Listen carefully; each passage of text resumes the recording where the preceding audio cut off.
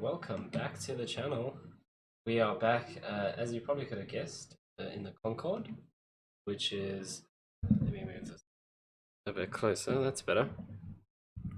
We're back in the Concorde, which I'm probably going to be doing for a while, just because of how cool it is. But we're taking it back now from Cape Town up to Dakar, where we flew down from yesterday. So that's the plan for this flight. Yeah, I don't think we need to waffle on anymore. Let's get cracking. So I'm actually going to use PACX this time, which I didn't do yesterday. So let's start getting our passengers loaded, like so. Cool. Then we can pull up our, okay, before we do checklists, let's set up our payload. So we actually have, I can't individually change this, it doesn't seem like, no. So we actually have 95 on board, so we'll go with 99, that's fine. Doesn't make a huge difference. And we're gonna go with full cargo load.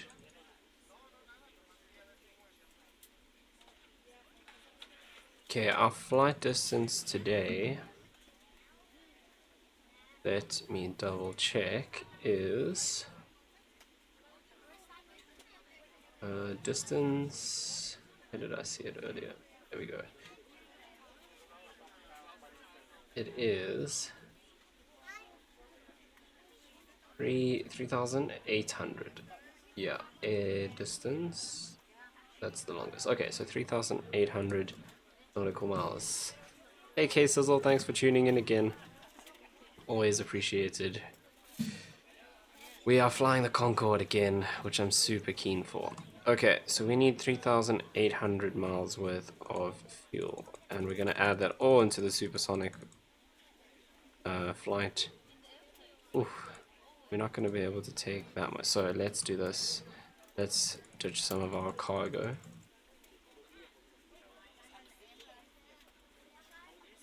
Because we're going to pretty much have to take full fuel here.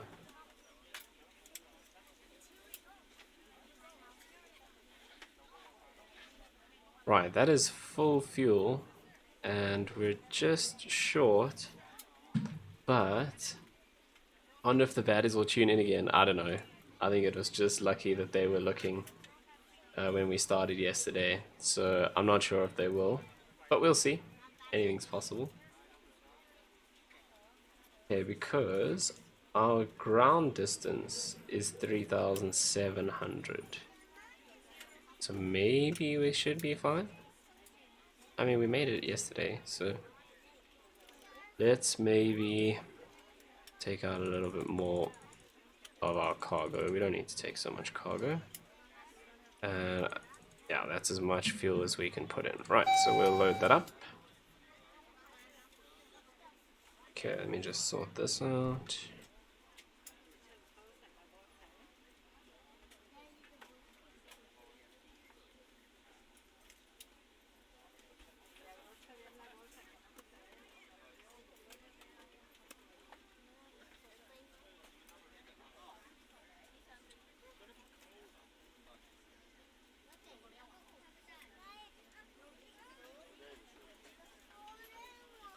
Right.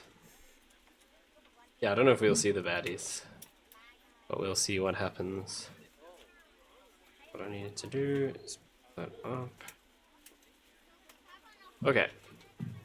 Let's now grab our checklist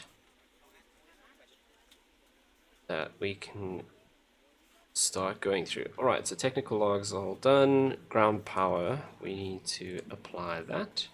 Let's go to aircraft, let's go to doors. Pick the ground power on, that's perfect. We'll also sort out our fuel and catering. Don't need that door open. We'll put the stair. Actually, we don't need stairs because we have a jetway connected.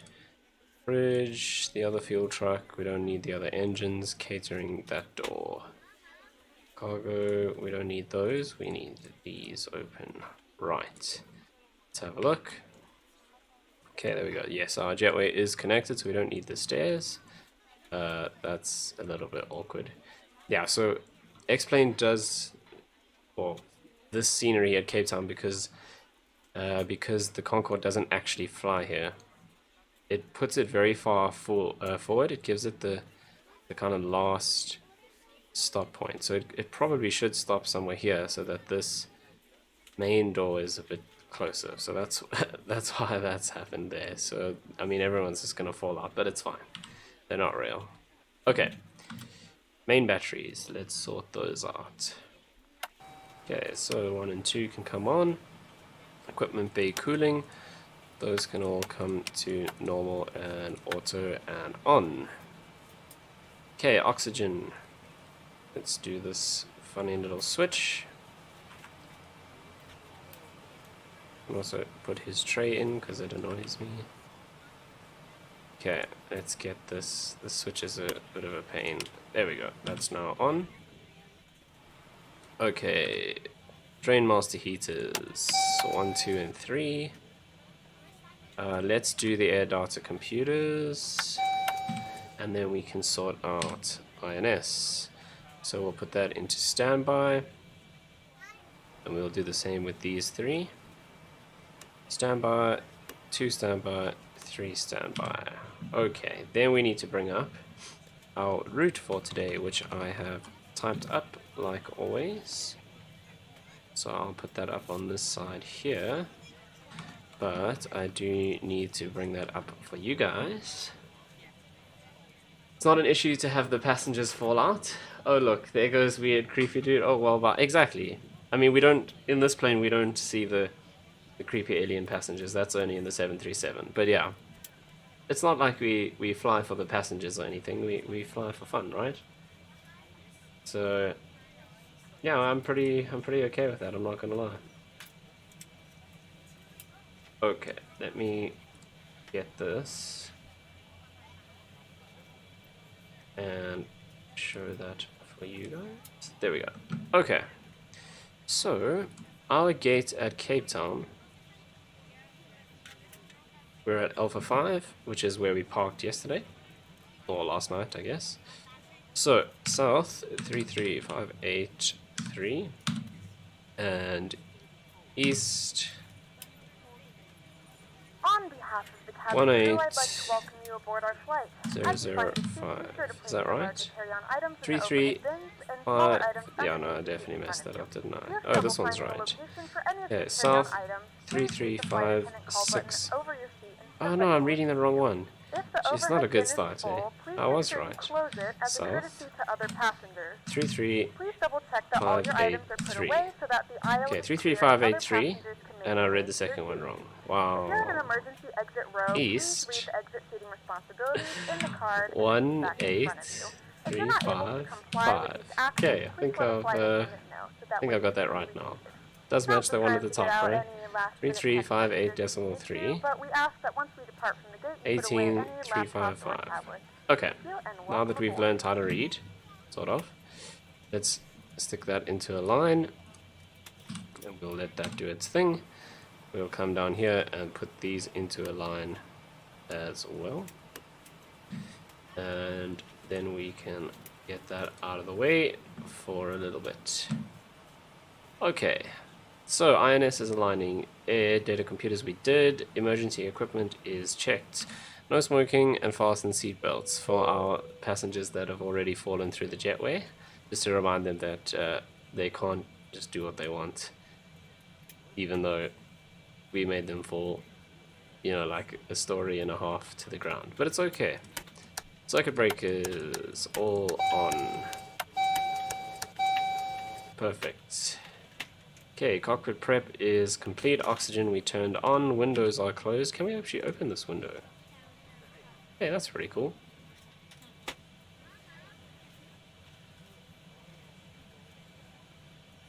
Any passengers falling to their death? Oh, all good. Okay, so that needs to be closed according to the checklist.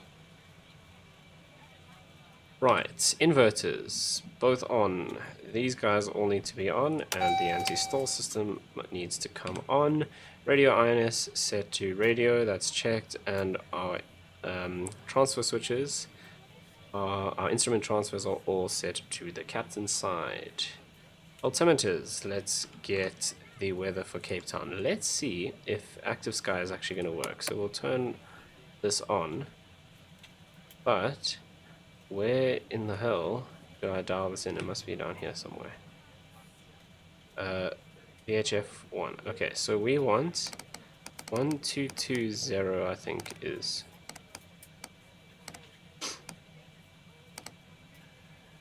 How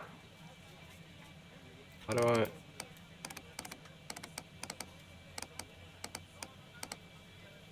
Guess I just have to do this. There we go. Yeah, 1220. There we go. Tango Airport information. Charlie 1400 Zulu weather wind 227 at 13 visibility Information Charlie 10,000 sky condition ceiling 3000 broken temperature 18 dew point 10 QNH 1016 advice on initial contact you have information. Okay, 1016 we have. Let's dial it in. 1016. And on the side, good measure. 1016 set. Okay. So we just turned on the audio panel to get that, so that's done. Nav radios we'll set in a moment. Brakes, park, and pressure checked. Nav lights, we can turn those on now to let them know we're under power.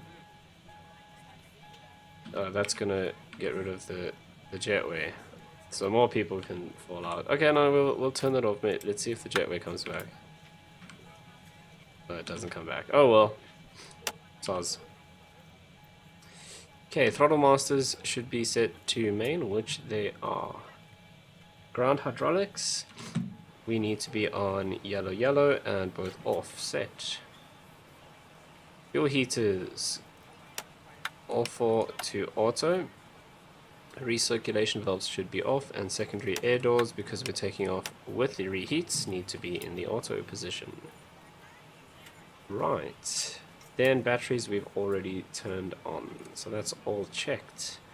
Okay, now we're just waiting for the green lights on our INS system, so while we're waiting for that, we might as well program in the rest of our routes. So let's bring that up again, and let's bring up SIVA. So we need to be on waypoint, we need to be on 1. Let's go into keyboard entry mode. Okay, waypoint 1 is IMSOM, and that is south 33561 and east 18005. We go to waypoint 2, which is Uvuki, and that is south 33276 east 17344. Set. Waypoint 3 is Imlet, which is south 3036 east 15410. Okay, at waypoint 4 we enter the Johannesburg Oceanic airspace, which is south 29092 east 15123. Waypoint 5 we enter Luanda's FAOR. Oh, sorry, waypoint 5 we enter Windhoek, which is south 27300, enter east 15000. And then we go back into Joburg Oceanic, south 20246, east 11234. Okay, waypoint 7 into Luanda's airspace, south 18123, enter east 837.3. Done. Waypoint 8, we go to Admon, south 15035, enter east 656.3. Waypoint 9, into Accra's airspace, south 814.1. Good morning, ladies and gentlemen, and welcome aboard East Flight 13. Our flight time will be 23.6. roughly 8 Those are our hours. first 9 and waypoints 22 minutes. entered. Now that the cabin door is closed, please make sure that all devices are in airplane mode and your large Perfect, devices we are are now good to shut go down for and now. stowed. Please fasten your Let's seatbelt and make get sure rid that of all this. tray tables and seat backs are in a full upright and locked position for departure. Like so. Cabin crew secure doors for departure. Okay, so we're just waiting for these 3 lights to go green, and then we can put all of our INS systems into the nav position, and we're just about ready to go at that point. So the passengers are all boarded, the ones that made it to the plane, but they're all ready to go. Okay, let's do this. So we can't do fuel flow bugs, but we can do we also can't do speed bugs. We can do pitch index, so 13.5, which is about there. Fuel flow we can't do. Clock set to chrono, which doesn't actually work at the moment. Throttle lever indices we can't change. Briefing we'll go through in a moment. Load sheet is checked. 0 fuel weight, 0 TG. We set all of that up with our fuel and our weight and our load limits. Takeoff data, that's also checked when we set that up. So we'll obtain our start clearance next. So while we're waiting for the alignment, which should be almost done, what we can do is set up for our departure. So let's ditch SIVA, and we'll bring this up and go. Where are we? Cape Town. Okay, so we are going to IMSOM, and our winds, I double check that. I think we're doing runway 19 again. Yeah, we're doing runway 19. So we need IMSOM from runway 19, which is this one. Okay, so this is our procedure for our departure. So we need Cape Town's VOR, which is 1157. We need that on here. And we are going to depart on that heading, which is 189. Okay, so we can already put that into heading mode. Let's pull that out. We need to set 250 knots on our speed. We'll do 245 to give us a little bit of headroom. Right, then I'm going to make use of the 2 autopilot systems here because it's actually quite useful. So at 5 DME from Cape Town, we turn right to 240.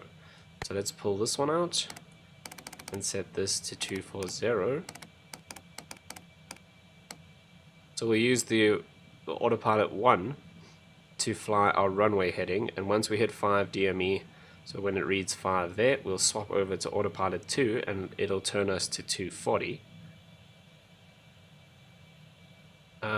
What I'm actually going to do then is I'm going to swap these frequencies. Oh no, we use the same frequency, so that's fine. So the radial we're going to put on here then is 210. That's a bit far. 210. So we turn right to 240, which we'll do on autopilot 2, and then we intercept radial 210, which we'll then do on autopilot 1, and we fly that until 5,500 feet, which we'll pass pretty quickly in this aircraft. They don't give us a distance there.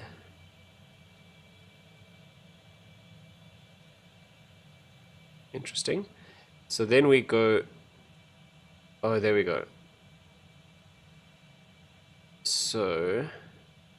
Oh, that's the position for ASPIC. That's supposed to be APSIC. There's no... They made a mistake on this chart. It's not ASPIC. I thought it was APSIC. Okay, but we need to get the... We need to just convert these coordinates. Mind you, we'll just go at 5,500 feet. We want to go over the mountains. We'll go direct to IMSOM from there. I think that's easier. We don't need to worry about ASPIC, which I'm pretty sure is APSIC. I'm going to double check that later on. Okay, so that is our departure briefing. Runway heading to 5 DME. Right hand turn to 240. Intercept radial 210 from Cape Town. We are 5,500 feet direct to IMSOM. That's what we're doing. Cool. Sounds good. That's all set up on the autopilot as well. We'll arm that. Then we'll put in our safety vertical speed hold at 1,000 and stick that on. Right.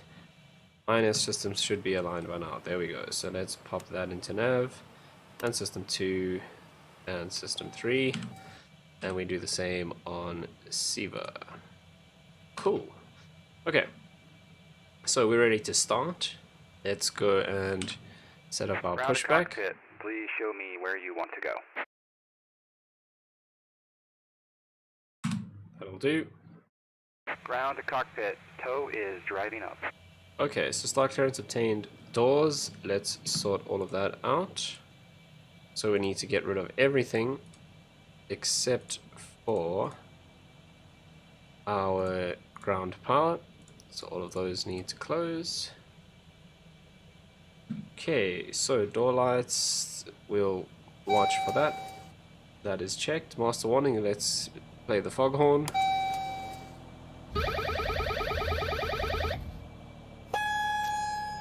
Here it comes. That random warning. Right, so that checks. Anti-collision lights we can now turn on because we're about to start the engines and push back. Throttles should be in the idle position. Engine feed pumps will turn all 12 on. Okay, all doors and hatches are closed. Ready to connect. 6. Okay, clearance to start is obtained. Bleed air source is available. Cross bleeds 2, 1, 2, 3, and 4 all on, and bleeds for each engine on. Right, the engines have been off for longer than 4 hours, so we don't need to devo. So engine 3 will start. We look for 12% N2. There it is, and then we introduce the high pressure valve. Please direct your attention to the front of the aircraft for a safety demonstration. Right, let's also light is on, set up our To fasten, insert the metal fittings into one another. Okay, we'll turn that on just before we hit the runway. 1, 3, 2, 4 is the one that I always use. Okay, let's wait for the bings and for 67% into on engine 3. That's what we are looking for next. In some cases, your nearest exit may be behind you.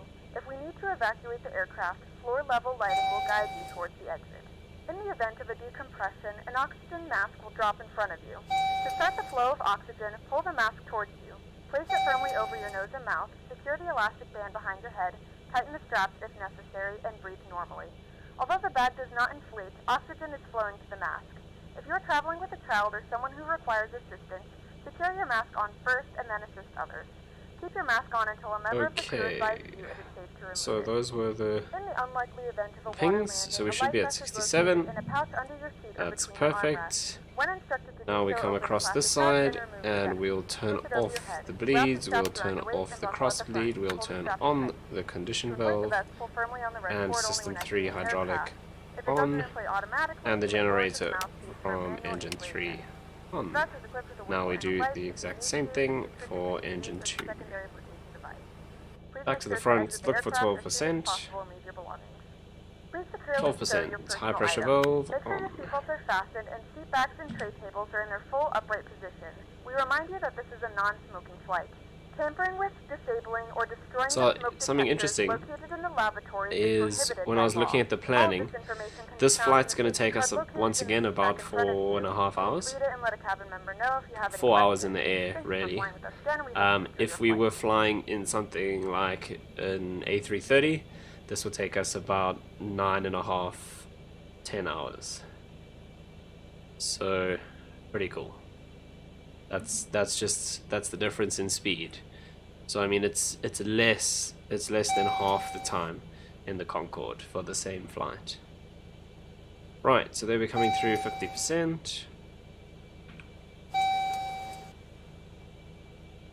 66 and 67. So let's turn that guy off, that guy off, that guy on. We'll turn hydraulic system 2 on and get the generator on. That means we now have enough hydraulics for to bring our nose down, and we're also ready to push. So let's release the parking brakes and push back. Okay, while we're pushing back, we can go ahead and do engine 1. And once again, looking for 12%, like so. High pressure valve.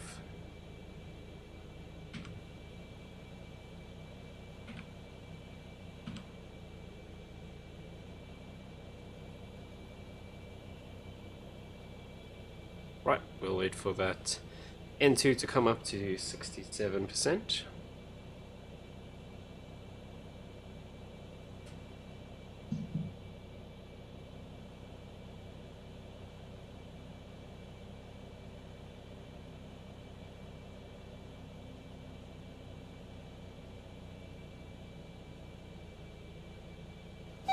Oops, I forgot to tell them to disconnect.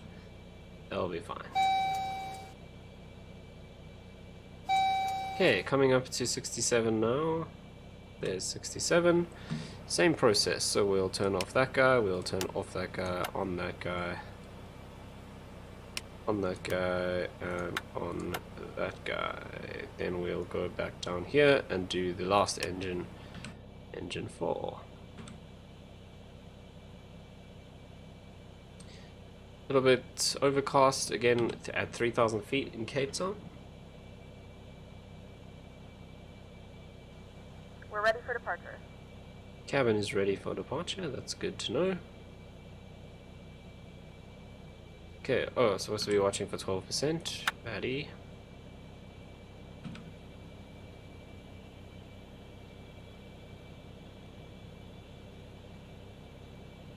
Yeah, all these lights are going to flash. It's just because our autopilots are actually off. We can turn the flight director on. That'll help us once we actually get going. We're going to have a lot of bings now. So when we start rolling backwards slowly like that, we get that warning sound. Just to say, hey, the aircraft is rolling backwards. Complete. Set parking brake. So we'll set the parking brake and we'll sort out our final engines. So off, off, on and on, and on.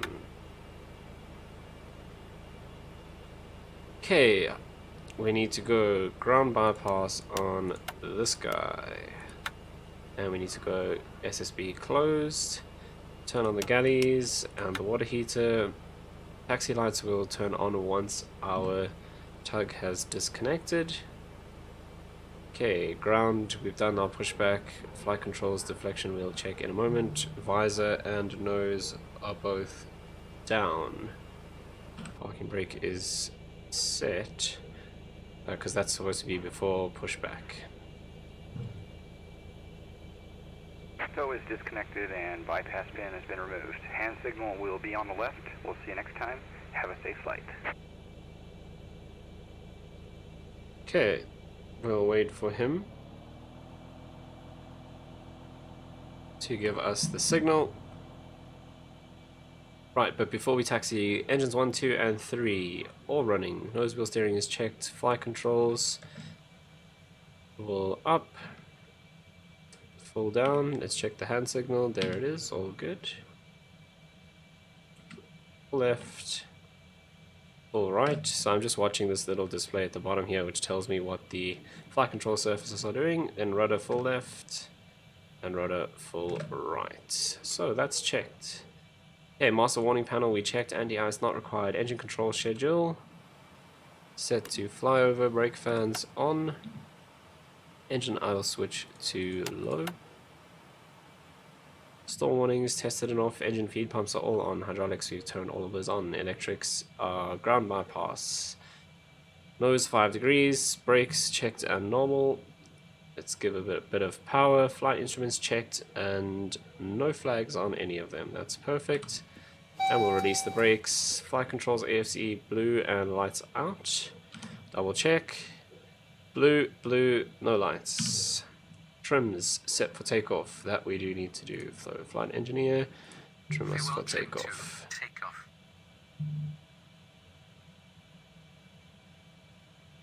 Please note the cabin lights will be dimmed for departure and landing. If you require additional lighting, Right. there is a reading light on the panel above. This is a pretty short taxi, so let's sort out the rest of that. Okay, trimmed for takeoff.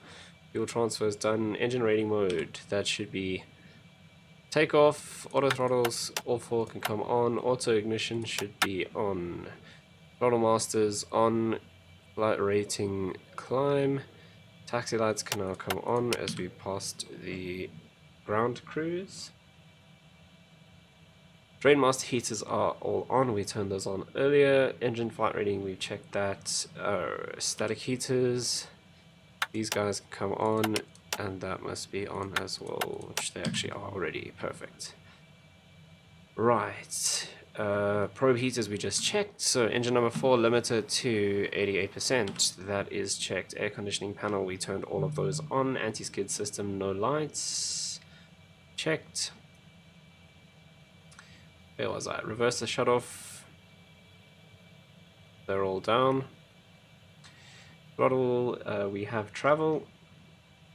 Seats and harnesses checked. We'll sort out the D-Air fuel switches in a moment. Then we are ready to go. Sorry about the stutters. Once again, that's a bug at the moment, which there's nothing I can do about. Waiting for the developers to sort that out. Right, do a backflip. No, not. This is the Concorde, man. Come on. Gotta be classy and civilized on Concorde. Okay, landing lights can all come on. Let's sort out the fuel quickly. So that guy on, these two auto, auto, and auto. Fuel and tank 11 checked. Right. Okay, takeoff briefing we've done. Landing lights are on. Transponder needs to come on. Like so. It's gone a little bit long, I think. Yeah, just a little bit. Not too big a deal. I would in real life have a co-pilot to flip all of these switches while I was steering. Okay, so master warning. Let's line up here and then we'll double check everything. Okay, so let's just put the brakes on. Right, so that guy's on, that's on. Master warning. No red. Takeoff monitor armed. And reheats we'll do 2 and 3 and 1 and 4. Pitch index 13.5, that is set. Radar as required, not too worried about that, but we do actually need to set that to 500 feet for our cutoff, and we are cleared for takeoff. Let's ditch this. Right, here we go, guys. Okay, and remember we're looking for 5 DME there that we need to perform our right hand turn to 240 degrees. Jason says, I know this is a complicated procedure. Yeah, it is. Never forget Bogdan. Damn Bogdan. 2, 1, now. Okay, there we go. And we have the afterburners all on, which is perfect. Here we go. Airspeed building. Okay, airspeed is alive. 100 knots. Power set. Checked.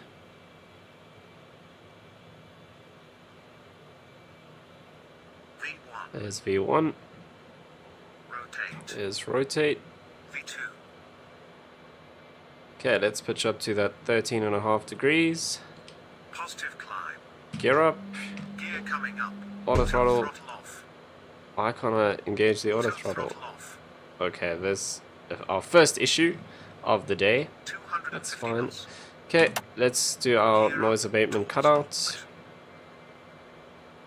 Why does the auto throttle not want to switch on? What have we missed? Okay, so we're gonna have to do throttles manually. Okay, autopilot, are you gonna work? Yes, it will.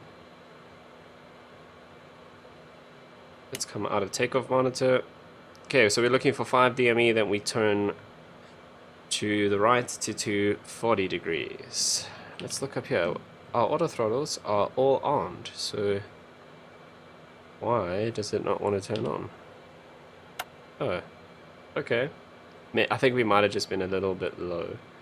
That could be the issue.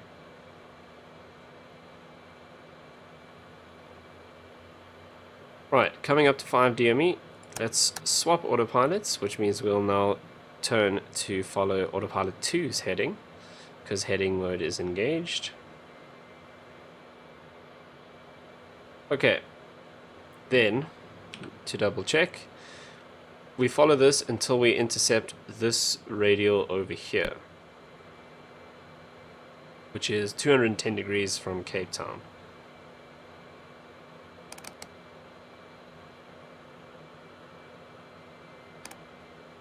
So once this needle starts moving, we'll switch over to autopilot 1 again.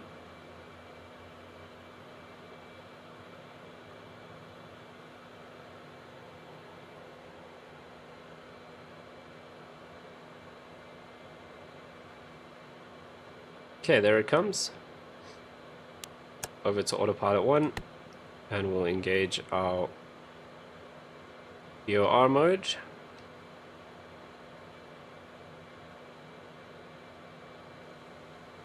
Then passing 5,500 feet, we'll go direct to our first INS waypoint. Okay, let's go after takeoff. So climb rate is checked. We're watching the speed. Landing gear is up. Engines at 96%, which is perfect. Master warning panel, no red. QNH settings is checked. Let's bring off the taxi light. Airspeed and pitch checked. Fuel trim for flight. Let's do that now. So flight engineer, trim for flight. External lights, we've turned off our taxi lights. Nose and visor, we can start ringing up. Okay, we've done our noise abatement procedure anyway. Takeoff monitor off, altitude checked, climb rate checked.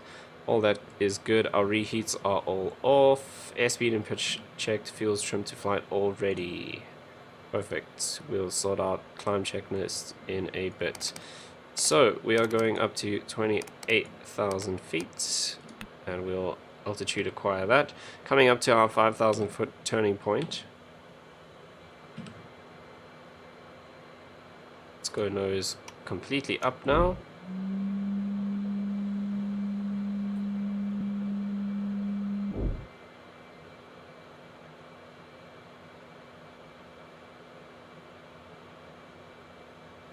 Right, let's get SIVA up and do our first INS alignment. So we'll go into DME update mode, and we're doing Langebaan-Weg, which is south 3258.1 and east 1836.1, and the altitude is 0, so that's fine.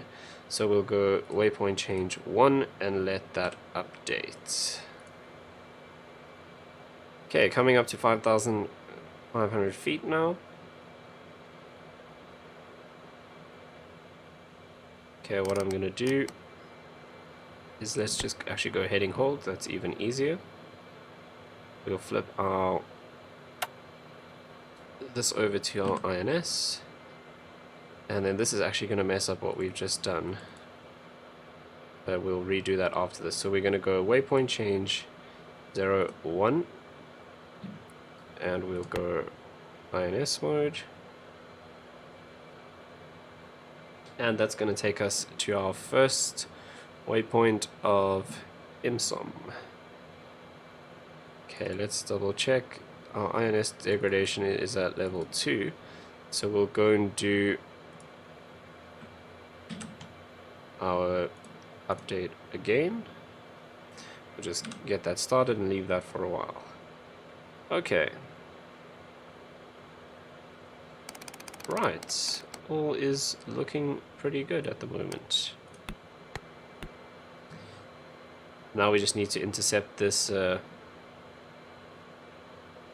this INS route to our first waypoint, and then we are on our way. We're maintaining around 245 knots until we get past 10,000 feet. So I can actually set this up. Once we pass 10,000 feet, we'll accelerate to 350 knots, all the way up to 28,000 feet. Once we reach 28,000 feet, we'll accelerate to Mach 0.95. And then from there, we'll do afterburners and maximum climb all the way up to around 55,000 feet. And block between 50 and 60,000 feet to maintain Mach 2. Okay, we'll set standard altimeter on our standard QNH on our altimeters. Whoops. Why am I still moving? Oh my word. This is a problem. I can't stop it from moving. There we go. That was very strange. Never had that happen before. Okay, standard set.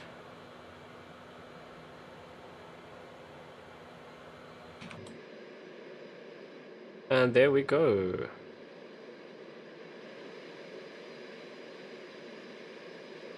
So Table Mountain is over there just behind the clouds. City of Cape Town is there, airport's around there where we've just taken off from. So powering out of Cape Town.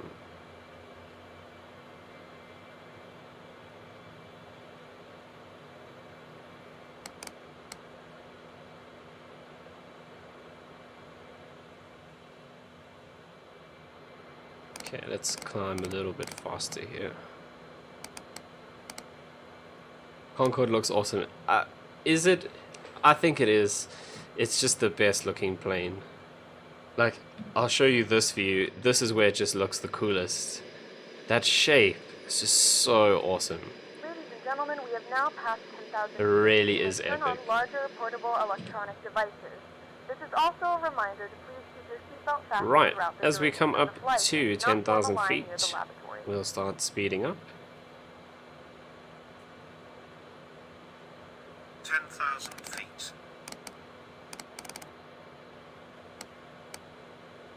Okay, there's 10,000 feet. So let's go speed acquire. We'll bring our vertical speed down so we can start speeding up. Let's turn off all the landing lights. Okay, climb checklist. Climb rate, airspeed and pitch checked. Engines, all good, 101% for our increase in speed. That's perfect. Reheat switches are off. Fuel's trimmed to flight. Anti-ice not required. Okay, so the next thing is our acceleration from 28,000 feet.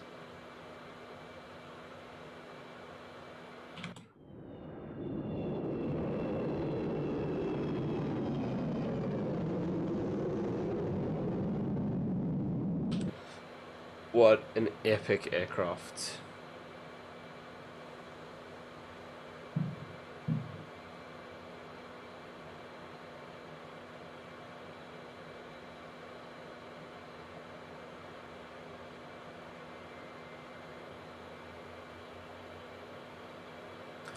Right, so passing 12,000 feet.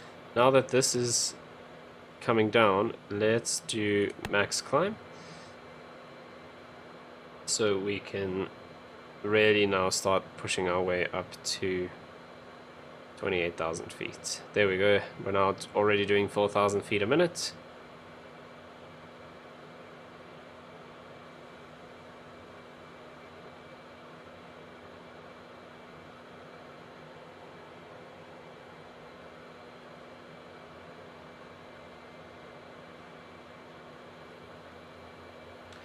Okay, let's bring up SIVA and see our INS.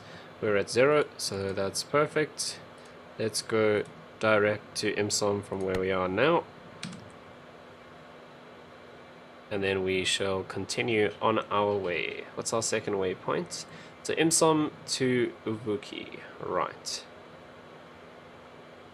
We are currently 12 miles from IMSOM.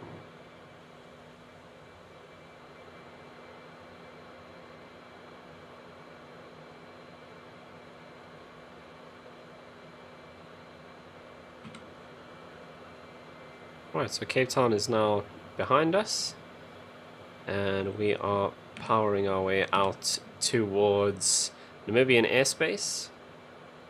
Actually, we're going to pass into, yeah, so we go through Johannesburg Oceanic airspace for a little bit, then into Namibian airspace, so Windhoek's Oceanic airspace, and then back into Johannesburg Oceanic for a bit before we head up into Angolan airspace. Right, there's 20,000 feet.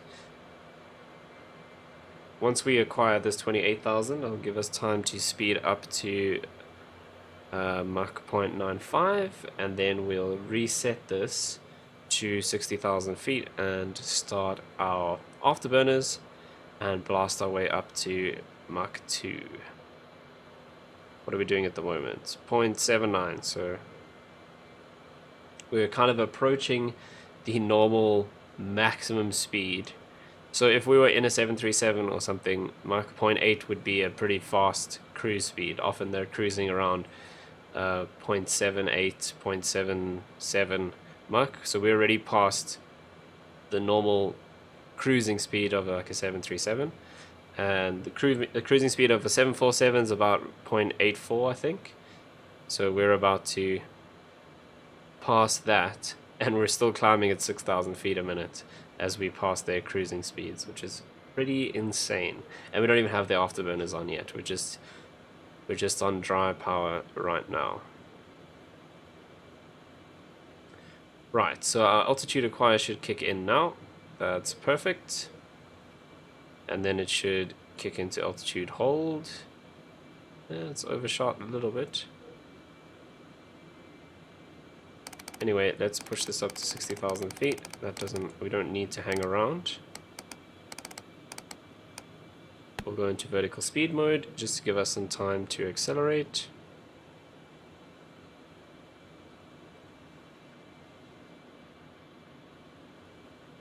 Okay, we don't need to do that anymore. Right, let's go full throttle.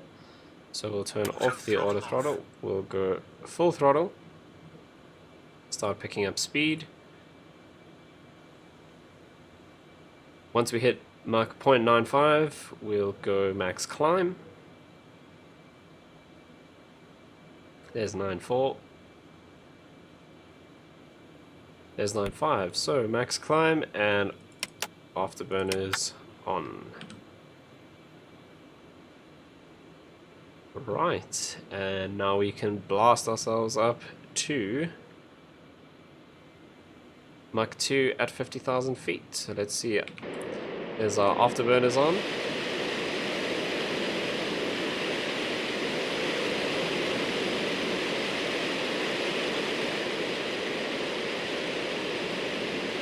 You don't see that on commercial jets anymore. On fighter jets, definitely, but on commercial aircraft, definitely not.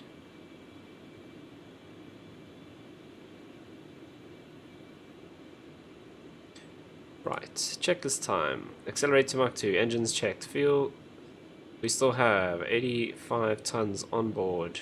Throttle's full, reheats on, engines checked again to just make sure everything looks good, that we don't overheat. So our EGT comes all the way up with the afterburners on. Obviously, it makes sense because of the big flames coming out the back of the engines.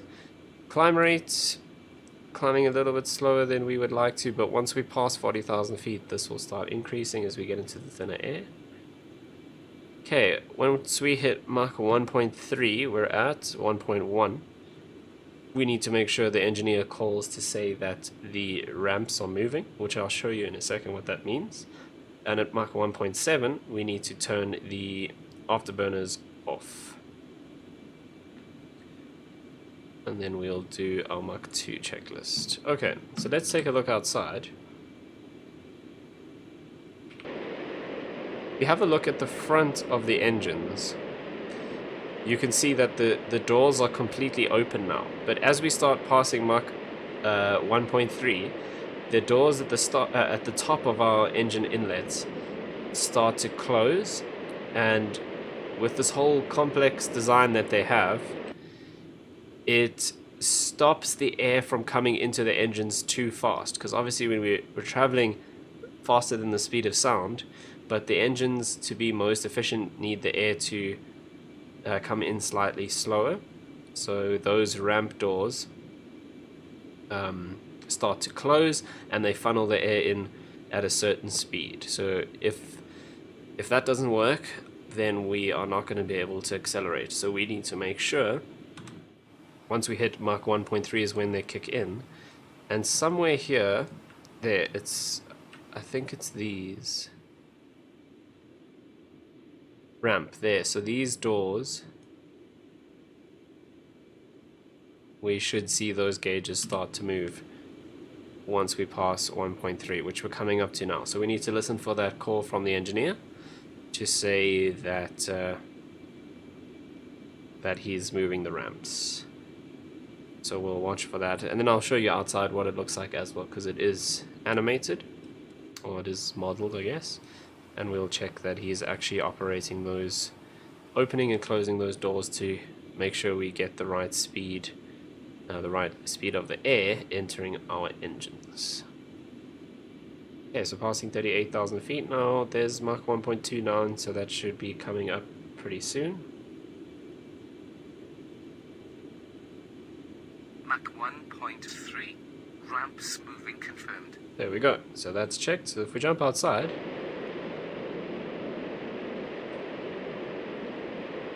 so they're only closing a little bit, but you'll see it's these guys at the top. As we get up to Mach 2, I'll come out and show you again, and you'll see that they come almost halfway down into the engine intakes.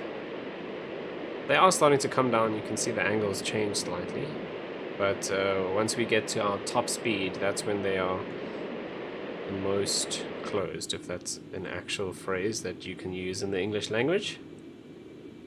Okay, let's go and see, do these dials actually indicate that they are moving?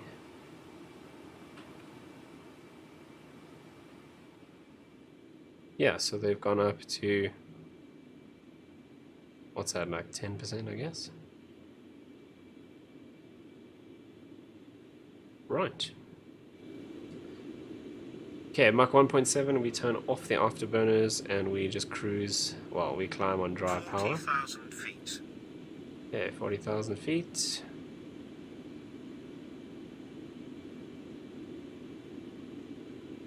You'll see above 40,000 feet, our vertical speed starts increasing just because the air is so thin up here. So it's much easier for the aircraft to fly through it.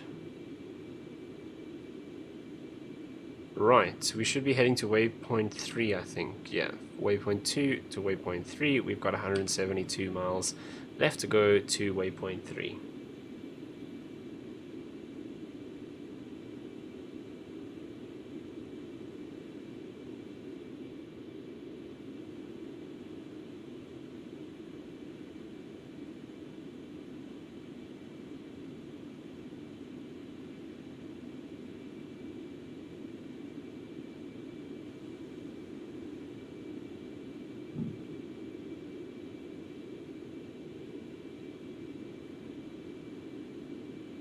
Look at that. So now above 43,000 feet, we're all the way up to almost 5,000 feet per minute climb.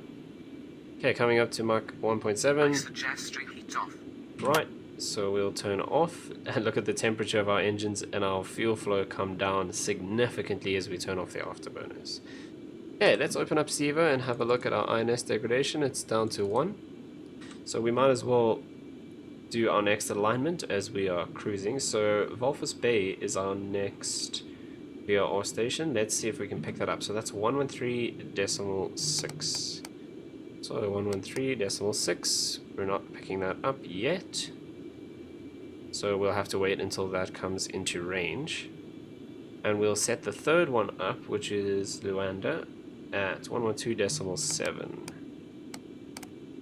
Right, so we'll wait until we pick up Walvis Bay over here, and then we can do our DME align. But while we're waiting for that to happen, let's enter our DME update mode and put in the information for Walvis Bay already.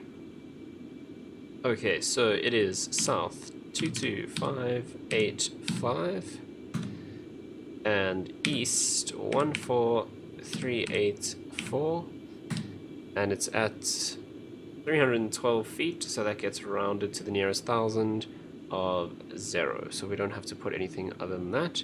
And that's number 2, so we can't align yet because it's out of range. Let's see our actual distance to it, 500 miles still, so it's going to be a while. So what I'm actually going to do is we'll do another update to the Langebahnweg VOR, just because that'll still be in range, and we want to just keep our INS as updated as possible, because we're still 580 miles away from the Walvis Bay VOR. So about 220 odd miles that'll come into range, so we should see that pop up over here. Right, coming up to 50,000 feet, we should be hitting Mach 2. So we're looking for this to go up to 2.00, roughly when we hit 50,000 feet.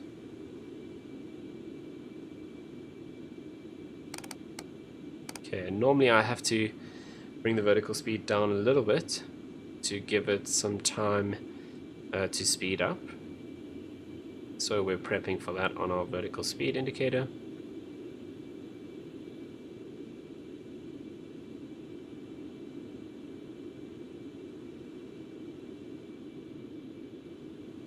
Okay, coming up to 49,000 feet. Let's go vertical speed. and give the aircraft a chance to speed up.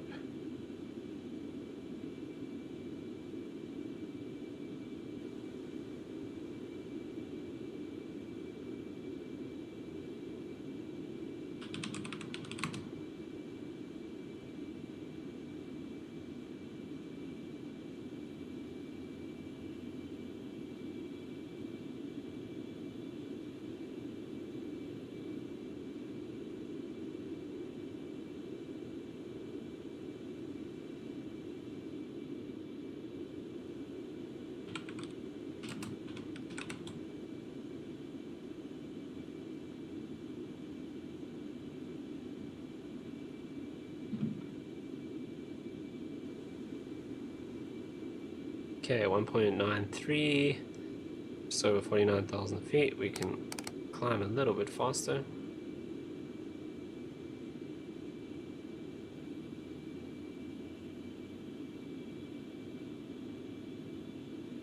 So we kind of want that to hit 50 and that to hit 2 at roughly the same time. The closer, the more accurate it is to the real world procedure. So we're kind of lucky here because we're flying from Cape Town, which is on the coast. So as soon as we're over the water, we can start breaking the sound barrier. But if we were flying over land, we would stay at 28,000 feet until, until we get to a point where we can actually accelerate and break the speed of sound over the ocean. And we don't break the speed of sound over the land so that we don't disturb the people. Because obviously we create that sonic boom. So that timing is pretty much perfect.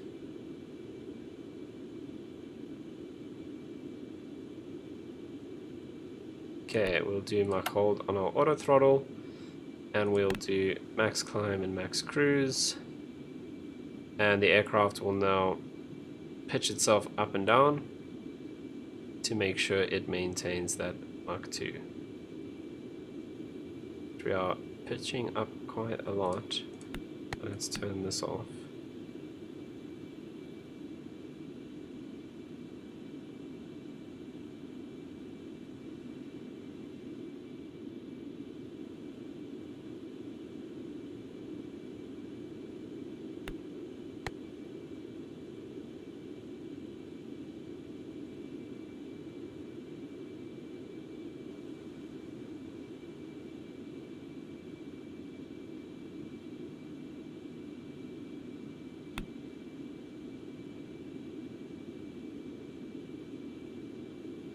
Right, so there we are.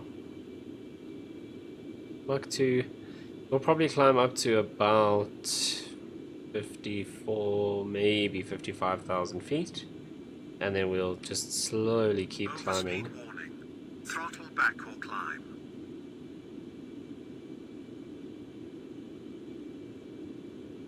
I think our max speed is Mach 2.04.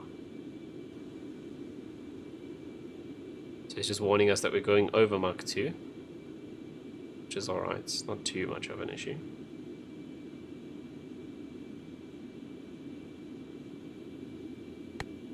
Right, let's go into max cruise mode.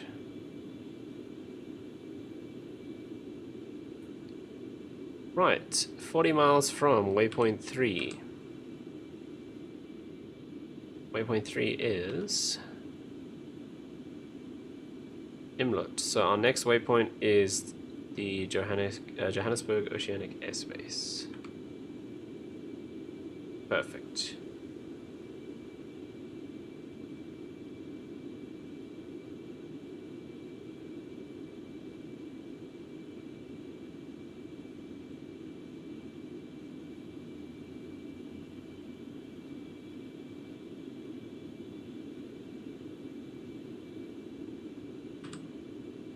Okay, so 25 miles from Imlet, and we see this swap over from it'll say from 4 to 5, from 3 to 4, and waypoint 4 is our Joburg airspace, Can't remember the distance. I'm actually keen to see how far we are from entering Johannesburg's oceanic control, which we'll know in 15 miles, because this will update to tell us the distance to the next waypoint. Right, but we are at Mach 2, that's now our cruise speed, so we'll maintain the speed all the way up to Dakar in Senegal.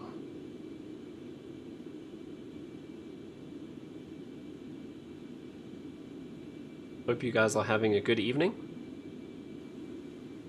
It's always nice for you to join me on my random flight adventures.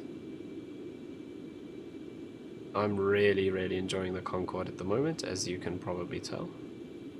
Just so many things you have to be aware of. Okay, so just 92 miles from here to our next waypoint where we enter Johannesburg airspace.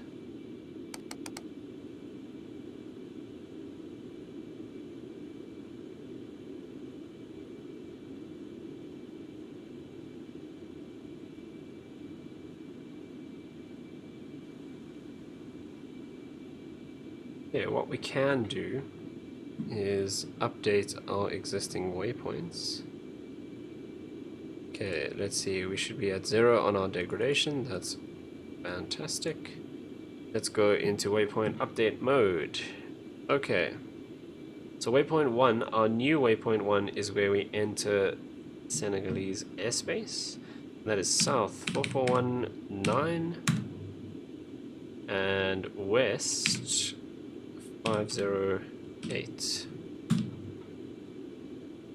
And then our new waypoint 2 is Ububi, something like that, which is north 218.9 and west 943.9. Okay, so that's our new waypoint 2. We can't update waypoint 3 because we are currently using it. Alright, so that's our waypoints set up for the next, well, on our next 2 waypoints. We'll update waypoint 3 when this changes over to 5. Yeah, as always, hope you guys are having a good time. Hope you're having a chilled evening as we wind down to the end of 2020, the nightmare year. Hopefully 2021 gets a bit better for all of us.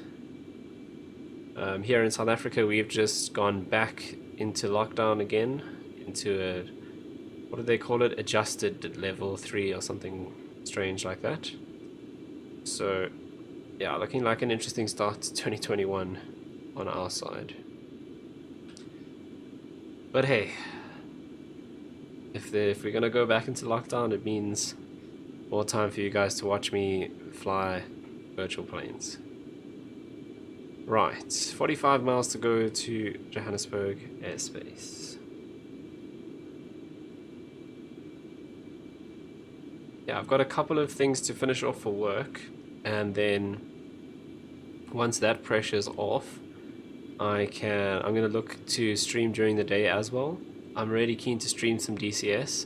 The only thing that's holding me back is my head tracking system is a bit janky, and I'm wondering if, well, basically I wanted to order not TrackIR because it's stupidly expensive, but a system that works exactly the same as TrackIR from a cool little company in the UK, and then because of the whole lockdown thing, I haven't been able to actually get it from the UK.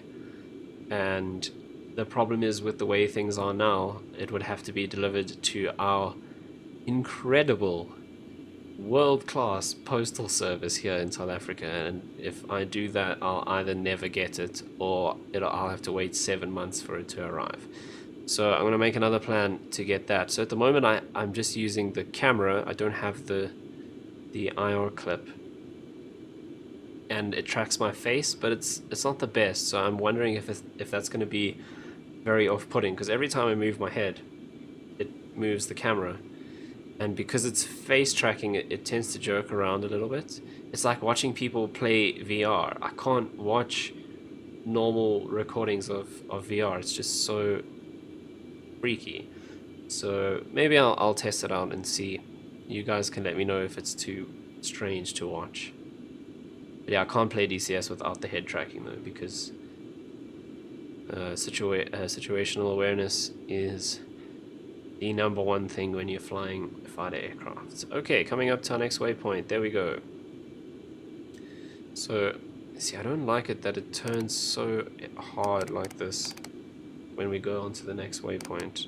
It's not the best way to do things. I always click on that because I'm so used to just seeing heading on our heading hold mode, well, on our heading mode, and then I see the heading at the top and click on that one first. So we're going to manually line this up, just because it's a little bit of a turn, and the INS intercept, it kind of overcorrects a little too much for my liking. So here, interesting thing, someone asked us on the stream last night, is it okay to be descending? Well, yeah, it's perfectly fine. So no one else flies up at this altitude. None of the airliners are above 41, 42,000 feet maximum. So once we're above 50,000 feet, we have clearance to move as we please between 50 and 60,000. So the aircraft will climb and descend. We're pretty much in a constant, we're pretty much constantly changing altitude to make sure that we stay at Mach 2. So with the other aircraft, if you're flying other airliners, generally you maintain your altitude and your speed is going to fluctuate. But here in Concorde, we make sure we maintain our speed and we let the altitude fluctuate to accommodate our speed.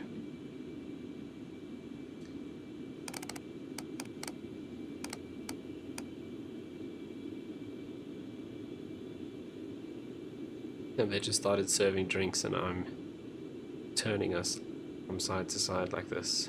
Not the best. Right. Only 70 miles from, we're going to waypoint 5 now, which is entering Namibian airspace. Once again, the reason why, if I bring this up again for you guys, the reason why I program in these airspaces is so that we have them as actual waypoints in our route, and that means it's very easy if we were flying online with air traffic control, which hopefully we'll do one day.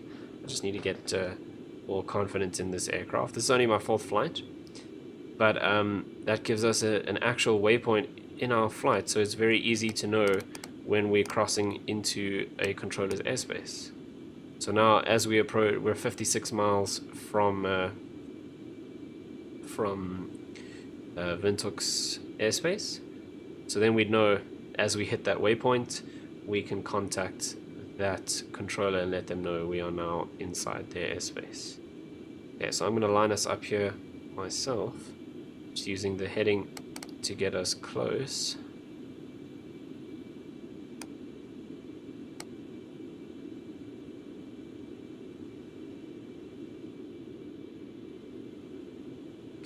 So because of the winds, we're actually not flying exactly where the heading bug is going, so I'm now doing a worse job than the INS system was. Great stuff.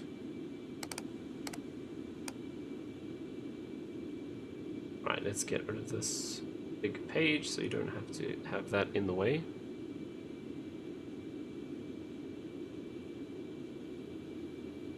Right, we're getting pretty close to Namibian airspace, and then once we enter that airspace, it shouldn't be too long and we should start picking up that next VRR for our alignment. Let's go and see our status. We're at degradation level 1, which is not an issue. So basically this is our level of degradation, so how far our INS is off.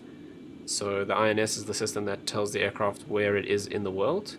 So that is the level of how far it is off from where it should be, and the number next to it is the acceptable level, I guess, or the kind of what it's aiming for. So as long as we are lower than or equal to that number, we're fine. As soon as we start going now to 5 on this side, we start getting a little bit off course. So that's what I just keep checking, and we use those VRR points to update the INS system and let it know where it is so that it can recalibrate and keep that accuracy nice and high.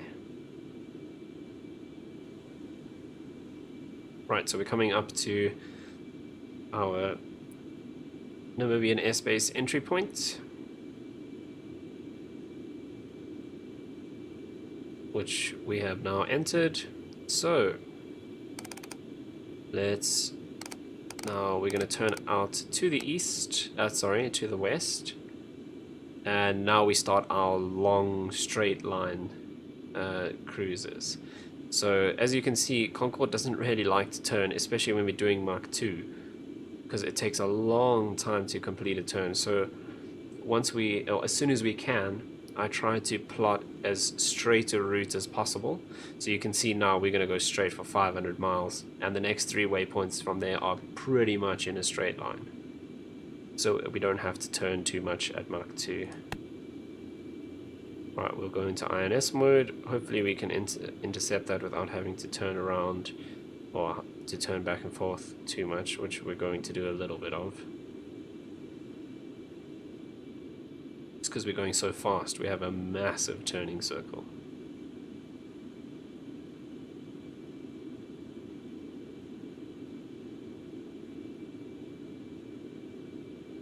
Okay, and we just every now and then keep checking here to see when that VOR station comes into range so we can update our INS system. What are we at now? Should be at about 2. I'm still at 1, so no issues. Okay, we should intercept this INS course line now nicely, please.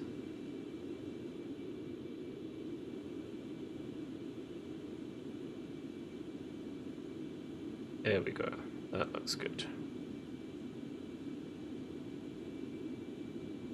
Right, so we've been flying in the air for an hour and... No, sorry, not in the air, since we turned the batteries on, an hour and 10 minutes.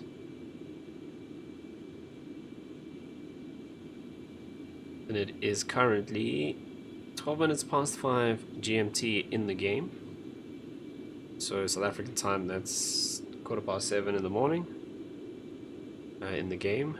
Real world time, it is 10 to 9 here in South Africa.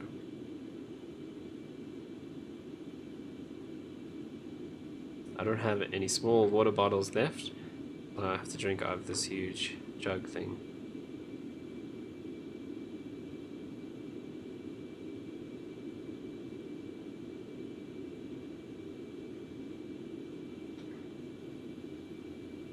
It is once again crazy hot here. Where's my thermometer? 33 degrees here in my room at 9 o'clock at night. Unnecessary. Okay, I'm curious to see how far we are from that VOR now, so let's go into waypoint or into DME update mode.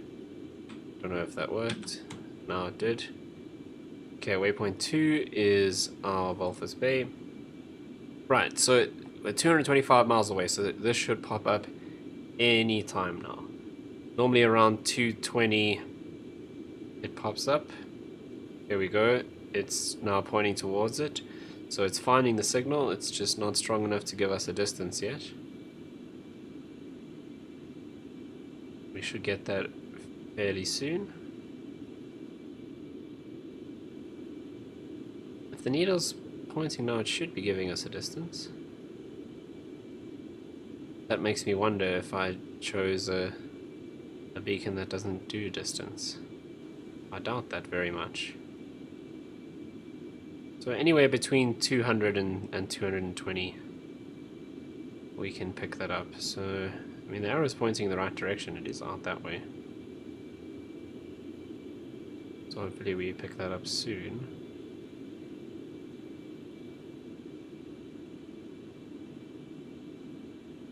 I do have the right frequency. Walvis Bay, 113.6, 113.6, yeah, it is right.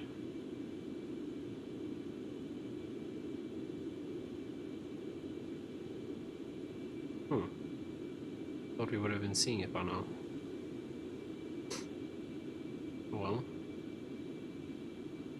keep an eye on it and see if we pick that up.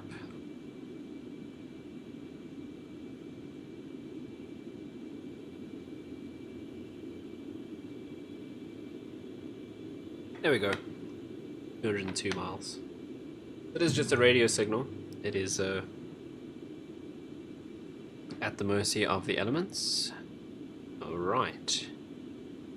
So we'll go waypoint change and 2 so we can update our INS system from that new VOR.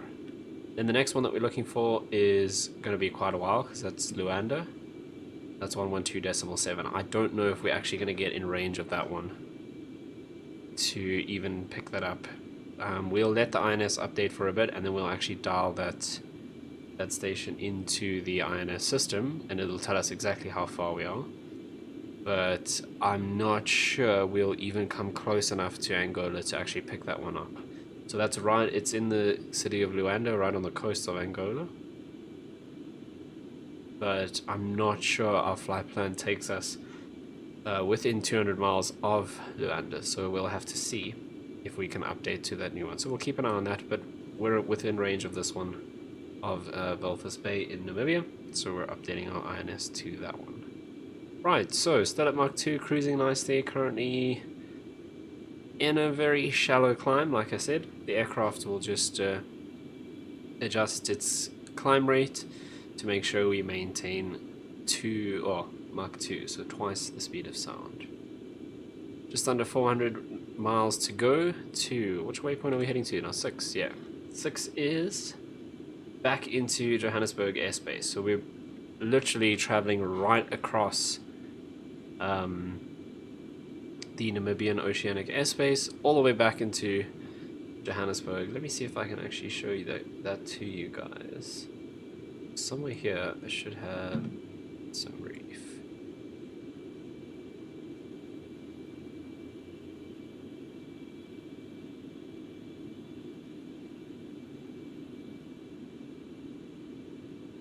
Right. Then I need to put that up on OBS. So let's do this.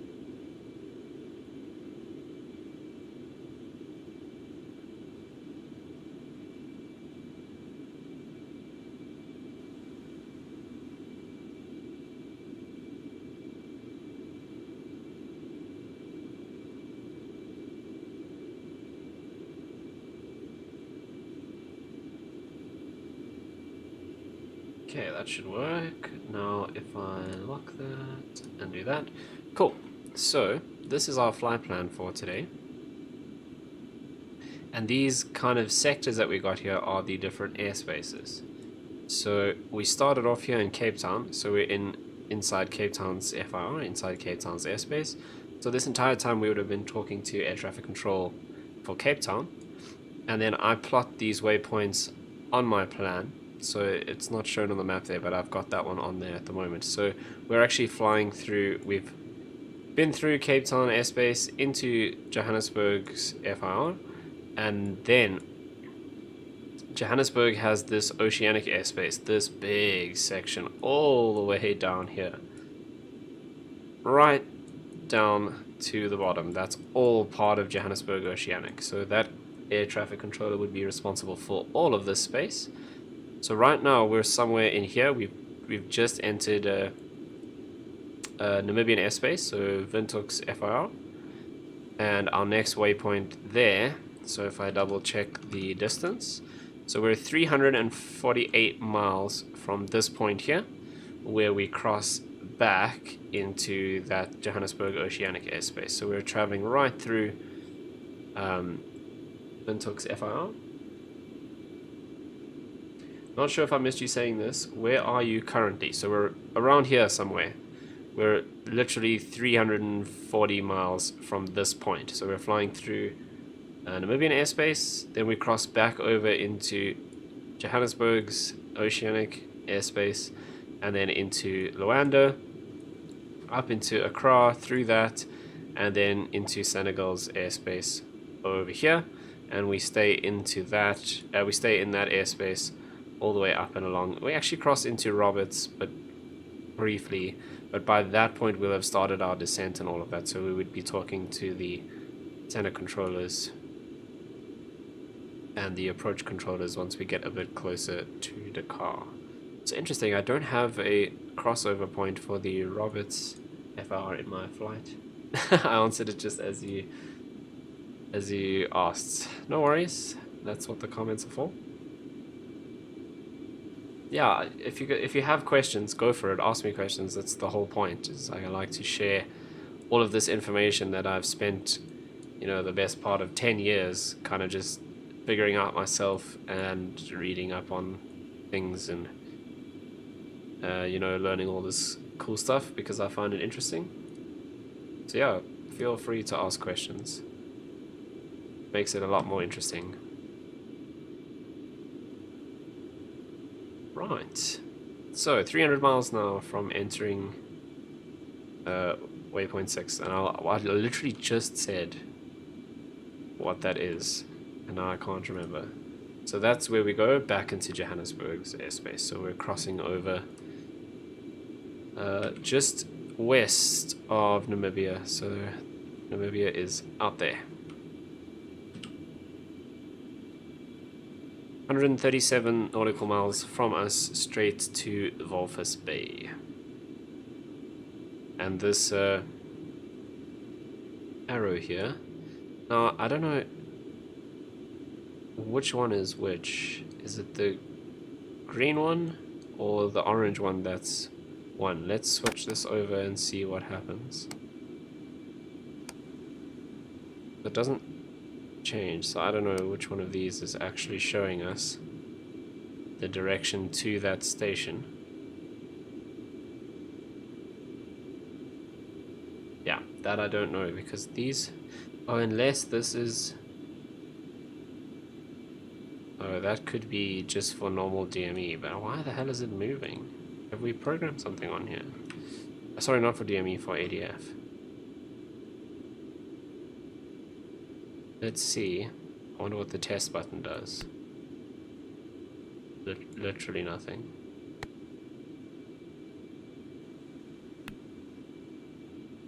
See, I'm trying to see if either of those actually move. I mean, I doubt we're picking up any ADF frequencies here. So yeah, I'm now not sure if these actually point to our VOR. My initial understanding was that 1 was orange and 2 was green. Why is green randomly moving around though?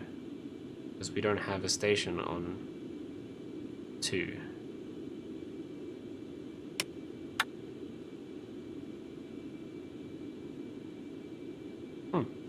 Interesting. Because the orange one is kind of pointing in the right direction. Because Walvis Bay is to the east of us. And why is this one moving? But then how come if I change this, it doesn't stop pointing there? It should snap back to the middle.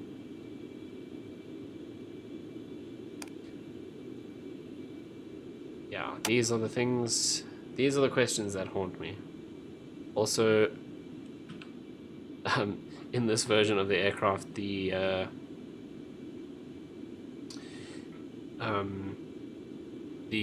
virtual co-pilot sets the lights automatically, but he's a bit confused as to day and night, because you can see he's just turned all the lights on, which we really don't need. But if I turn them off, he's probably just going to turn them back on again. So let's see. Oh, those are still on. These have...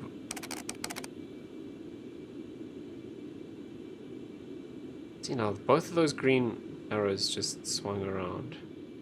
What does this do? Ah, that's those lights. Okay, there we go. That's what I was looking for. And that should be here as well. So let's see if he's going to turn our lights back on, because we've just turned them all off. And I'm guessing in a few minutes he's probably going to turn it all back on.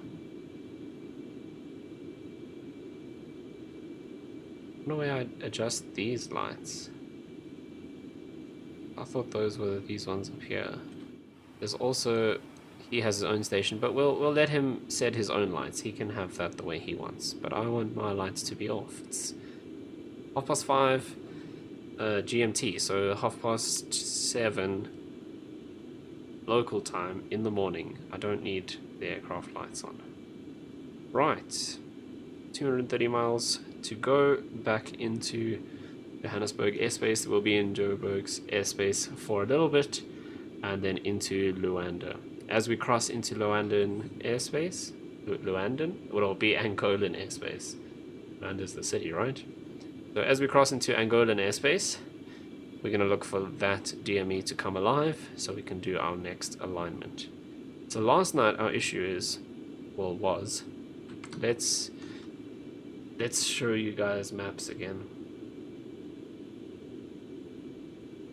So the issue was last night, we flew out and we came straight down like that. So when we get to this area, we were just way too far away from any of these stations, all the way from here until we got to Cape Town. We were too far from any of those stations to actually update the INS, which is why we had some issues with our waypoints, well, with drifting off course. Now, this doesn't give me anything that I can use to measure, right? No, I don't think it does. Because this is our path. And where's Luanda? It must be, it's here somewhere. See, so I'm wondering if we're going to be close enough. We should be. This is Brazzaville. And this is Abidjan. Don't tell me the name, because I can't remember. No. Or Azerbaijan. No, not Azerbaijan. That's something else. What is the name of this airport? Oh, there we go. Oh, it's Felix. Oh, I'm not even gonna try to say that. International. But what's the city called, man? I'm gonna check it up now.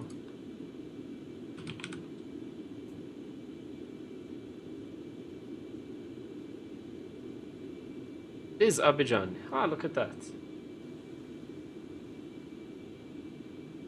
I'm not a complete baddie. But yeah, so hopefully we are close enough. Come on, move map. There we go. We are close enough to Luanda, and I should probably try and find another VOR station. Probably even that one. Because what else do we have along our planned...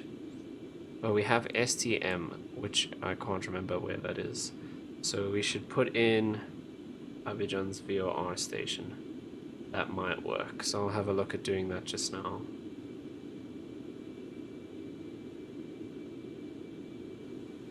Only a baddie sometimes. Yeah, I don't know. I can fly planes, but I can't read. Okay. Also, I should have turned on the music.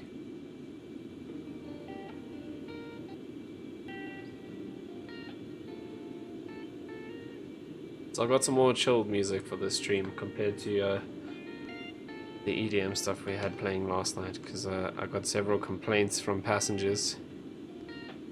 They said, can we play stuff that's more chilled? So that's what we've got tonight.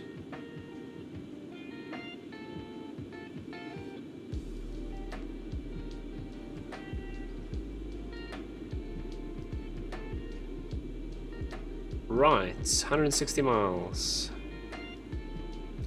Okay, once we've done this, we're not using waypoints 3, 4, and 5 anymore, so we can update those in our system. Can't read, can't speak.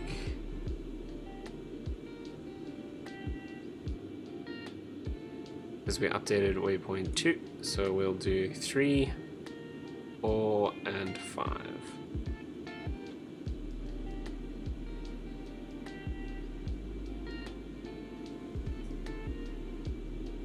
Yeah, the chilled music is better, I will admit. It does suit the flight a bit more. Let me know if it's too loud. Because I forgot to download it. So I'm just streaming it off YouTube. So now the whole volume system that I set on my computer doesn't work anymore because it's not playing from iTunes. So if it's too loud, let me know and I will adjust it. But you guys are going to have to be my ears on that one.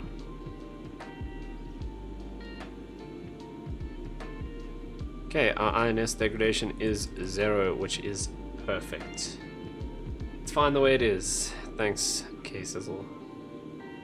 Do you prefer the chilled music to what we had playing last night? I'll keep the EDM stuff for like the intros and things.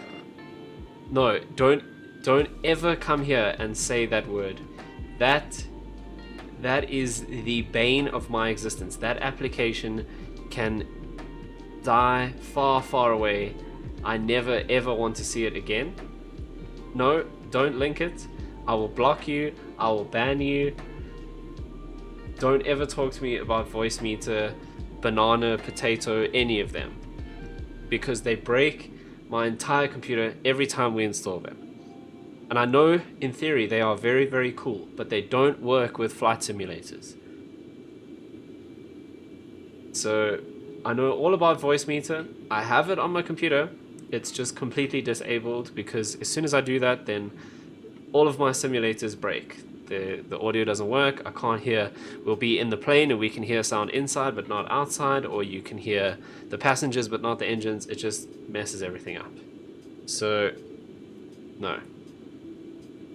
We use it for all of our other streams which don't involve simulators, and it's a very cool piece of software, but yeah, it breaks everything. And the other thing it doesn't play nicely with is Discord. Discord and banana and potato. No, it's not user error. We know that software very, very well, trust me. So I think it has to do with the fact that flight sims already split all your sounds up into separate channels in their own kind of janky way, because Windows is very bad with routing audio. That's why voice meter exists, right? But obviously the flight sims found some way around it in the background to be able to split up things like passenger sounds and especially voice and air traffic control and the aircraft itself. So they must have found some workaround in the background, and it just doesn't play nicely with voice meter. So trust me, I've tried it many, many times. We've sat online with myself and Darren and Brendan trying to get it to work, and it doesn't play nicely with sims. And when I say sims, I don't mean like sims, I mean simulators. So no voice meter anything.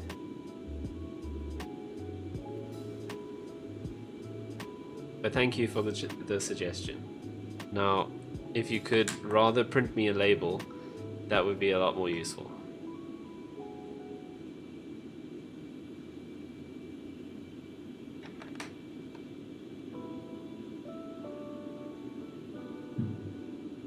Right, 78 miles to go back into Joburg airspace. And we'll be there for a short amount of time, and as we enter Angolan airspace, we want to look for this next VOR. Let me double check that I have tuned that correctly. So it is VNA is 112.7, 112.7. Perfect. Good to go. And see, Jason, I've got some chilled music for us now. Okay, I did forget to download it. I will give you that, but so I'm streaming it for you, so that you don't get upset again. Because the last thing we want is to upset you. Even though I just shouted at you for saying voice meter. I was gonna say I feel bad, but I don't.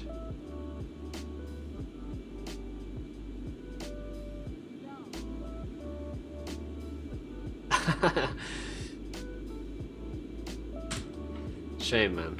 Are you playing by yourself, or are you playing with friends? I just heard Jason and something about being upset. I just said the last thing we want to do is upset you. So that's why we have chilled music.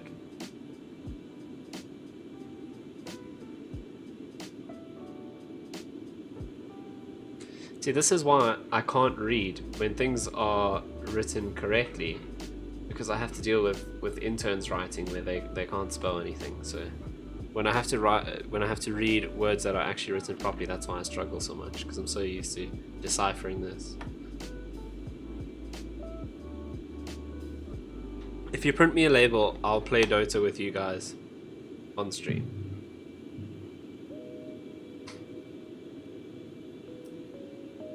Yeah, the music is cool, so listen here. Oh yes, we can't print a label because you ate the battery. And the charger. Or just the charger or something like that. Yeah, this music is really cool. I only use, I don't know if you know Alpha Gaming, Harris Heller. He composes all of this, well I don't know if he does it himself, but he's kind of put together these packs for streaming that's all copyright free, which is really cool.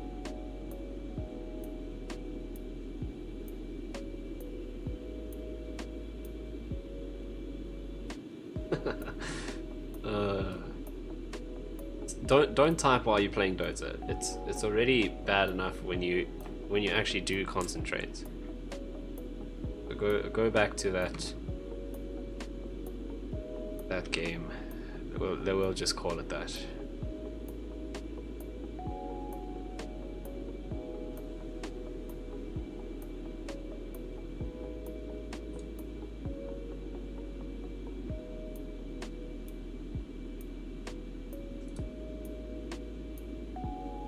Just 114, 1 clinks. Didn't they change that hero completely again? It's a new level of Helm of the... Oh, jeez. That sounds pretty cancerous, I won't lie. Stop sending me pictures of voice meter. No.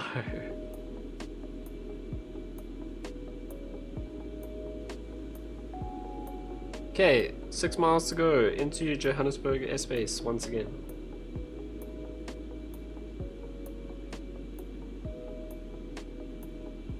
And then 166 to Luanda, no, to Angolan airspace.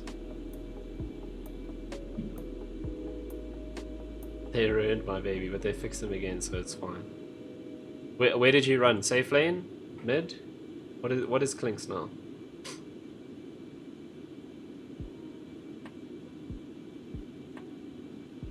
I think when I was last playing, he was a mid.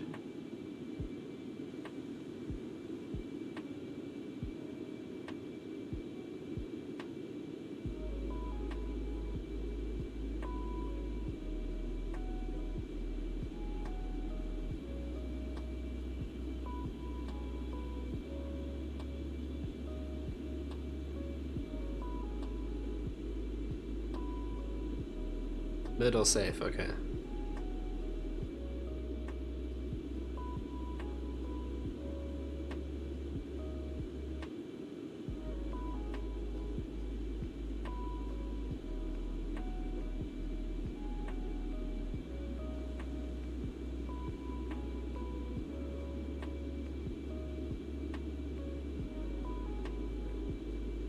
I must admit, I played offlane because I'm a filthy animal. Yeah, that is cool. I like offlane because there's less pressure, because you normally, like, if you fail as an offlaner, it's kind of normal. So if you feel like you're gonna feed, go offlane. But yeah, my favorite position, I really enjoyed playing mid, but I'm actually a support player. So when I played for teams and stuff, I played support. Position 12 support. I was always super poor.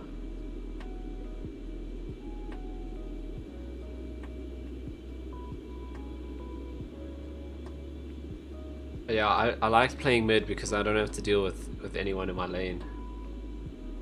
I just used to get super tilted with people if they weren't doing what they were supposed to in lane. Then I just play mid and just then it's all up to you. If you bad, you lose. You can't blame anyone else, which is quite cool.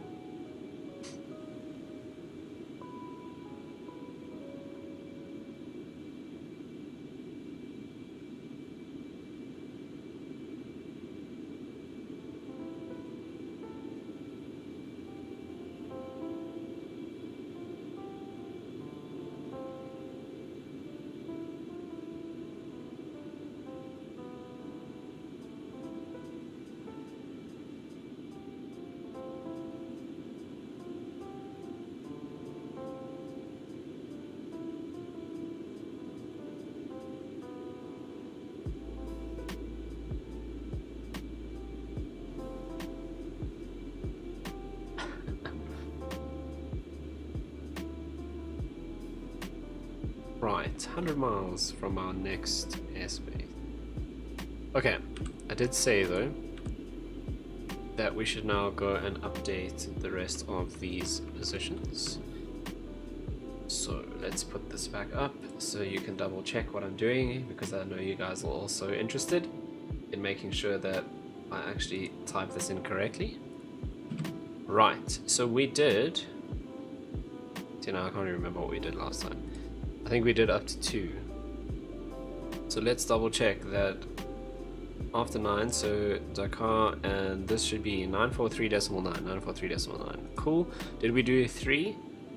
No, that's east and this is west, so we definitely didn't do 3, so let's do that one. Okay, so 3 is in Nero, something like that. And we'll go north, 13199, and west 18257, so that's our new 3. So we can do everything up to 5, but we only have another 1, so that's perfect. Okay, Bomser is north 13581 and west 18123 set. Cool, so all of our waypoints for the rest of the flight are now programmed in. We are 72 miles from Angolan airspace, and then we need to be looking out for this DME so we can update that, so we can update our INS. Hopefully we will be within range of Luanda. I can now get rid of this for you.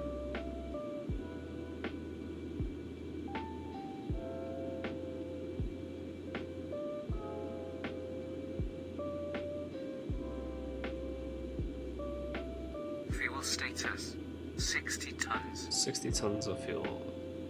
Cool, that sounds good. Like I said last time, I don't know this plane well enough to know how much fuel I should have at this point in the flight, so hopefully that's enough. I have a feeling it should be though.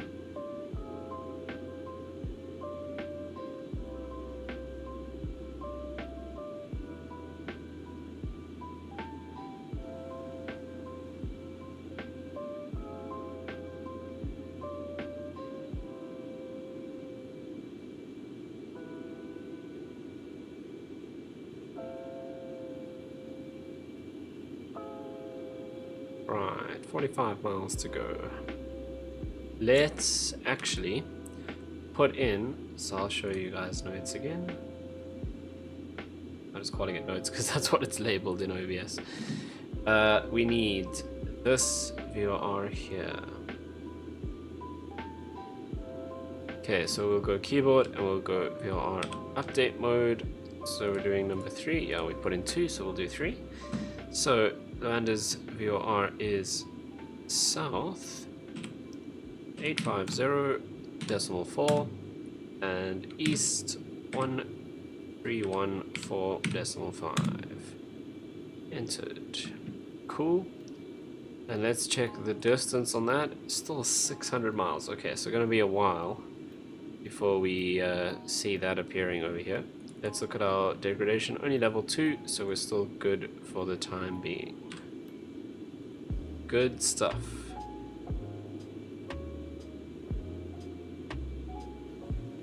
Okay, let's get rid of that now.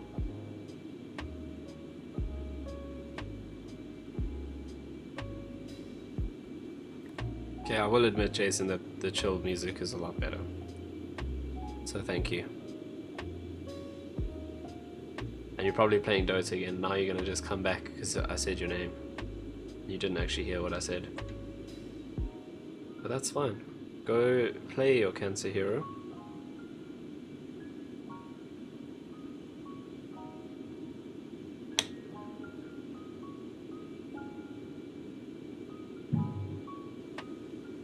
Is it also crazy hot in Joburg? Because I am dying here. See, I know how it works. I was just saying thank you for suggesting the lo-fi music. Playing Spirit Breaker Off lane, I'm guessing. Must be. Nice.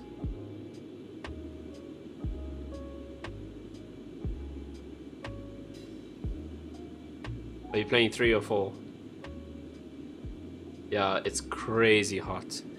It is still 32 degrees in my room at, I mean, it's after 9 o'clock, isn't it? It's almost 9:30 and it's 32 degrees in here. That's ridiculous. Unnecessary.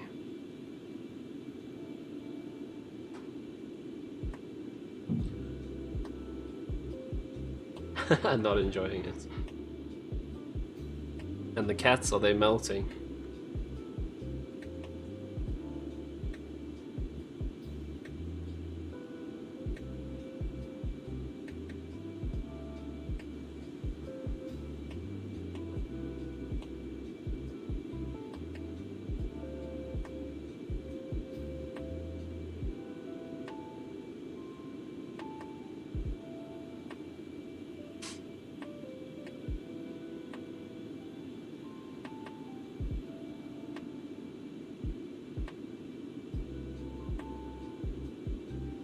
Okay, 100 and... Yeah, I'm not surprised.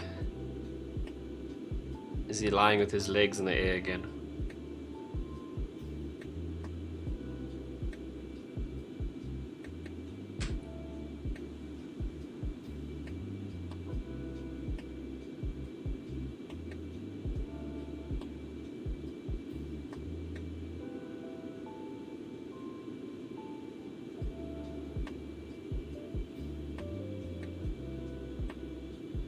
Sure. Yeah, but that's because they never stop running around. No wonder they're hot. If they could just be calm for a while and they took it easy, they'd be fine. But they are out of control.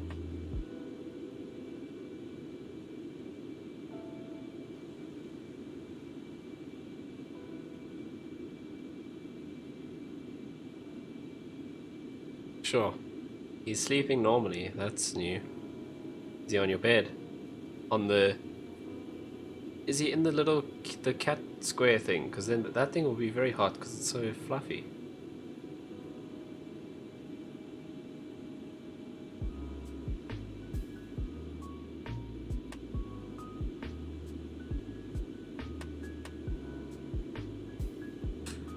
Right, coming up to 54,500 feet.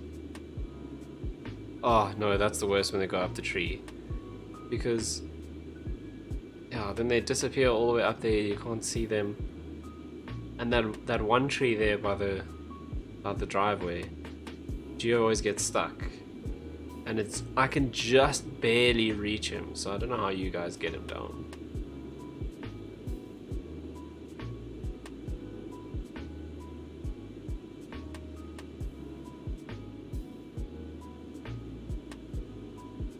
He's on the cat bed, yeah. No, that thing's very warm, so... What a baddie.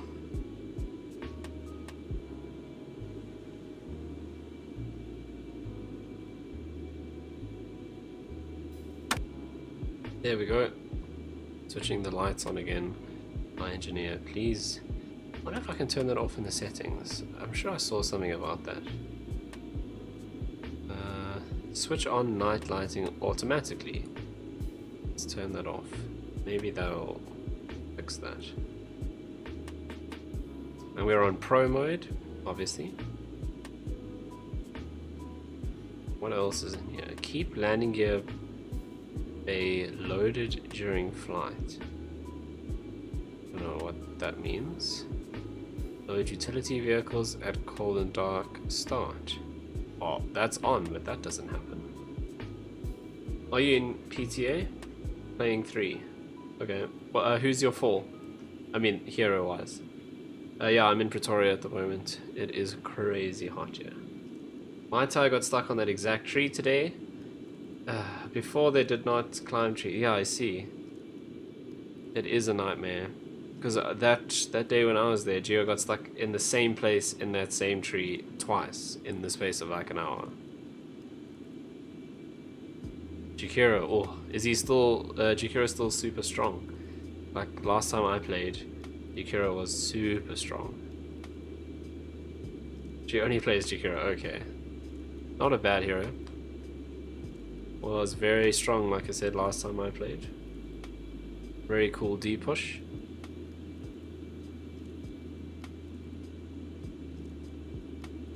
I'm gonna look through these. Oh, we have a map. Oh, it's just a normal explain map. That's nothing fancy. Custom content. Oh, we can put pictures and stuff in here. Interesting. Checklists we obviously use all the time. We can make custom checklists. That's quite cool. Right, I'm turning my lights off again, please. It's this one. These, I think, got these lights up here. Yeah, he's turned everything on. Stop. Middle of the day. Okay, we should have actually done this earlier. Whoops. Forgot about these things.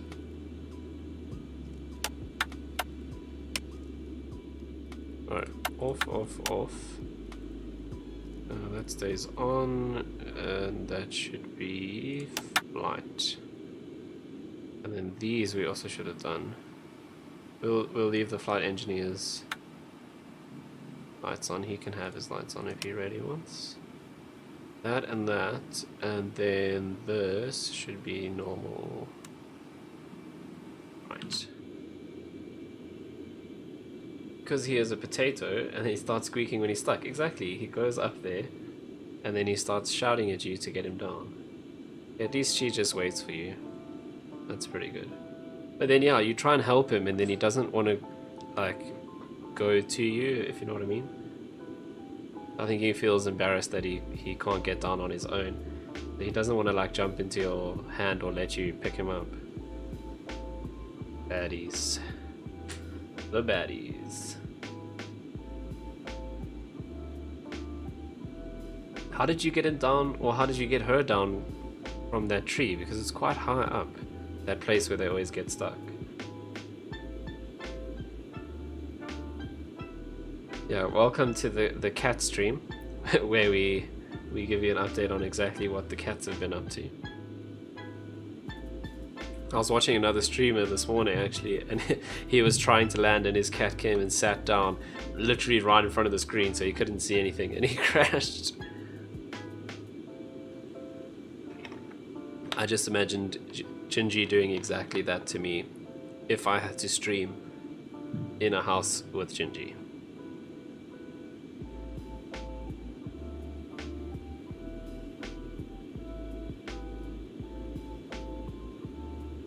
Right, coming up to waypoint.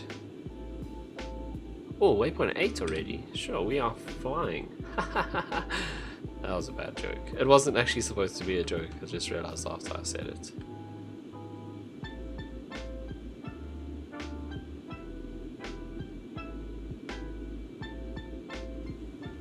Right, so waypoint 8 is Addons.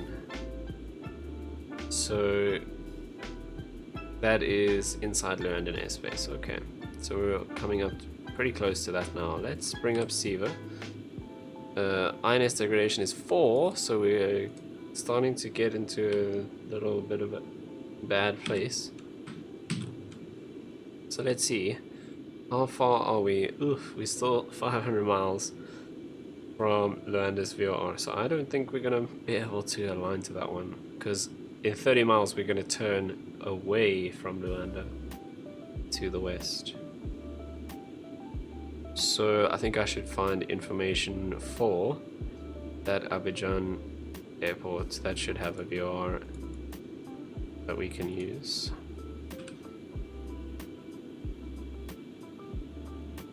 She moved down low to where I could reach you, to where I could reach her. I'll bring the small fluffs to your next stream to deal with. Yeah, except you're not going to bring them here to Pretoria because they'll run amok and escape. So I feel pretty safe. But if I ever stream from your house,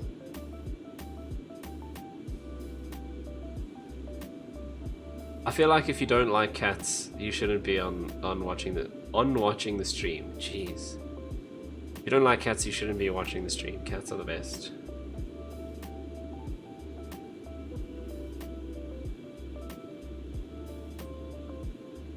Jason, do you like cats? And now that you've heard your voice and you're actually listening, I'll ask the question again. Do you like cats?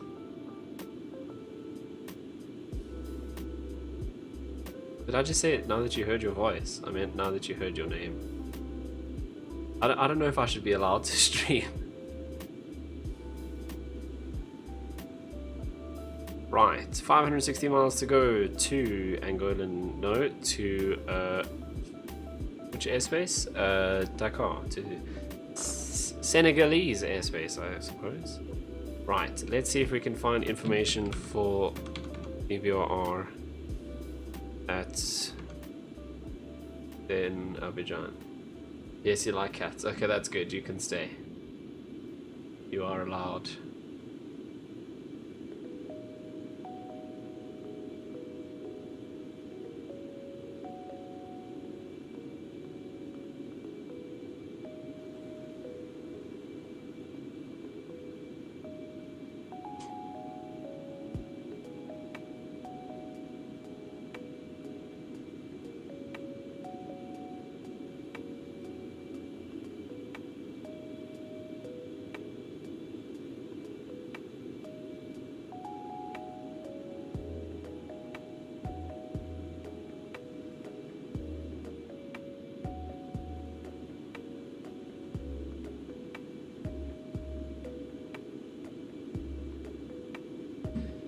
Yeah, our cats are the best. Okay, what was I looking for? Oh yes.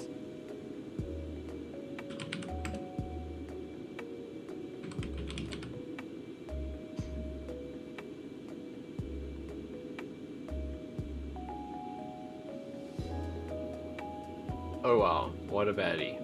I already have this VOR in my plan. Who would have thought? Where's my notes? I feel like this song is a bit louder than all the others. Okay. So, AB. Ah, I've got AD, right? Oh, that is it. That's Abidjan. Right, so that is... Well, where the hell is STM then? STM is... Okay. We're definitely not going to pick up Alpha Spain anymore. So STM 117.3. Let's see if we pick that up. Not yet. Okay, 112.7. Still going to see if we're picking that. If we're going to pick that up. Otherwise, Abidjan is the next one at 114.3. Had cat in Tinder profile. Dating almost 3 years. Nice. Cats for the win. Only reason Shan matched with me. That's amazing. I approve of cats. I never used to like cats until I met Kitty and her cats.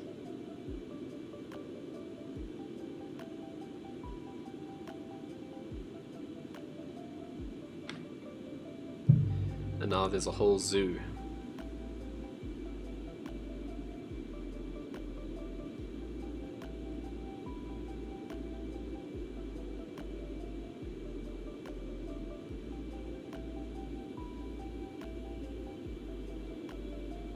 Pronounced? I can't really read that. Is Sean. My bad.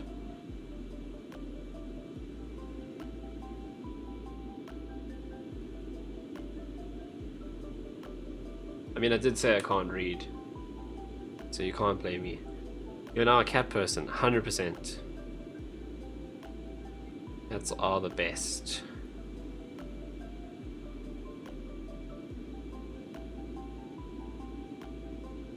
Except when they climb on my face at 3 o'clock in the morning when I'm trying to sleep. Yeah, I know. None of us were expecting the zoo.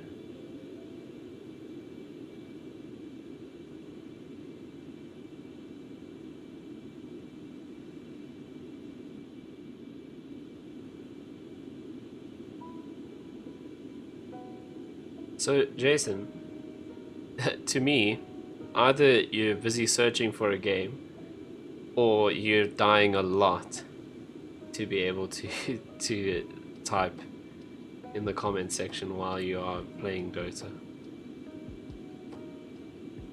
Yeah, or standing on your hair, pulling your hair while you're trying to sleep, or Gingy just knocking things over, books, all of the stuff on the side of on the bedside table.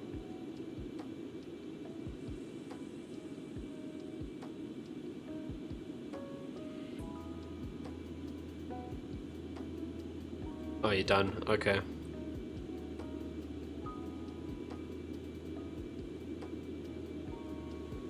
Did you win your Spirit Breaker match?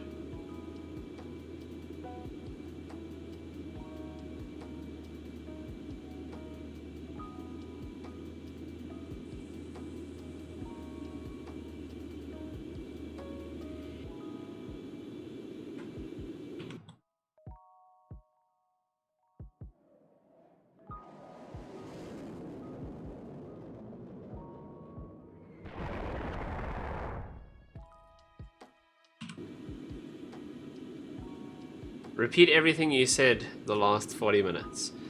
Okay, so first I said, thank you for suggesting lo-fi music. Is the mix of the music okay?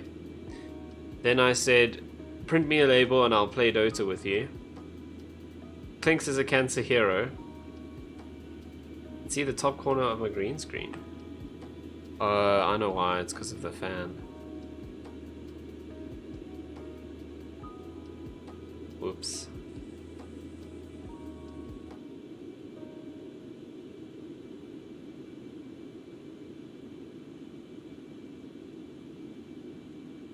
Okay, where was I? Clinks is a cancer hero. Cats are the best. And print me a label.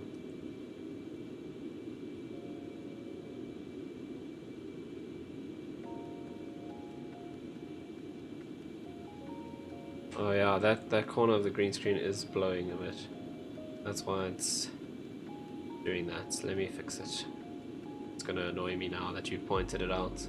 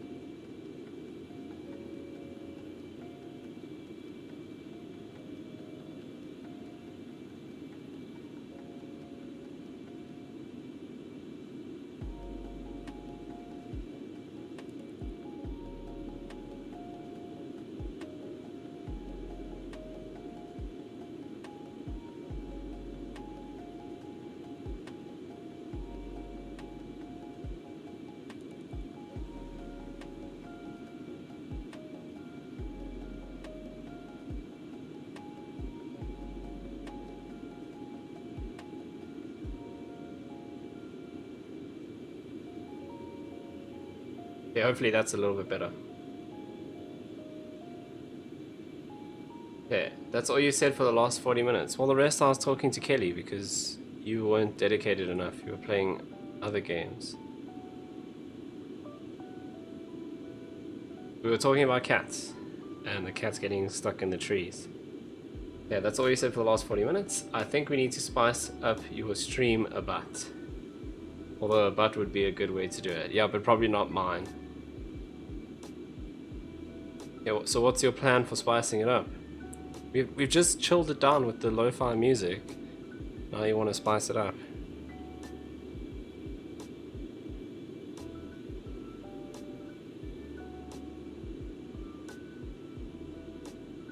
I am planning to do some DCS on stream at some point, which is a bit more intense, obviously, because it's combat aircraft. So we can drop bombs and blow things up and stuff like that, if that's what you mean.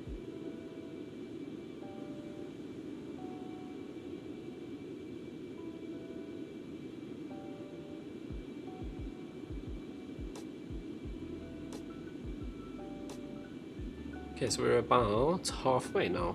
Yeah, we're going 2 hours and 4 minutes on the flight. The stream, 2 hours and 11 minutes. Let's have a look. I'm scared to look at degradation. Yo, level 6. We don't have anything in range to align to though.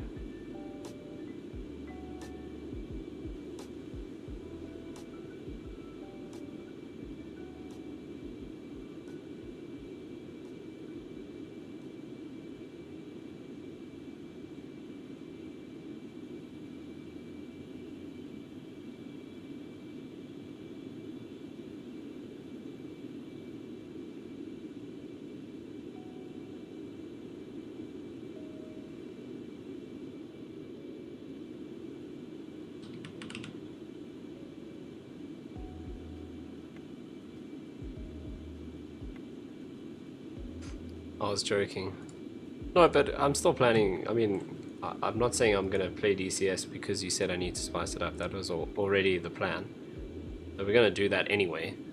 I'm just, yeah, I was saying earlier, I think it was before you got here. I don't know if my head tracking is gonna be weird. It might be a bit strange to watch. It's not as bad, but you know, like if you watch someone playing VR that they've recorded their screen and everything's like jittery. The head tracking that I got isn't that bad, but I still don't know if it'll be quite distracting to watch. So we'll have to see. But I'm gonna test it out. I'll maybe do a stream and you guys can let me know if it's too weird to actually watch like that.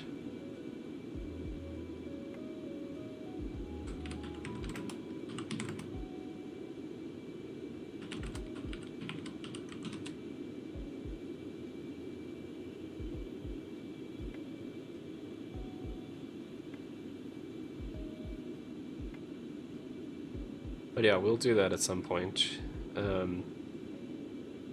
At the moment I'm busy learning Case 1 landings on the carrier with the Hornet.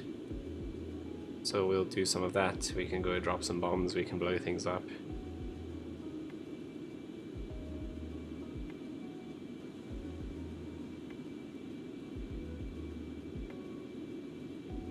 It's a little bit more stuff going on than flying airliners, even the Concorde. Like, that's why I said the Concorde is the most complicated airliner, because when you get into the systems in the fighter aircraft and the attack aircraft, it's a whole other thing. The Warthog, yeah, I'm struggling with that. There's just so many things to learn in the A10. It's mental.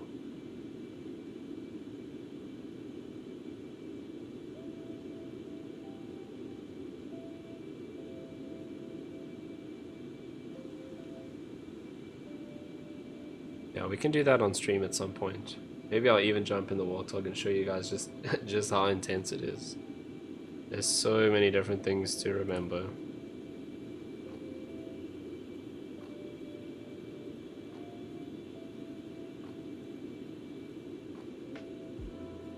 Yeah, the other thing I'm trying to figure out is it seems like Active Sky, the weather isn't updating because the weather conditions are literally exactly the same for both Cape Town and Dakar as they were yesterday, which seems a little bit unlikely. So I'm just trying to see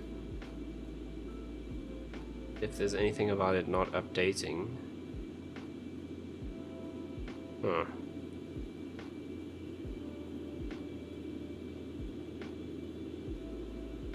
Oh wow. Okay, the weather might freak out in the sim now because I'm just resetting this. Okay, there we go. So it sorted the weather out so we don't have the same damn weather everywhere. why it wasn't working, but I've resynced it now, and now it actually, yeah, now all the weather's actually updated. Okay, so weather update for Leopold Sédar Senghor, which is the name of the airport in Dakar. Winds 20 degrees, 12 knots. Temperature 24 degrees, pressure 1009. We will be arriving there in about 2 hours, so the forecast in 2 hours' time is the same. No clouds below 20,000 feet. Good news. Awesome. So, we've got winds 20. So let's have a look and see what runway we're going to be landing on. I think I downloaded charts for GUI. Yeah, I did. Oh, it's not there. Oops. Let's fix that. What a baddie.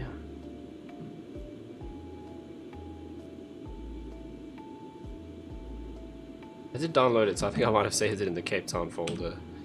A proper scrub. Right. So GUI is Senegal, and it's one of these where it's all in one PDF, which is a bit annoying. But we'll make it work. Okay. So, with the winds at 20, let's look at runway info. We want the longest one, which is runway 3618.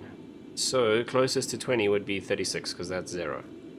So we're going to land runway 36, which is exactly north. And we've got 11,450 feet on that runway. So, let's go and see our approach. So runway 36 is this guy here going up.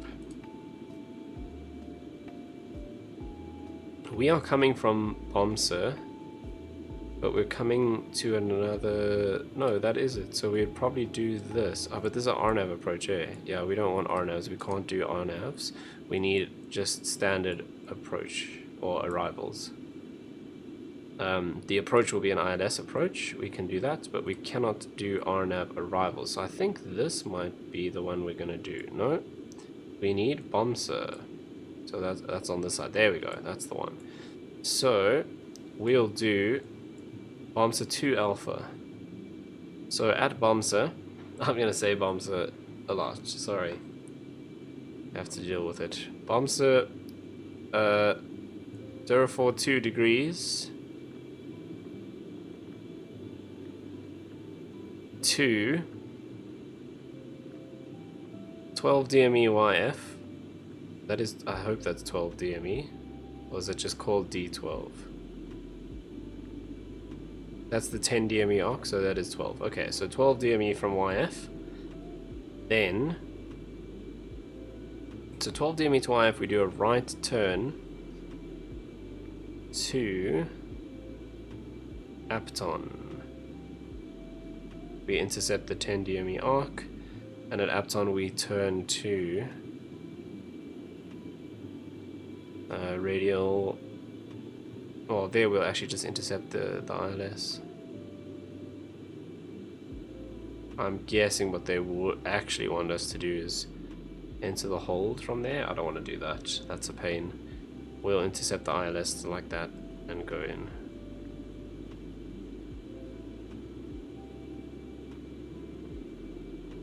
So 42 degrees from Bomser, 12 DME YF, we turn, intercept basically we'll just turn and do the ILS like that. That makes the most sense to me. Right, and we'll be at, okay, there's a little 1, so let's see. Okay, so if we're going to hold, we can only descend to 2,600 feet, but if we're going straight onto the ILS, we can go all the way down to 1,600. That's pretty low. But that's what we'll do. Okay, so our arrival into Dakar is the Bomser 2 Alpha. Then let's go and have a look at the ILS. These are all departures. Okay, ILS runway 36.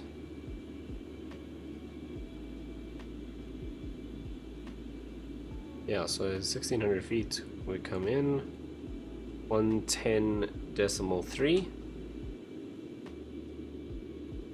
Okay, what else is significant here? Normal glide slope, and we intercept at 1600 feet. That is low. Okay, minimums. I mean, they give it to us in meters for real. Oh, here. So we are category C. Minimum is 315 feet. We can actually go and set that now already. So that's about 320, I think, which is fine. Rather have it higher than lower.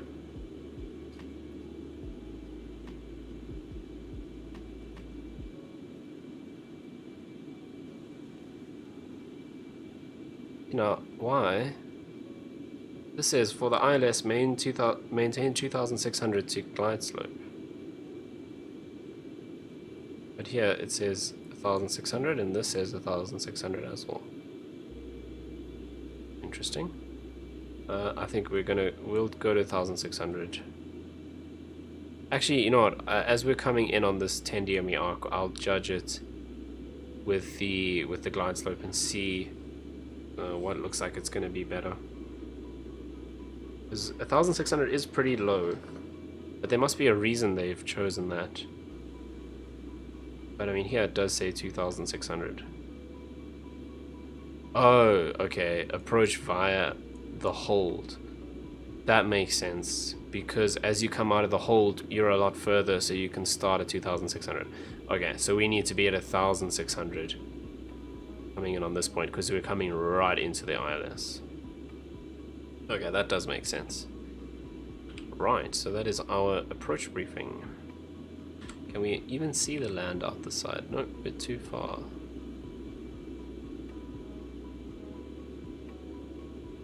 No. Okay, let's have a look. I bring up our notes again.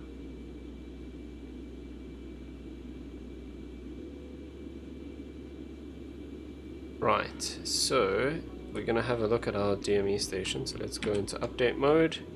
So 3 we programmed in. So that's 13.14.5, which is VNA. So STM we should program in next. See how far we are from that. So that is north 224 and east 11531. Okay, let's get a distance to that guy. Still 800 miles. Good lord. Okay. What's our distance to Luanda? 600. That's not what I wanted to do. 683. We're getting further because we've already turned away from Angola, so that's not going to help us. So STM is 854 miles away. So let's go and program in waypoint 5. Why does that have a distance? That's interesting. Okay, so waypoint 5, that is Abidjan, and it is north 516.5 and west 355.1. Okay, what's our distance to that? 900 miles still to go. So we're gonna, our INS is gonna go all the way down to level 9. There's no ways we're gonna salvage that, but as soon as we come in range, so our Angolan one is out, 112.7, we're not going to reach, we already are flying away from it. So Abidjan is 114.3. So we'll set that in and see if we can pick up either of those once we get a bit closer. And we'll definitely, so AD is the Abidjan VR, which is this guy. We are definitely going to come within range of that one. So that should be good for realigning our INS. As soon as we pick that up, that's exactly what we are going to do.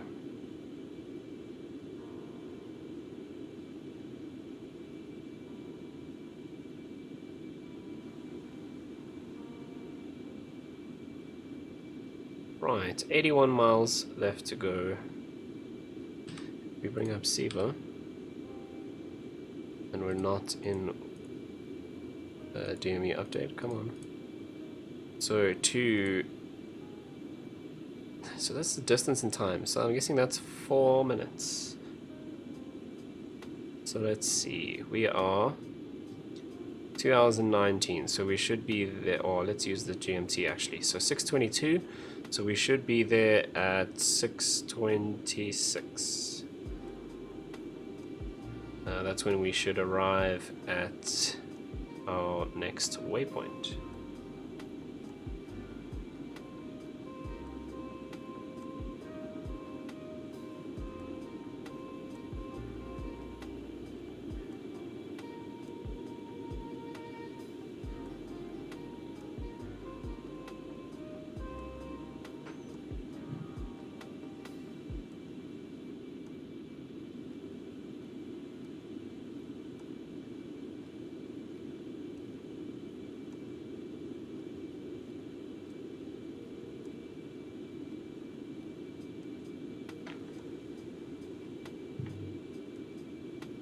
Yeah, so that is right. So that was that time is in minutes, because we're now 6:23, and we're about 3 minutes away. Kind of cool. I don't know what I just changed there, but it's not going to actually make any difference because none of this is modeled yet. But there's actually 3 lines here. So if we divide 60 by 3, that's 20 seconds. So that means, well, it's actually not seconds, it would be split seconds. Oh no, it is seconds, yeah. So 20 seconds, 40 seconds, and then we get the third line. I don't know, would that actually be 20s then? Because when that hits, then that should change. So maybe it's 10, 20, 30, that doesn't make sense either.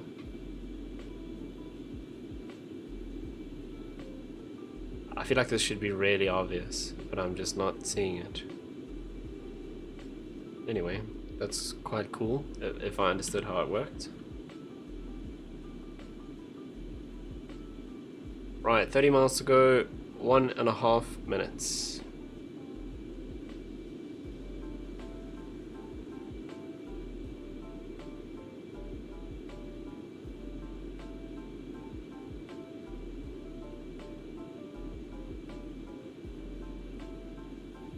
Okay, we've already programmed in all of our waypoints. So, if I take a look at the notes again, waypoint 9 is... So this is where we enter Accra's airspace. And then after that, our next waypoint 1 is Dakar's airspace. So as soon as we switch over in 16 miles, I'll be able to see, well, we'll see how long we have to go until until we enter Dakar's airspace. So we've been flying 2.5 hours. So about an hour and a half left. What is our time to go say on our display? Hour and a half. Nice. See, I know what I'm doing. Okay, there we go. So another 234 miles, 12 minutes until we enter Dakar's airspace. Let's intercept that nice and smoothly, please, Concorde. And it's going to overshoot because we have to turn quite far. But that's alright. Okay, at least now, because we are turning to the right, it means we are heading back towards the coast, which is to the east. So it means we are getting closer to one of those VOR stations to be able to update our INS, which is great. Okay, 56,330 feet, 340 feet. we're still at Mach 2, making good progress. So we are 11.5 minutes, so we're estimating Senegal airspace at 6:37.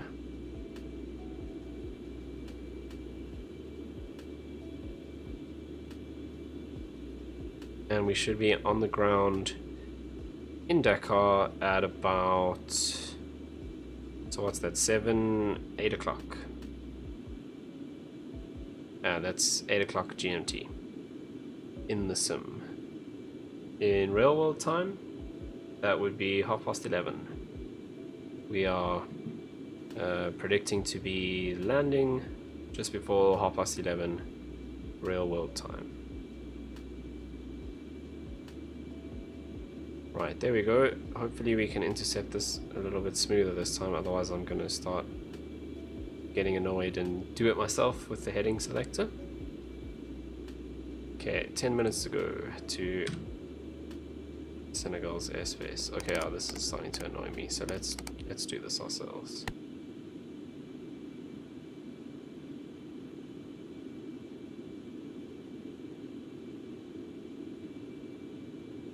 Right, so 192 miles. Hopefully, I'm not exactly sure how far the next waypoint is from the coastline, but hopefully once that gets down to around 100 miles, we should start coming should start coming into range of these DMEs, so we can update our INS. Right, this is starting to come along, so let's do this.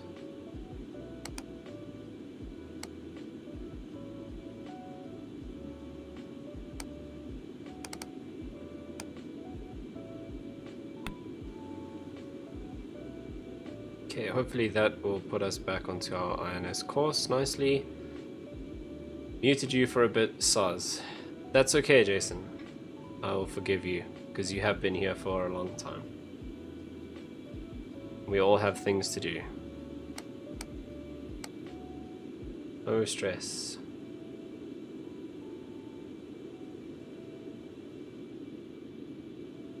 Right, we are back on course. 169 miles to go. Ground speed 1148. That's super cool. Okay, what was the other thing I wanted to check? Oh yeah, let's check in on our passengers.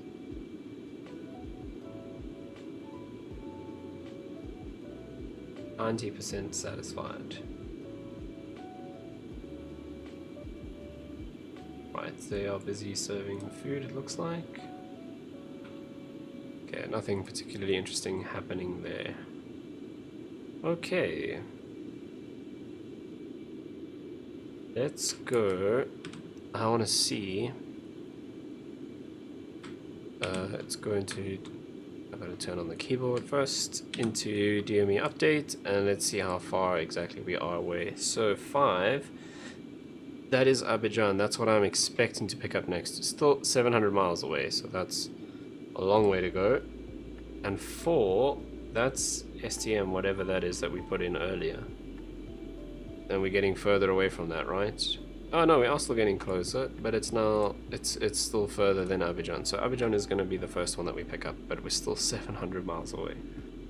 So that's going to be a while.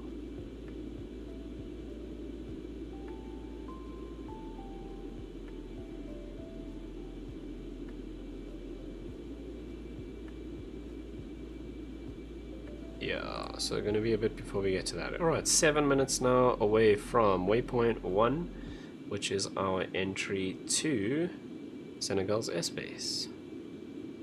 56,650 feet. Mach 2. We can go back here.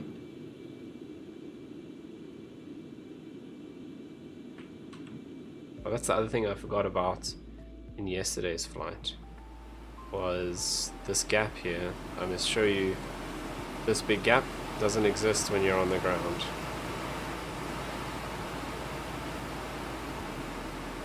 Why am I moving so slowly? There we go, that's better.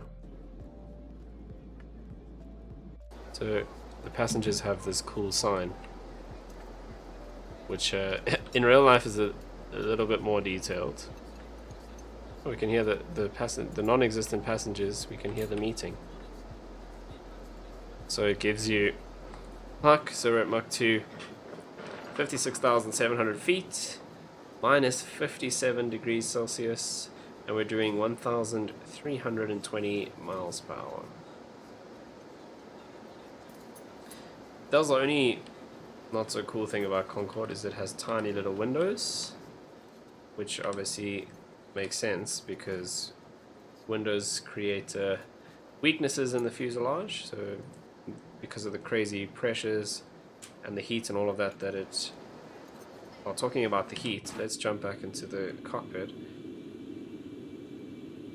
We actually have a measurement here of the temperature of the nose of the aircraft at 121. If that goes above 127, oh, that's another light that I didn't want to turn on, but it makes it easier to see. So if it goes, or if it gets to 127 degrees, we actually have to start slowing down. That's the maximum temperature that that we can have our nose at. So because of the friction of the air at this speed, the temperature of the nose is 121 degrees.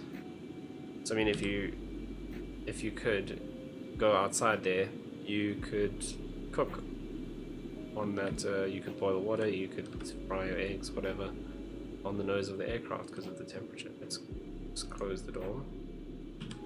Keep the plebs out. Mind you, plebs didn't really fly in Concorde. It was mega expensive.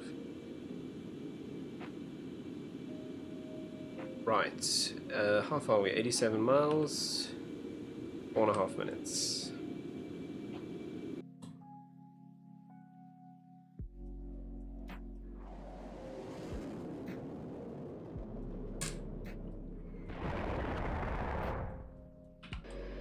Well, this is what I was doing yesterday when the game crashed, so I'm a little bit scared of looking at it from the outside. But it's just such a cool looking aircraft.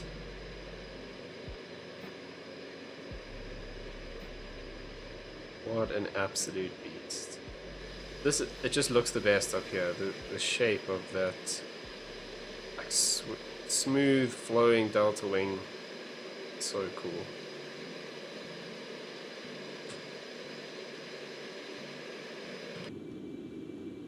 Right, 70 miles to go, and then we enter Senegal's airspace. Okay, the other thing we need to work out now is when are we going to descend? So,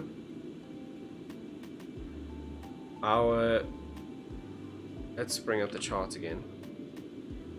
So we know we need to be at 1,600 feet on that 10 DME arc, but if we go back through this and find our approach, not this one, that's for the wrong runway, it's this one.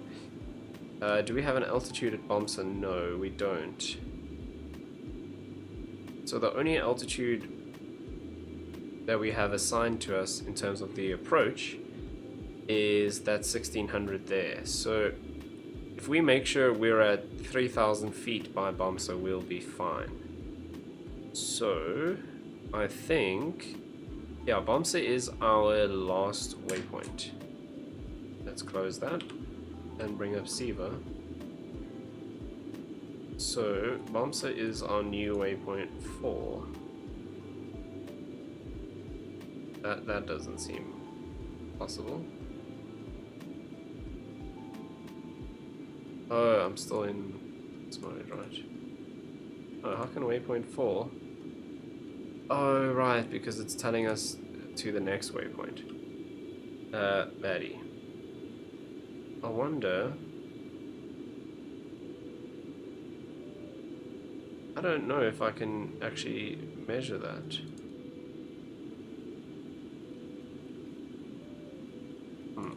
We don't know exactly how far we are away from Bomsa yet. But we want to start our descent 180 miles from Bomsa. So what I need to do is go back into SimBrief and work out the distance between Inero and Bomsa, because they're very close. So actually, we're going to start our descent on the way to Enero, which is waypoint 3, because from Enero to Bomsa, so let's just find distances there. So Enero to Bomsa, 800, no, that's the wrong one.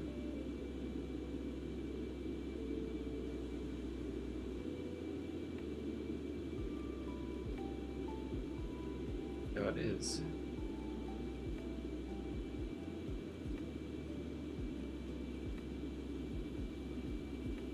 So Enero to Bomsa says 839 miles. That doesn't sound right.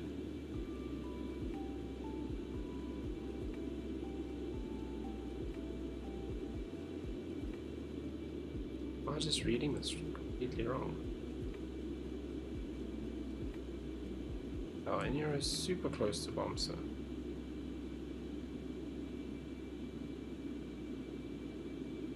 Okay, why is this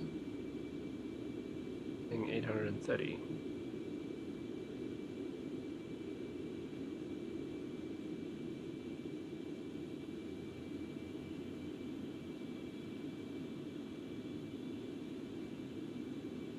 Distance. Remaining distance, that's not the one that we want. Huh. Interesting.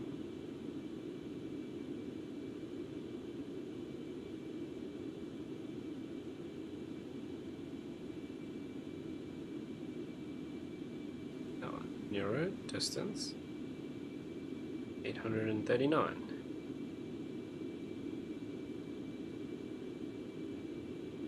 Unless that's the distance from there to there, that would make sense. Okay, so actually we need to start our descent about 150 miles from Enero, which is waypoint 3. Oh, we're gonna do the whole intercept thing again. Let's sort this out.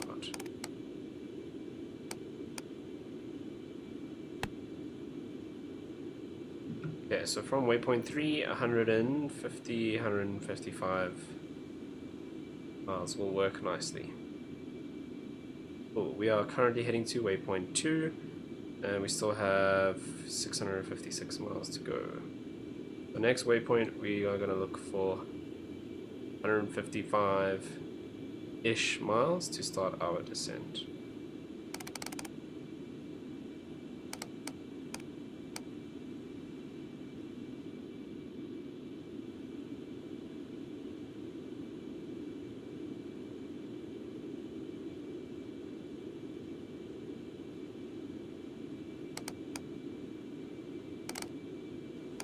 It's actually quite difficult to get this on course just because of how fast we're traveling. We just have a massive turning circle.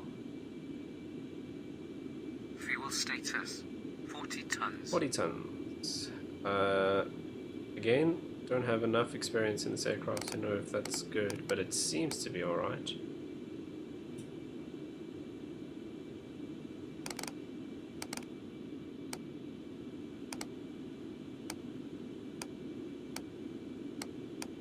Kind of manually manipulating the heading so we can get ourselves back on track.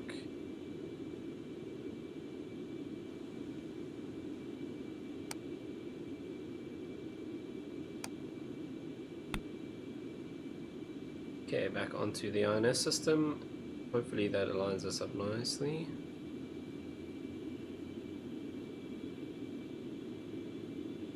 Might be a little bit over. Oh, that's good. Awesome. So, 624 miles. Jeez, can't read. 624 miles, 30 minutes. I think what I'm going to do now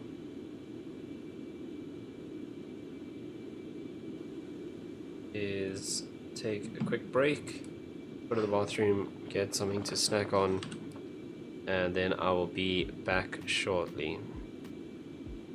Alright, so see you in a bit.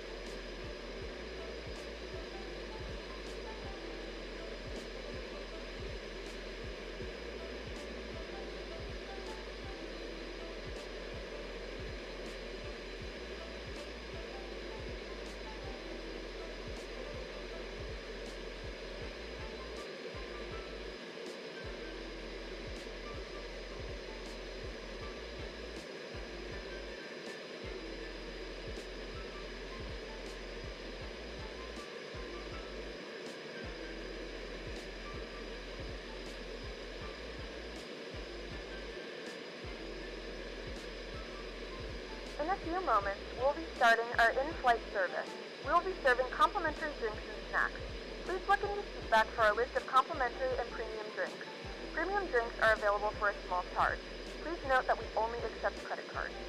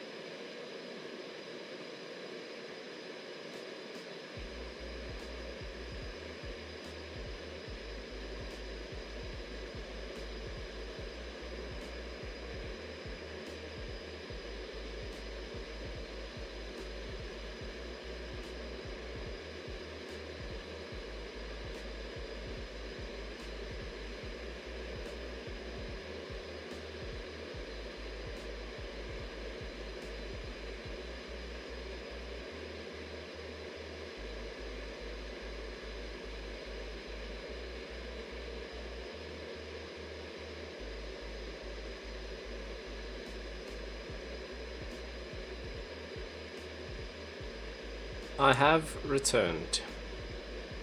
I also was playing with my green screen, and I just realized that because at the moment I've just got it like pegged onto the stands at the top to hold it up, and I just realized that it actually has a little section at the top of the material that you can put a pole through it to hold it up. So well done.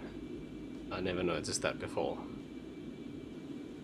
I've literally just got clothes pegs from the washing line, and I've like pegged it onto the pole instead of just putting the pole through the actual thing that was designed to hold it up. Yeah, that's a thing that's happened.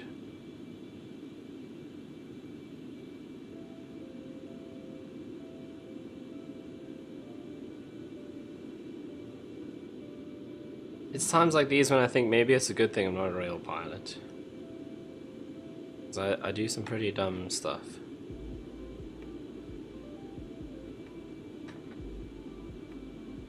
Right.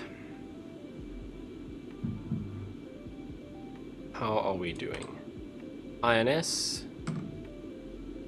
Wrecked. Distance to the next waypoint. 336, 17.5 minutes to go. Where are we going to? Waypoint 2? Which is Ububi. So after that one, we need to measure 155 miles. Right. Why are we not picking up any VORs? This is really annoying me. Okay, DME update mode. We're 1,000 miles from 4, which is, yeah, no, that's not the one we want. We want 5. 386 miles. Are we still getting closer? Yes. So hopefully you pick that up at some point.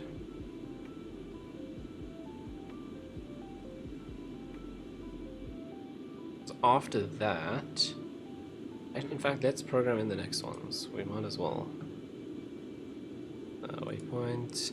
So 6 is Rob. North 613.5. And west 1021.5. Okay, how far are we from Rob? 500 miles. Cool. And 7 is Gia. North 934.5. And west 1337.1. How far are we from Gia? 777.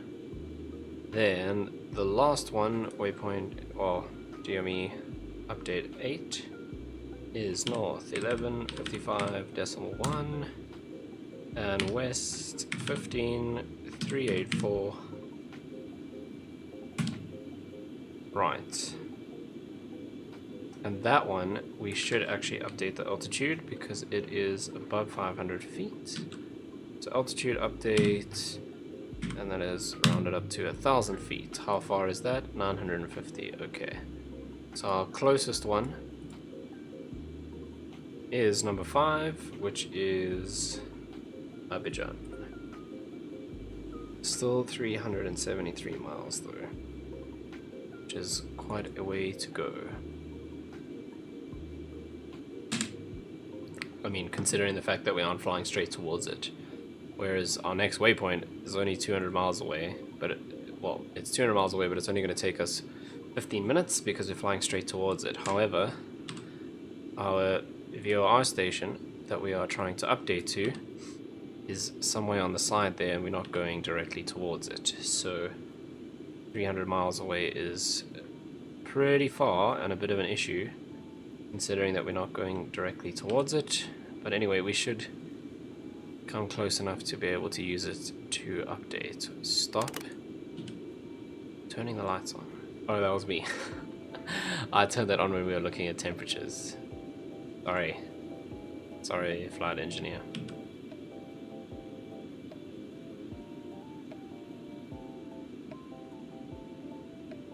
Okay, good practice to sync our heading bug with our course. Now, interestingly enough, this has a track function, but it doesn't do what track normally does. So this track actually takes you directly to whatever beacon you have tuned to your navigation radio. So if we set nav 1, if we're picking that station up and we set that to track and we got autopilot 1 on, it'll go straight to that beacon. If we set something else over there and we flip on autopilot 2, it goes straight to that beacon.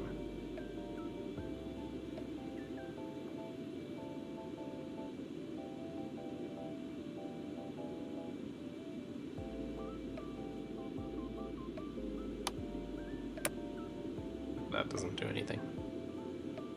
Right. 250 miles to go. What's that? About 13, 14 minutes? 13 minutes. Okay, I'm gonna go back into update mode. Come on. And let's see. Still 361 miles away.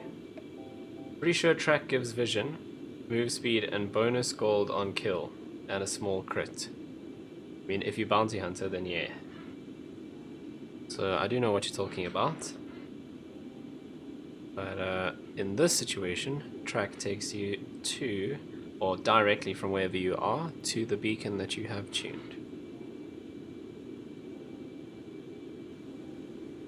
Wonder what other Dota related things we can find inside the Concorde. Not a lot.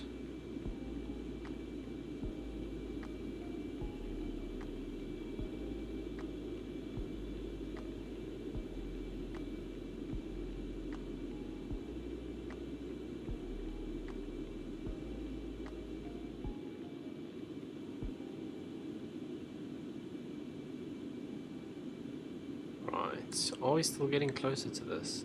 Should be, I think. Yes, we are. Okay, well that's a good sign at least. Our INS is way out. Let me actually have a look at the map.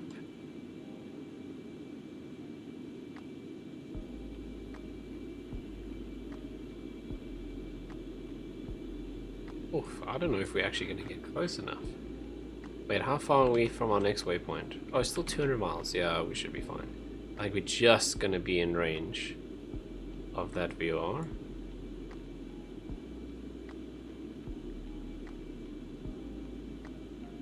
Which will allow us to update.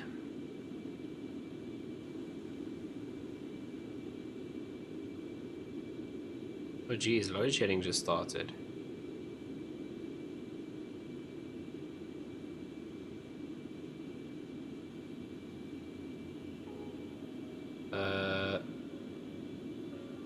That's interesting. So I have load shedding apparently from 9 until 11:30.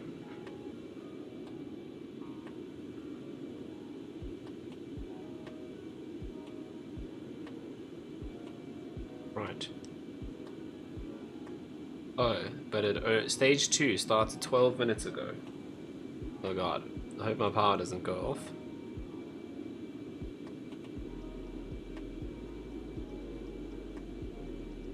Yeah, I'm supposed to be load shedding for the next hour, but it's already been on for 12 minutes and my power's still on, so hopefully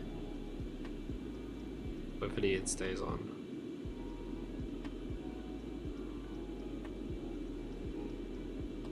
I just got one that said from 8 o'clock. Looks like we won't go off tonight. Well, we often, even when there is load shedding, the power doesn't go off here because we're on the same grid as the Japanese embassy and they don't want to annoy them. Rain in Cape Town went off at 10:30. Ugh. Why are we load shedding now?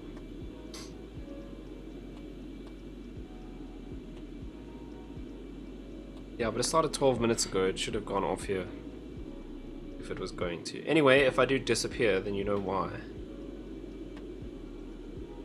And if anyone watches this and they don't know what load shedding is because you're not from South Africa, load shedding is where our useless government turns off the electricity because they don't know how to give enough electricity to everyone in the country, so we have to share it.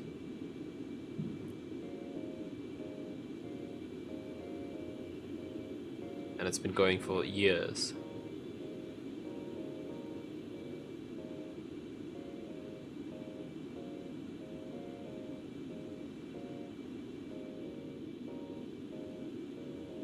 But yeah, we should be fine in terms of the stream.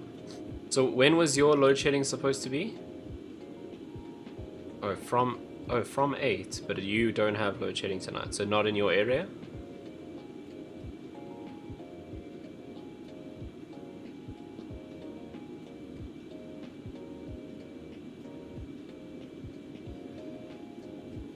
Yeah, no, I just took a break, but now I really need to blow my nose because it's really irritating me. So I'll be back in 2 seconds.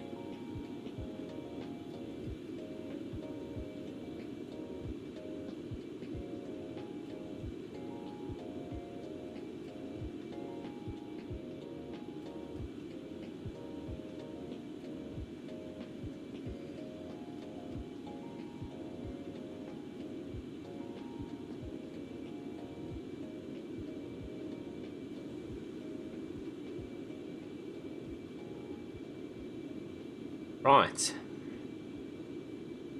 If we ever get a sponsor for the channel,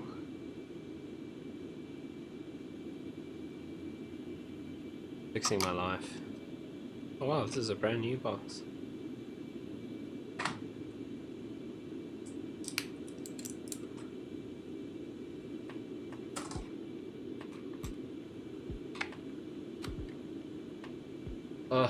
Yeah, I think our power would have gone off by now. Normally our street is okay because of the embassy. It's pretty cool actually.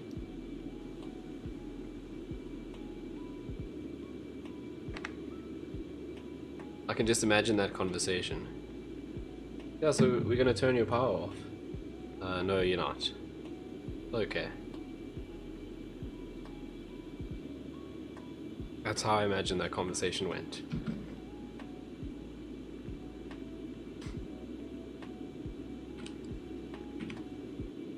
Nice textures there. I don't know why this happens sometimes. It's only when we fly super high like we are now. It just spazzes out a little bit. Right. 100 miles to go. Distance. Oh, sorry, time 5.5 minutes.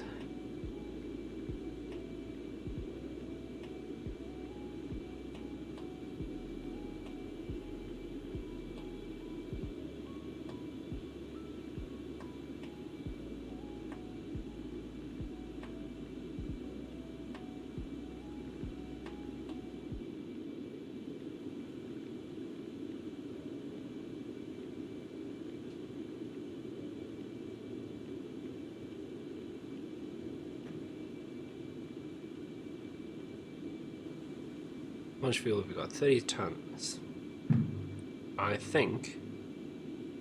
And we've still got, yeah, we should be good for fuel because we want to be around, I mean, 11 tons is ideal. We want to be more than 10 but less than 19. Obviously the lighter we are, the easier it is to land because we can come in a bit slower. So 11 tons on landing is ideal. But anywhere between, so 11 to 19 is fine. Let's see what this says.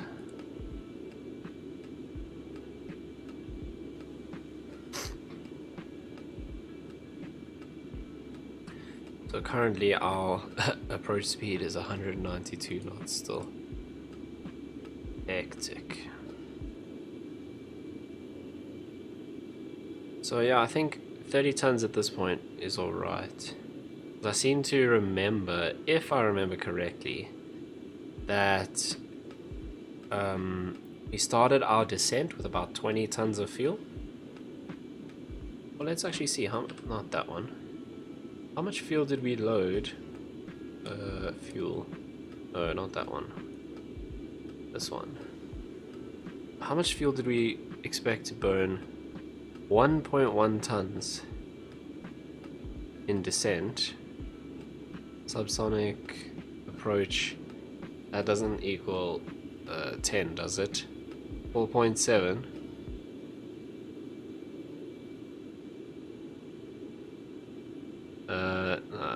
It's not 10. The 4.7, 5.8, 6, 7.6. So close enough. So I think if we have 20 tons on when we start our descent, that should be alright. Which it looks like we might actually have less than that. Mind you, we're pretty close now, where we're about to turn out to the west again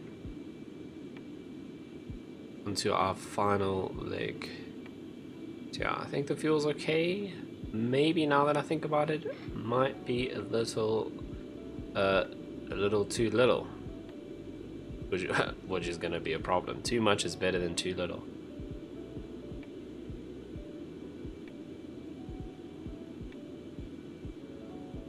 Huh. Yeah, well, we'll check this distance when we turn now to our next waypoint. Yeah. How far are we from... Oh wow, still 376.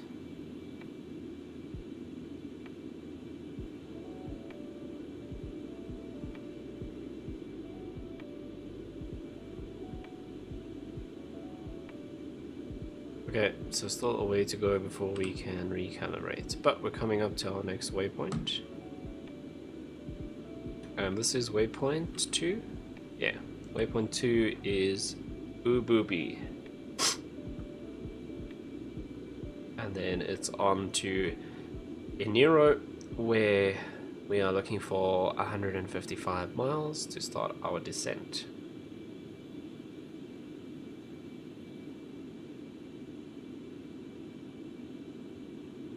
We just reached 59,000 feet.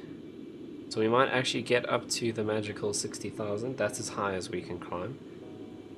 If our fuel is looking a bit low, it'll be very nice to reach 60,000 because then we'll actually throttle back,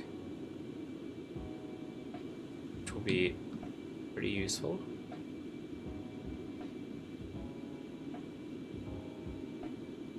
Okay, I'm going to turn this over in preparation for this next waypoint.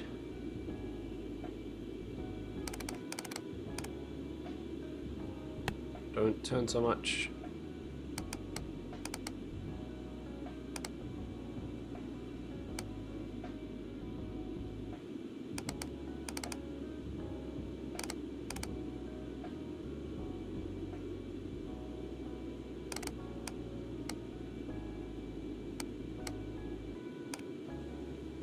Right, so we still got 800 miles to go. I think we're going to run out of fuel.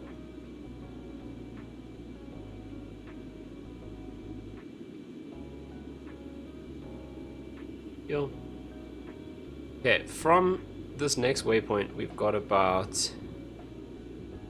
think it's about 50 miles. So let's say we've got 900 miles to go. How much fuel do we have on board? I keep pushing that button. But I also need to do this. How much fuel do we have on board?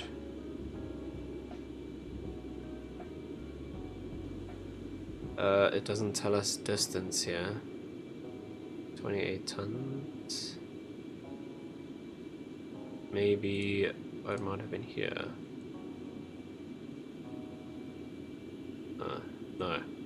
Where did I? I'm sure I saw it. Drop status. Oh, there we go. Alright, so we're 28 tons. We've got 1,000 miles, and I'm estimating that we have about 900 miles to go. We're not going to crash and die. It just means that we're going to have literally one chance to land.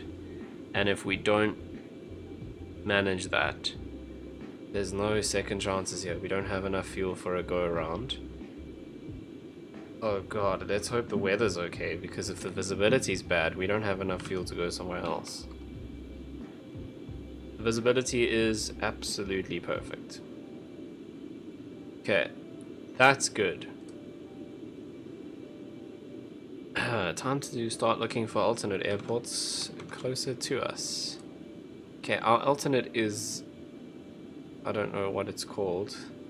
Banjul International. That's pretty close. Yo, I think we can make it.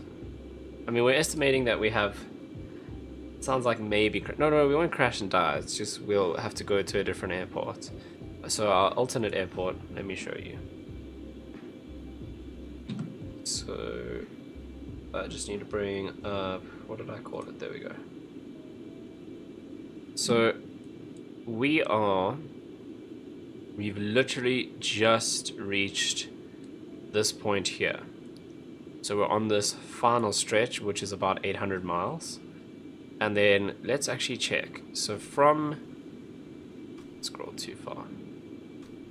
From... Let me just make sure you can see it as well. Okay, so from Inero, which is 800 miles away. Yeah, so from Ububi to Inero is 839 miles. Plus 6. Where's my calculator? Tossed somewhere over here. Oh, actually, we don't want that value. We want this value. So we've got 770. So let's say 750 to go. Then we have another 6 to this top of descent, which we're not actually using. Another 40 to Bomsa. I can type on this calculator. And from Bomsa is another 59. But because we're not flying straight there, we're going to do a bit of a circuit. Let's say 70. So that's a total of 866 miles at this point. How much fuel do we have on board? Alright, when I do this window, then I don't get a mouse. I need to take this off.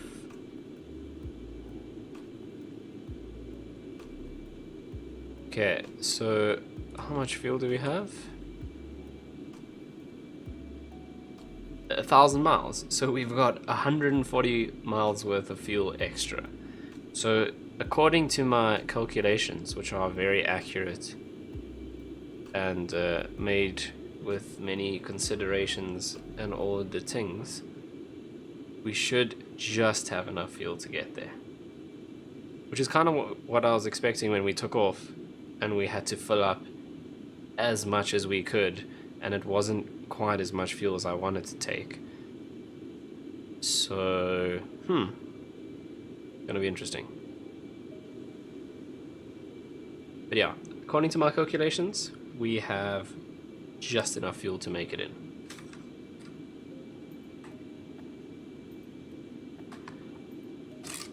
We can only hope, I guess. But otherwise, what I was trying to show you actually, let's bring that back up. Oh no, did I close it? No. So if you look here, our alternate airport is a lot closer. So I'll keep doing the calculations, and if we kind of get to this point, so what's that, about 60 miles, 80 miles, and 100 miles maybe.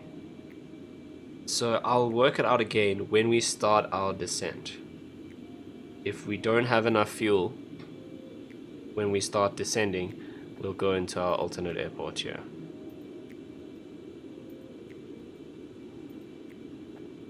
That's the plan.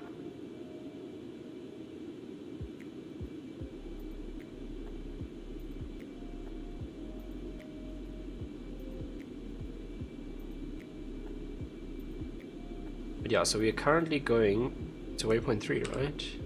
Yes. So that is Enero, which means 150 miles from Enero is where we start our descent.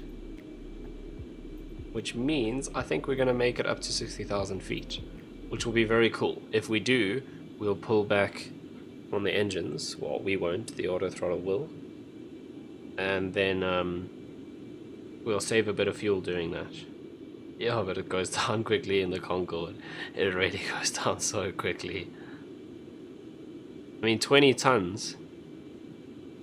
Oh, we're 26 tons. That's enough to fly an A319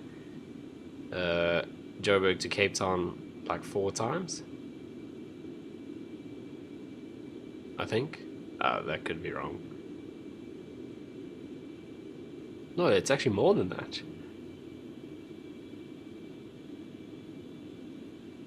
Yeah. So, I mean, that's why Concorde went out of business. Just burned way too much fuel.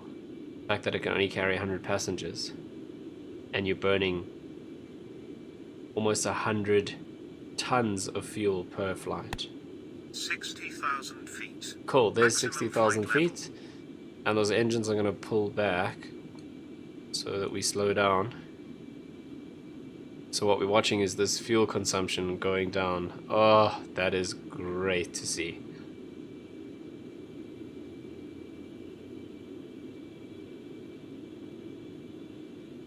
So each one of these engines is burning 4.2 tons an hour of fuel per engine. And we were doing about 54 tons, 53 tons per engine before we leveled off. So now that we throttled back, we're saving loads of fuel. So now that that's happened, we've still got another about 500 miles to do at our reduced cruise. So now we're going to be good on fuel. We're going to be totally chilled. I say with many confidence. Right.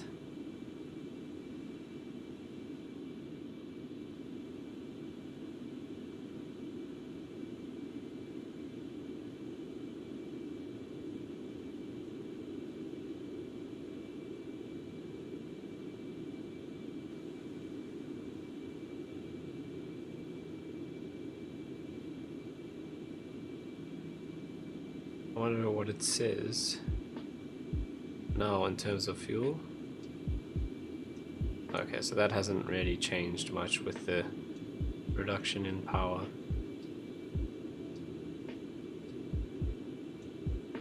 So what I should do, let me just add up quickly those distances. So it's, where's my calculator? So whatever we have on our reading to Enero, plus 6, plus 40, plus about 70 to be safe. So 116. So basically, whatever we're seeing here, plus 116. So that gives us, at the moment, 761. And our aircraft is telling us we have range for 900. So we're going to be fine in terms of fuel. I'll just keep checking on that as we go.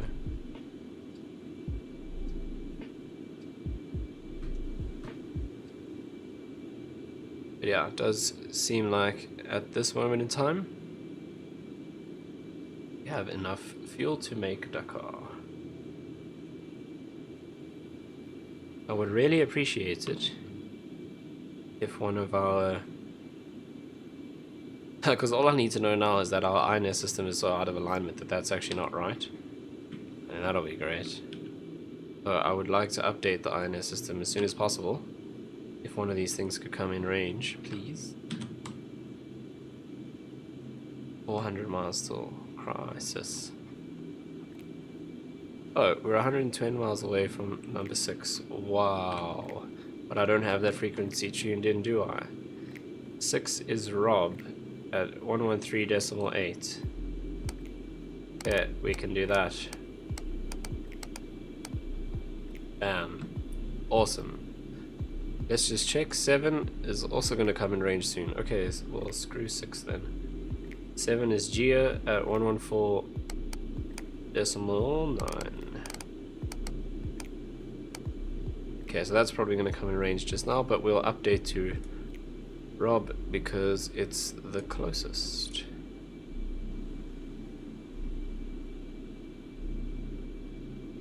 Finally, we can update the INS system. That is very good news.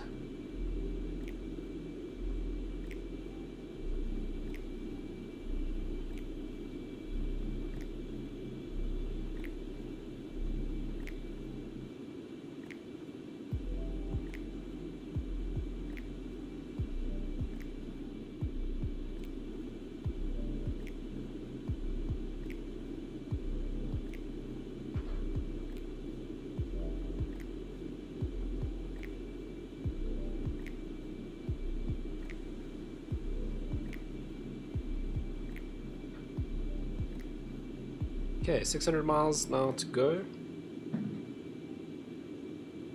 Minus 150. So about 450 miles to go before we start our descent. Okay, let's do a weather update. Right, so wind 360 at 10 knots, so we're still landing runway 36.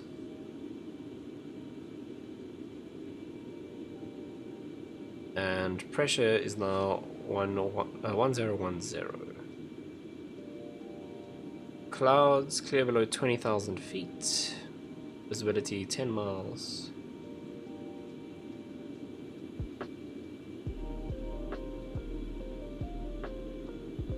Right, no issues in terms of weather.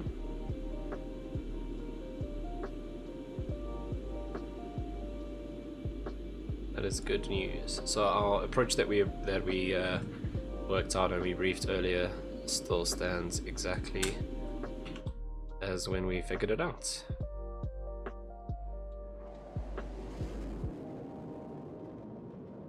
What a machine.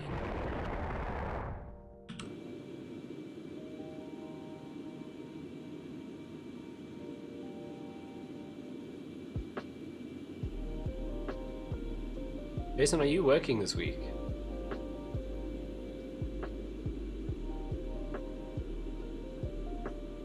And now that you've heard your name and you're actually listening, are you working this week?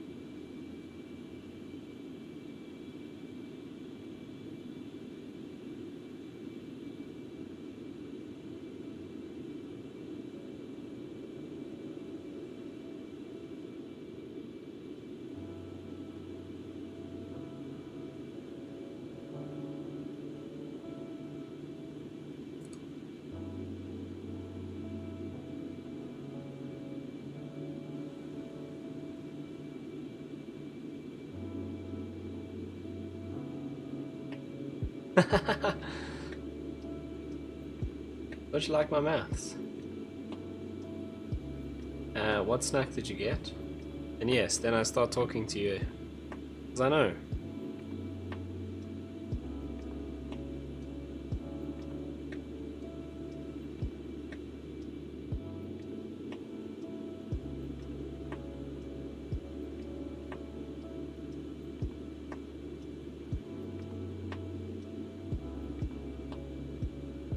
Doing the setup in M2C and ER3. What's happening in ER3? I know about M2.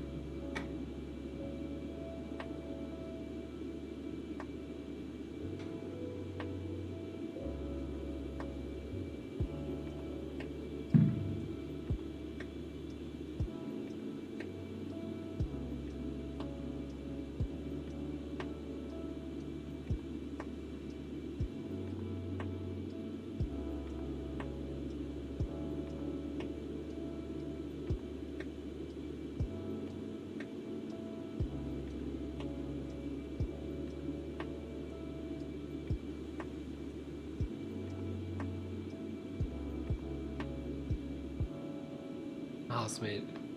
Housemaid had a huge Asian lunch they're having leftovers. That sounds really cool. Oh, I don't like this chord. But I mean, if you really want to, we can.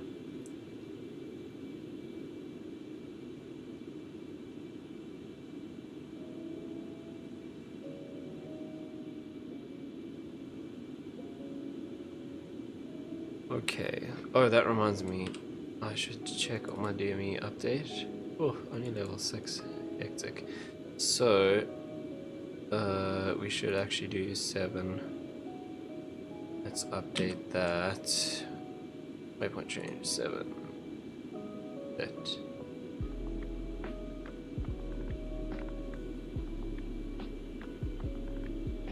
Okay, 500 miles.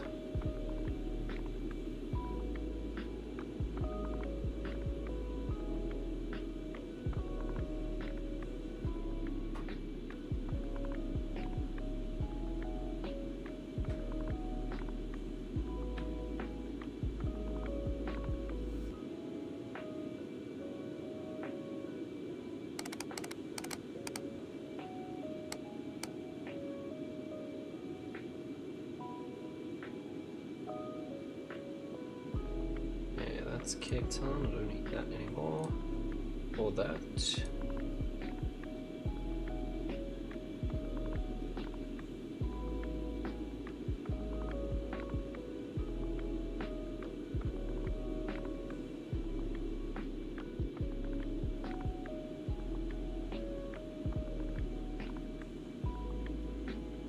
Okay, so let's double check our fuel again. So our aircraft is saying we have 800 miles and we have 100 and it was 79, so sorry, 479 plus 116. We've only got 600 miles to go, so we're gonna be more than fine on fuel. So I think what happened was, in this whole setup, it actually accounts for the fact that if you're taking this much fuel over that range, you will definitely reach 60,000 feet, and then you throttle back significantly, reducing the fuel burn. So I think we are all good. Oh, which VRR am I tuned into on nav 1? 1149. That's 7. Okay, that's good. Let's put 1143 on here to see when we're picking that up. That's right by the airport that we're landing at. Your place or mine? I mean, I suppose we can. I have my own Discord server somewhere. I just have to figure out how to get to it.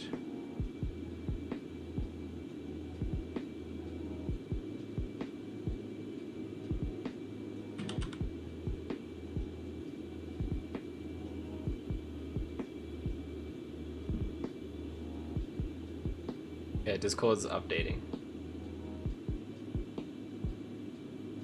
Then I will send you invites.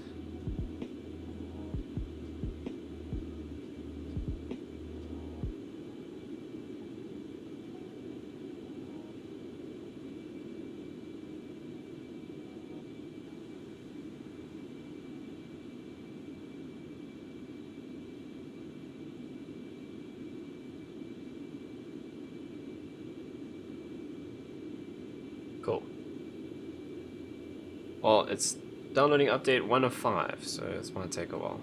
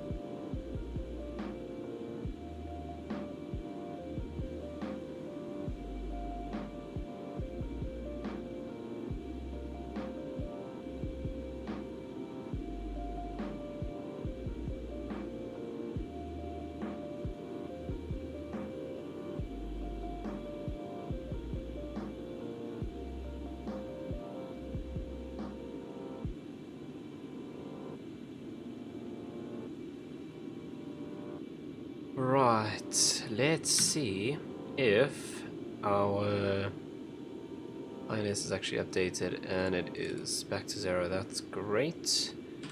We're still on course, 360 miles to go. What does this say we have left in terms of fuel? 700 miles. Let's do 358 plus 116 is 474. Okay, we should be just fine for fuel. Remember, we're also gonna descend still, so that means we're gonna decelerate quite significantly. Obviously we're gonna pull right back on the engines all the way to idle for our descent, so I reckon we're gonna be fine. Right, 345 miles to go.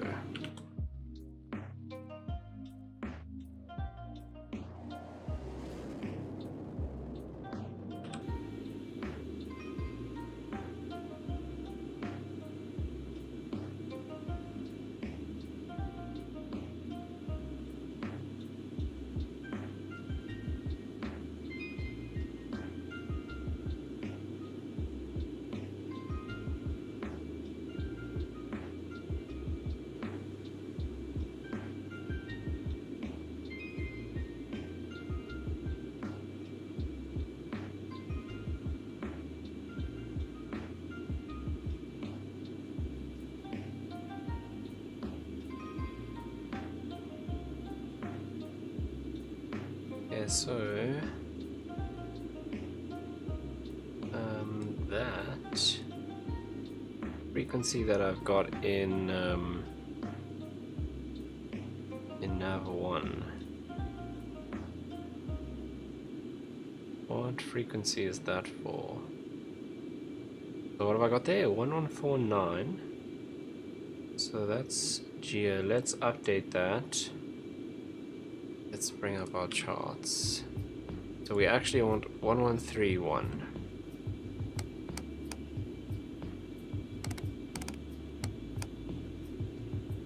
Okay, because that's our Dakar VOR that we're going to use for all of our approach distances. And we're looking for 155 there to start our descent. Caution. Fuel status 20 tons. Yes, I did say 20 tons when we start our descent. Would have been nice, but we're a little bit over that. So actually, now that I think about it, we're going to have enough fuel to get there, but we are going to be landing lighter than we're supposed to. Because we're actually supposed to be more than 10 tons of fuel. That's not gonna happen. So 20 tons when we start our descent is actually, or even while we are descending, actually sounds pretty good. So this distance to Senegal is a little far from Cape Town actually. So if we do make another trip in the Concorde into Cape Town, we must find somewhere else to actually fly from that's a bit closer. Hello. What's up? This isn't Dota. Yeah, I know, I'm not making another channel, and if I have to put you in the streaming channel, I have to give you permissions and stuff. It's a pain. You're very soft. How do I turn you up? You right click my name and you drag the slider. There we go. Alternatively, you can get me one of those cloud lifty things that you put between your dynamic mic and your A to D. One day, Interface. when Allergex sponsors the channel, I'll do that. Right. Orange, you add me here because you asked what I'm doing. In Oh yeah? 3. Oh right, yeah. So I had to move the Studum and all the cables that are attached to it Yeah. from ER3 to M2C. Right. Then because we took all the cables that were attached to the desk, we obviously had to lay new cables Right. where the old ones used to be. So Great. instead of moving What? the studum Okay. to M2C and laying cables, Yeah. end of story, full stop, we had to go under the floor in ER3, take out all the cables there, move everything to M2C, lift the floors, put all the cables in, close the floors, go back to ER3 and lay new cables. Why didn't rather you than just laying new put the cables new in cables ER3. in? Yeah. Yes. Right. Yes. Yes. Yeah, I have I don't know no. if you like typing that in YouTube chat. Fair enough. Yeah. Now I understand the whole Discord thing. You were there last night when we landed, hey? Because you left just before that. But Yeah, I you went came. to go shower and I thought you'd be done by the time I got back. Oh, okay. I was wrong. You witnessed my awesome landing. Do you not remember me rating you? Oh yes, you gave me 6 out of 10. No bouncing. No hydraulics. No bounce. drift. Okay, no bouncing is a good thing, so I'm perfectly happy with that. Who do you think's the third person that's always watching you? I think it might be me. Wouldn't you be the second one? No, because I monitor on my phone, so I think the actual stream itself counts the as stream one. itself counts as one. Yeah, but I'm not actually looking at that. I monitor on my phone, which sits on my desk in front of me, so I can see. But I think the actual stream page probably just counts as one, which is a bit weird. Fair enough. Oh, Jesus.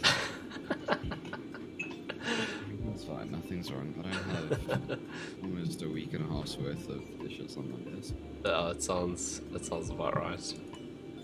I have a very big desk, though. It's fine. Yeah, so do I. Do you have 2 screens? Yeah. Is that how you're watching the stream and playing Dota? Okay, I was gonna ask you that earlier. Yeah. Ooh, what is this? I decided to buy Binding of Isaac again. Well, not again. I always pirated it. Right, good. Have you played the Binding of Isaac? Nope. Is it a Oh, simulator? so good. You don't only play simulators, Dylan. I do, Dota 2 is not a simulator. and I don't play it, so there's your answer. Fair enough. It's kind of a simulator. Yeah, I don't know. It's a that doesn't- simulator if you were raised by a psycho-religious woman and you crawled into the basement, but the basement was full of monsters and was a multi-level roguelike dungeon crawler. Right. It's that kind of simulator. Yeah, that doesn't sound like a game I would play. Not gonna lie.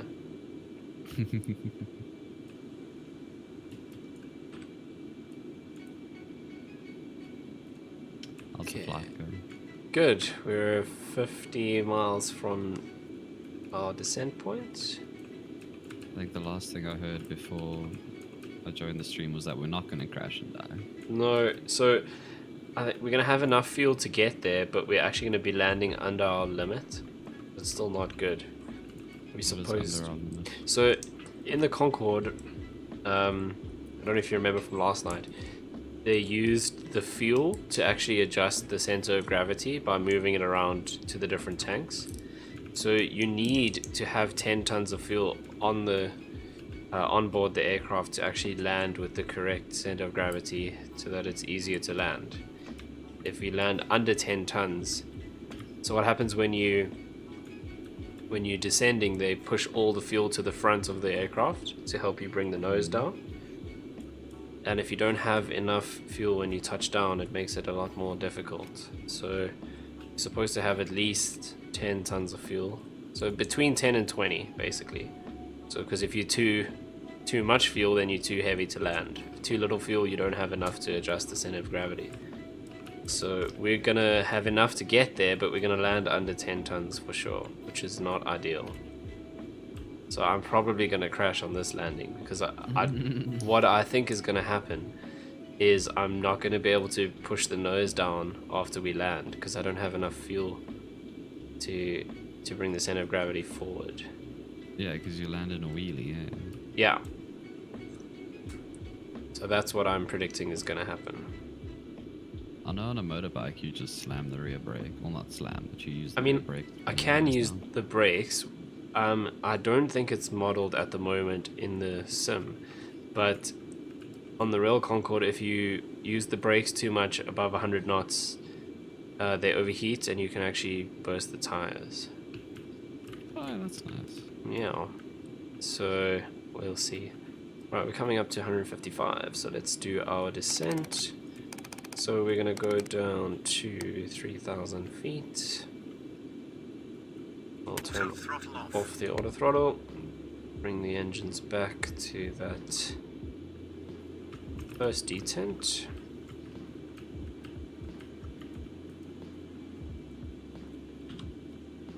Right, and let's go altitude acquire, and we'll start descending to intercept 350 knots.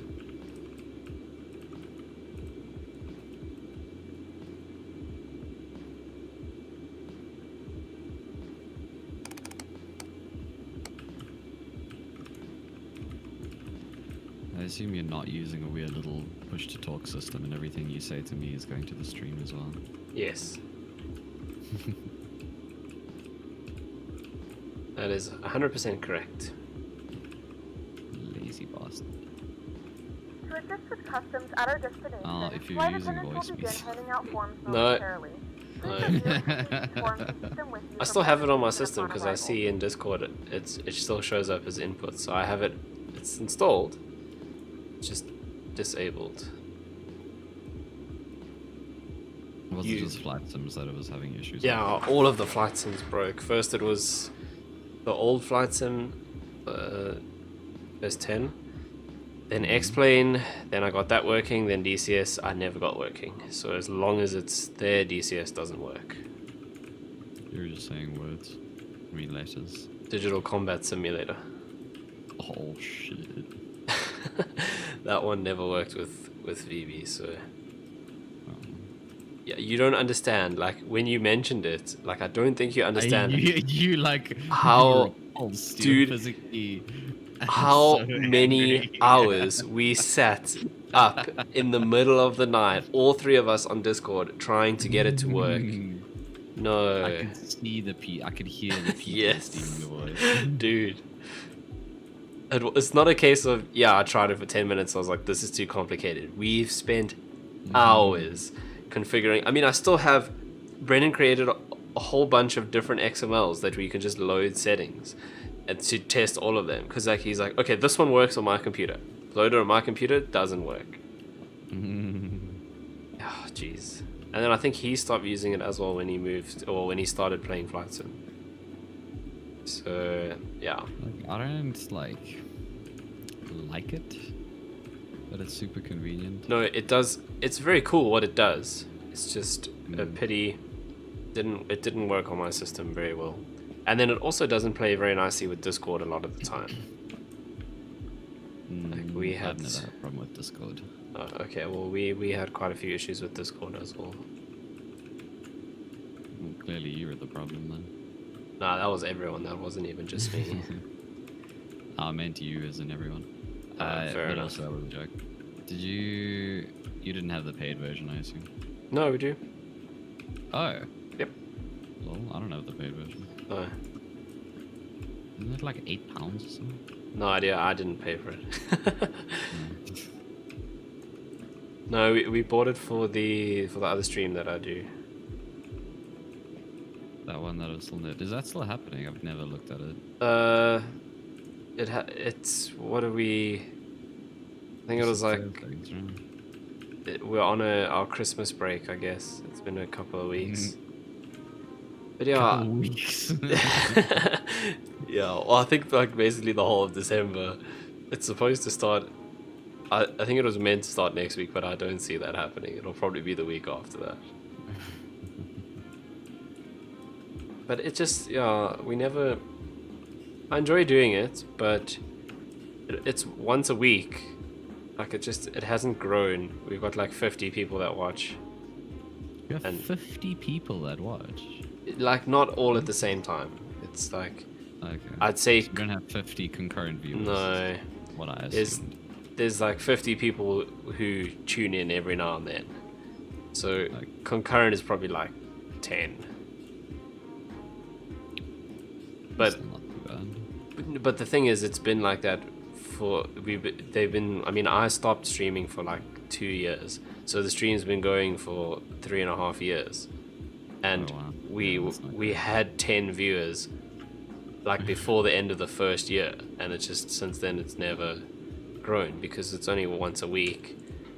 So, anyway.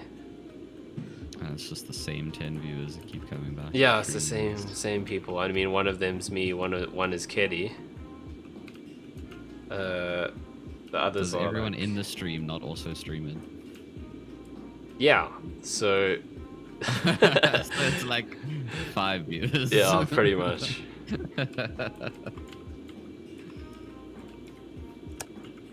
I mean, it's still cool to do though, because we've learned a lot of stuff that we've applied to work as well by doing the stream. So it's not all bad.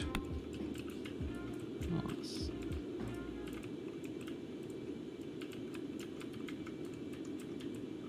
I'd love to be part of a podcast. Yeah, that is pretty. But what do you talk about though? That's the only thing. Yeah, I don't have anything. That's anything exactly to it. say. I've always been keen to start a podcast. I was like, what do I chat about?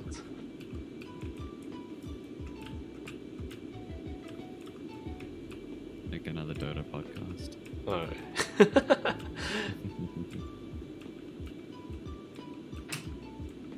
So you actually have to play the game to be able to talk about it and know what the hell's going on.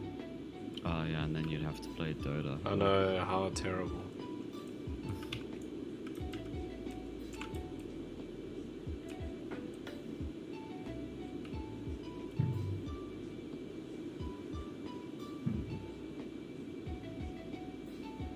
Auto throttle Hmm. off. This has not worked out well. Now I've been chatting and I haven't been concentrating. And we're coming in too high. Do you study at ASE? What? Because you're too high? Is that an ASE thing?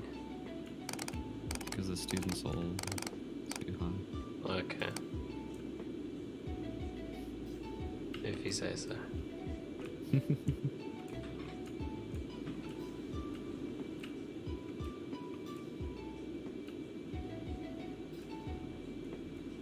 Right, what are we? 47 miles. Let's check. Actually, we don't really need INS after this waypoint anyway, so it's fine. 45 miles to go, we're still at 47,000 feet. Whoops.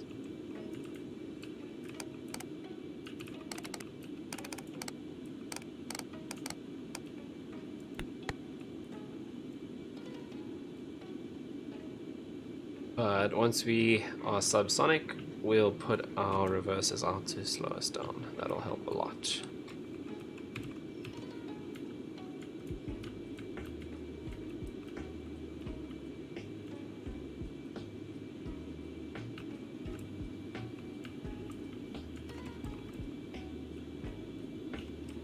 What keyboard do you have? A very noisy one. Yeah, it's very loud. I even have like a dynamic mic that's facing completely away from it. Jeez, that's crazy. Yeah. I do also have a compressor on the mic though. Fair enough. So do I, but not for Discord though. I like it in voice music. Well, I like that it's in voice music because then it just That is is, there. yeah, it is cool. That's the only reason I have voice music. Because the dumbest Effects thing, on the dumbest thing about OBS is in OBS, I have a compressor. I can even sidechain, but there's no EQ. the mic. That's hilarious. But you So- can install one, right? Yeah, if you can use like any VST plugins. Then I have to install an EQ. I'm like, why would it not have an EQ? I don't understand. Because it's not for sound engineers. But I mean, it's got noise reduction, it's got gate, it's got an expander, it's even got sidechain compressor, but no EQ. It doesn't even have a high pass filter. Everything except sidechain EQ. Got and that other limiter. thing you said. You okay? Expander and sidechain EQ are the only things I can imagine a not sound person using. You even have phase flip, Okay, yeah. but no EQ. Like, not even a high pass filter. Doesn't make any sense. Yeah, like you can explain a high pass filter to an idiot. Exactly. But I mean, and who's like phase flipping in OBS? What are you doing? that needs to be phase flipped. Reverser deployed. Oh, do you know if the HDIO, right? The Yeah. Avid Yeah. HDIO analog. It Yeah. has all the meters on the front, the 16 input and output meters. Yes. Do you know if they just work? What do you Or mean? does something have to be open? No, they So should just work. I ran install cable and then connected female XLRs to one side and the D-sub to the other side. Yeah. And at every step of the way I checked it, right? So I checked the cables with the multimeter before I ran them through the floor. Yeah.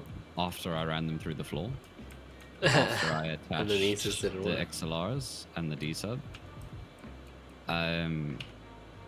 Like I checked the XLRs to like against the D-sub and it was all fine.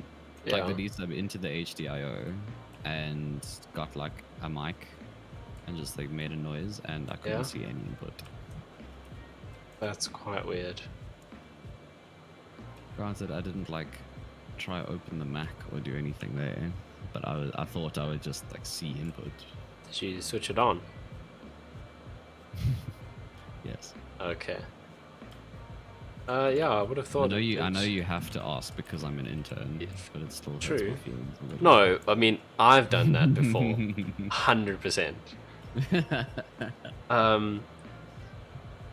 What did I do the other day that was so dumb? Oh yeah, when Kelly and I were in Kruger, and we saw the only black rhino that we saw the whole trip, and I took 5 minutes of video and I didn't push record.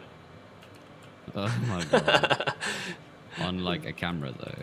Yeah, not on my phone. Not on a phone. on a proper 'cause camera. That would Yeah. be so much worse. Yeah. And then after she's like, "Oh, can I see?" And like scroll through, and I'm like, "It's not here." Oh, where's the video? Oh, Oh, didn't hit strange. record. I got pictures though.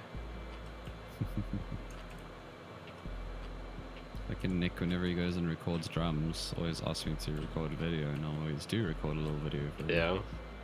And then he's like, "Oh, you forgot to press record," Reverser and I'm like, retracted. "Pretty sure I didn't." He's like, "No, it's a picture," and I'm like, "I'm pretty sure it's not a picture. Like, I'm pretty sure I took a video."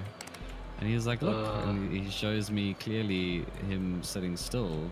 Yes. And then I'm like, "Oh, but Nick, I set this up and then walked around to V1K and then the backtrack started and then you only started playing like 2 minutes into the song because it's fucking prog rock."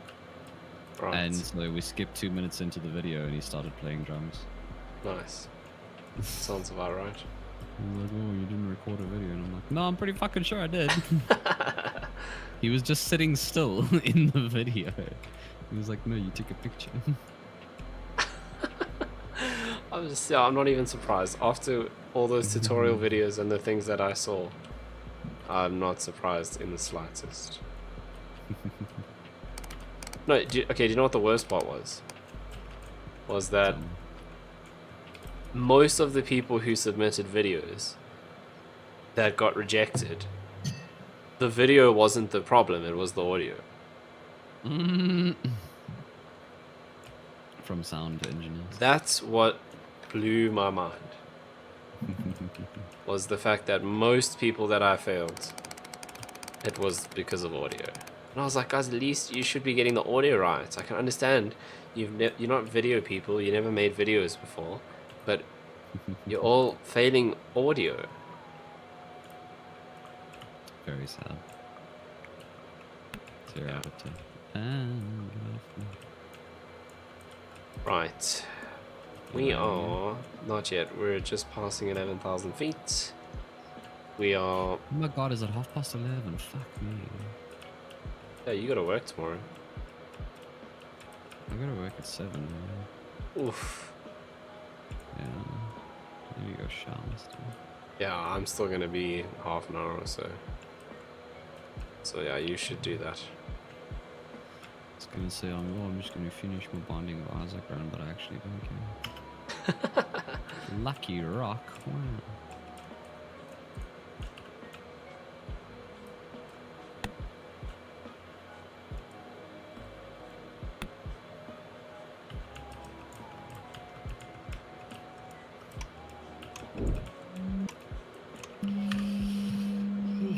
Okay.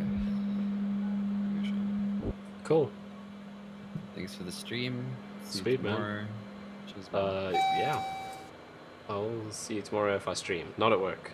But yeah. yeah, no. Enjoy. Cheers, dude. Just.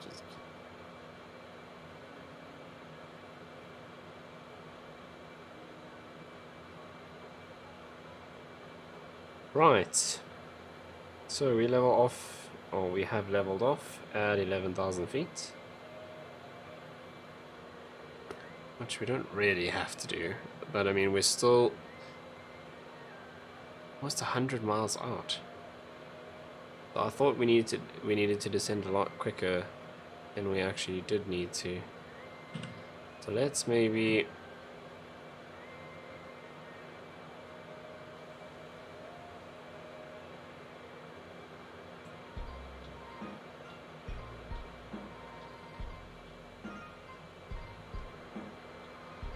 I think let's do this. And let's bring the speed back up.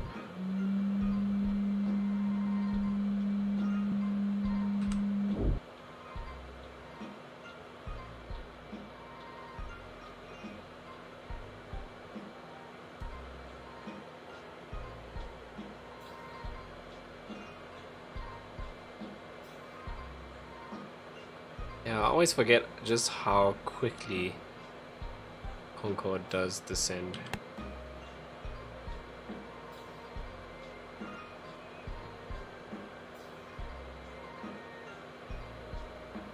Yeah, because we've got this frequency set. Let's start actually prepping for our arrival. So we've got 1131 set. We're 70 miles from that. So Bombser 2 Alpha. Once we hit Bombser, which is which waypoint now? Bombser is waypoint 4, so we are 20 miles from Bombser.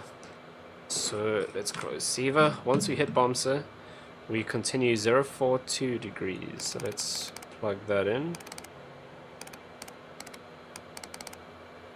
Yeah, 042. That's what we're gonna turn to once we reach Bombser. And we do that to 12 DME. And then we're going to descend to 1,600 feet. And we're going to turn right. That doesn't give us a heading. But we basically want to just follow the 10 DME arc until we intercept the localizer. So actually, I'm going to set 113.1 on this side. Because I'm going to put the ILS on that side, rather. Okay, so 42 at 12, we turn right to follow the 10 DME arc.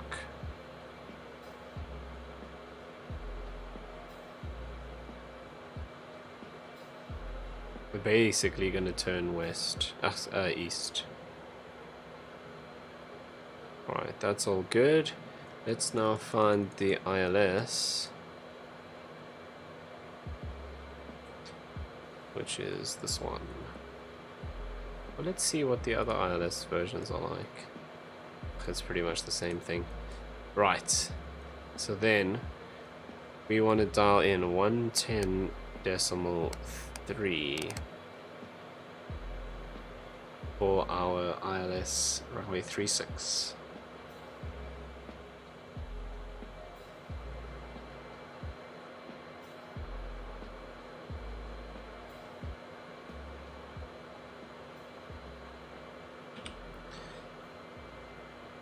Okay, so we're coming up to Bomsa now, which is where we will turn to 42 degrees. And we'll descend to about 3,000 feet at Bomsa.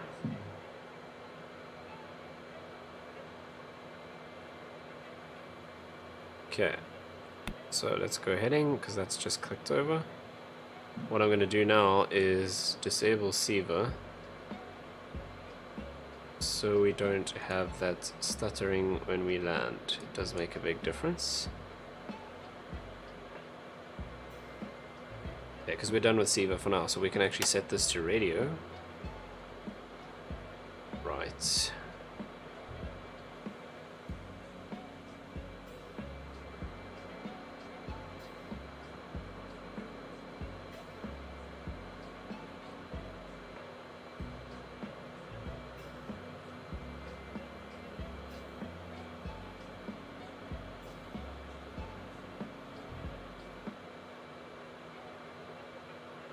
Okay, so 50 miles to go.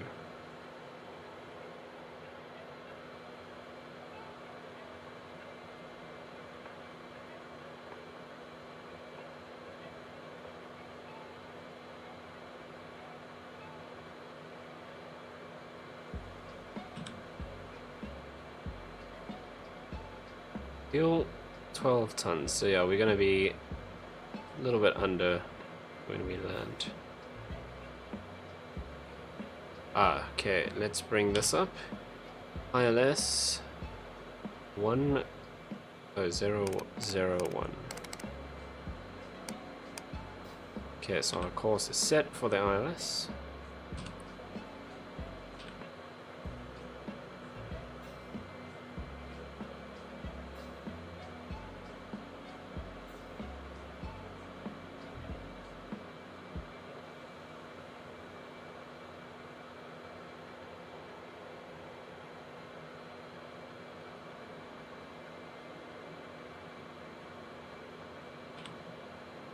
Okay, all looking good. We're gonna be a little bit light on the fuel. There's 40 miles.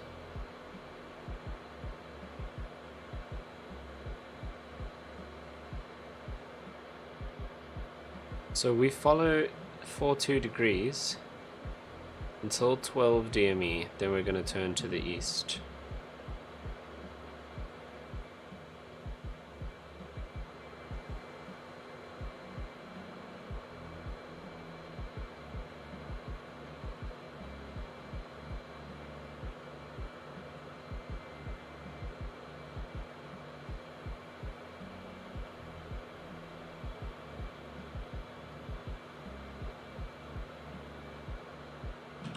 I think at about 20 miles, we'll descend down to 3,000 feet and bring the speed down to 250 knots.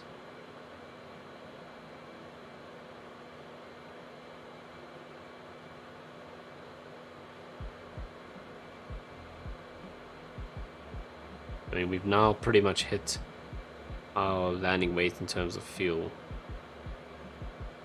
But we're definitely going to be under. We'll have enough fuel to get in, but we're going to be under the 10 tons that we would like to have on board.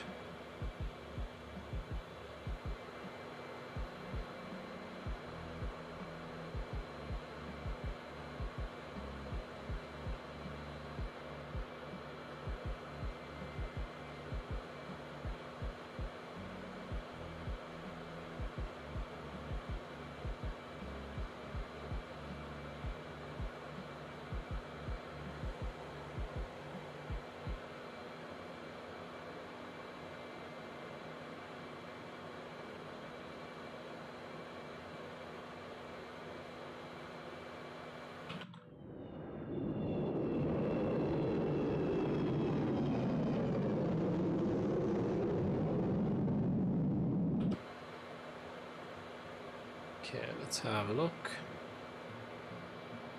We should have done this earlier. These can all come on. Okay, engine rating to climb. Take off. That's all good. Right, let's bring the speed back now to 240.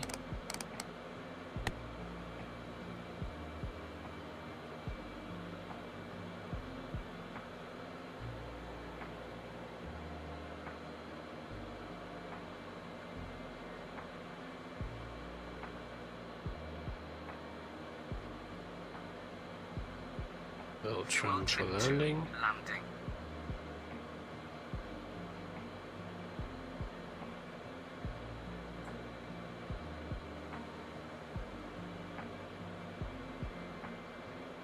Right, we need to come this side and put this into approach mode. Brake fans can come on. And then I think we are pretty much set. As we come through 250 knots, we'll bring the nose down. Okay, and this can now come down to 2,000 feet.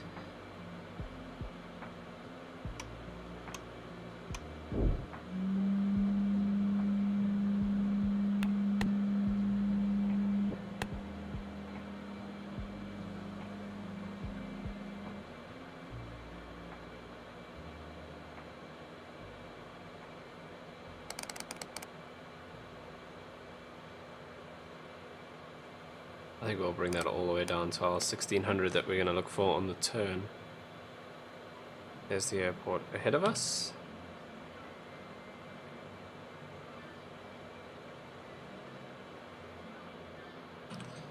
Okay, we can turn all of these on now. We have begun our final descent into your destination. Flight attendants will be passing through doesn't the know cabin to Dakar. collect any trash one final time. Please ensure tray tables are stowed and seats are in the full upright position. Please also store any carry-on items either in the seat We back should be pocket or too under the seat. for landing, that's correct.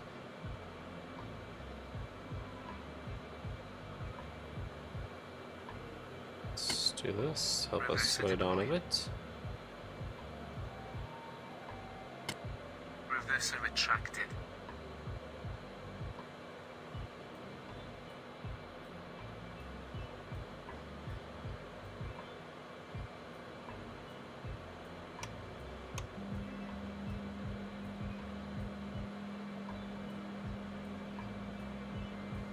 Okay, let's turn here to the east.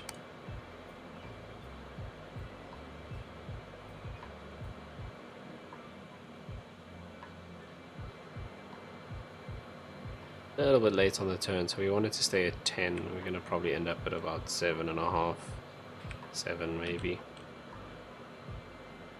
So we'll extend this leg out a bit. That's the runway there.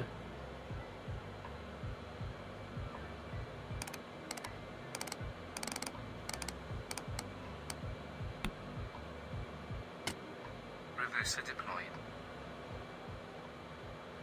Okay, let's do this.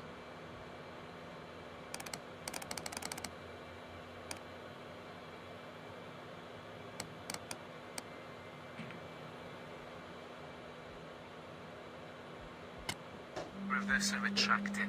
Gear coming down. Okay, so gear down, we're looking for 4 greens. There's 1, 2, Gear down. 3 and 4. 4 greens. Gear down, 4 green, all good.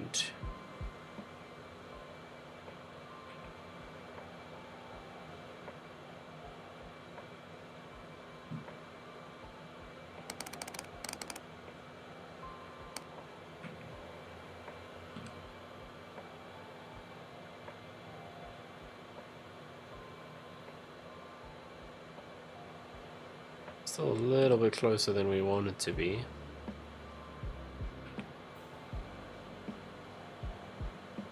Okay, we can turn off the music.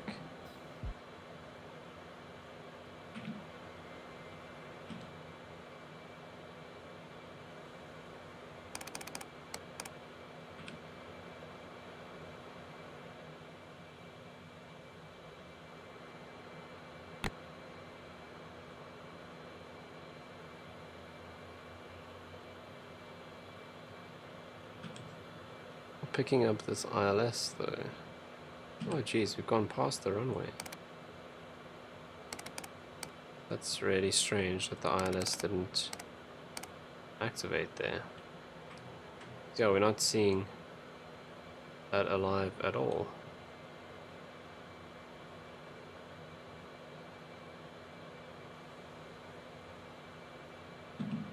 Okay, so we're gonna have to hand fly this. Autopilot off. Because yeah, it's not picking up the ILS.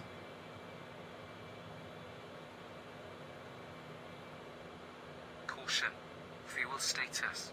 10 tons. We need to land. Now. We are working on it. Okay, let's just do this all ourselves here. We are quite high. And we need to come to the right. Yeah, ILS is not playing the game at all.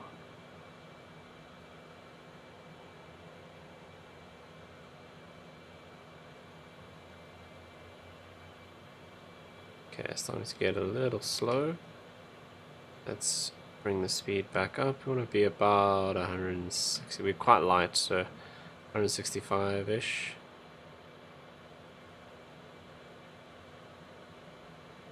Okay, let's try and get it on the glide slope now. We're looking for those 2 whites, 2 reds.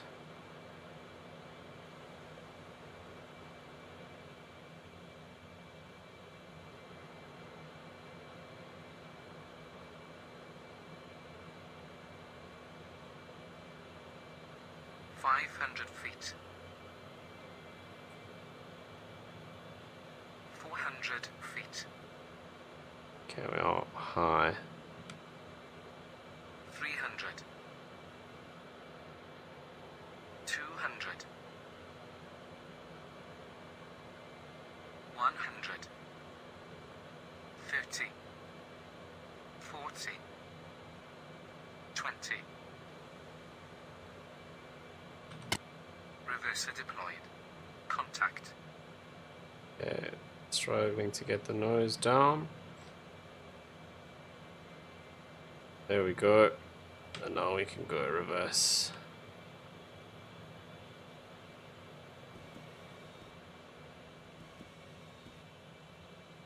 Okay, we're below 100 knots, so we can use the brakes. Let's ditch the reverses.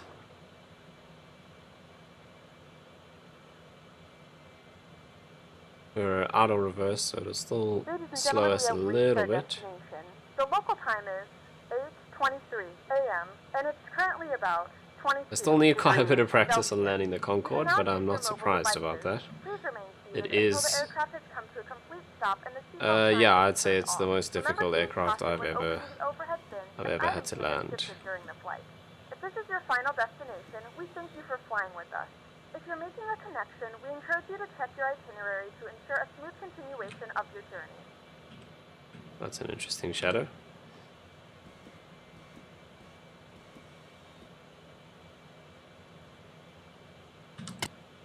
Okay, so we've gotten rid of the reverses. Let's do our 180-degree turn here.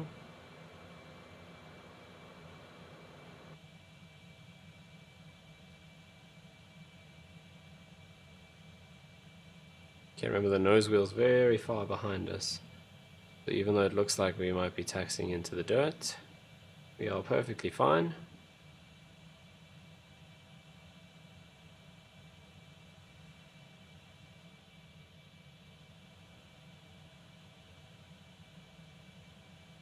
Okay, and we'll taxi back to gate Juliet 11. Right, let's turn on taxi lights. And let's go through our checklist. So after landing checklist, taxi and turn lights on, reverses are off, fuel trim to ground. Let's do that. Fuel trim to ground. So that's done. Seatbelt signs and no smoking signs can come off. And the next checklist we do is our engine shutdown. So what we will do as we leave the runway is we'll shut down engines 2 and 3 because we don't need all 4 engines to taxi with such a light weight.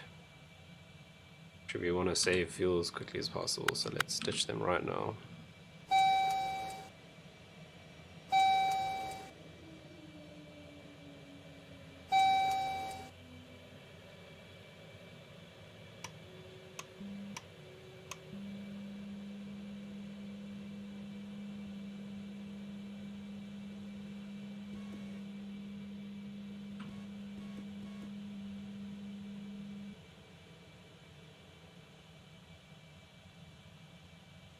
Alright, welcome to Dakar, Senegal.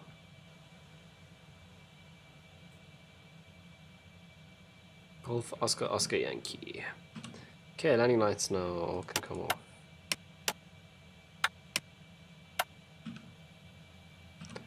This is actually a taxi light, I don't know.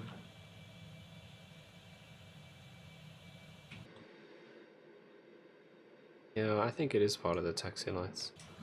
Just weird because it has the word landing written above it, so.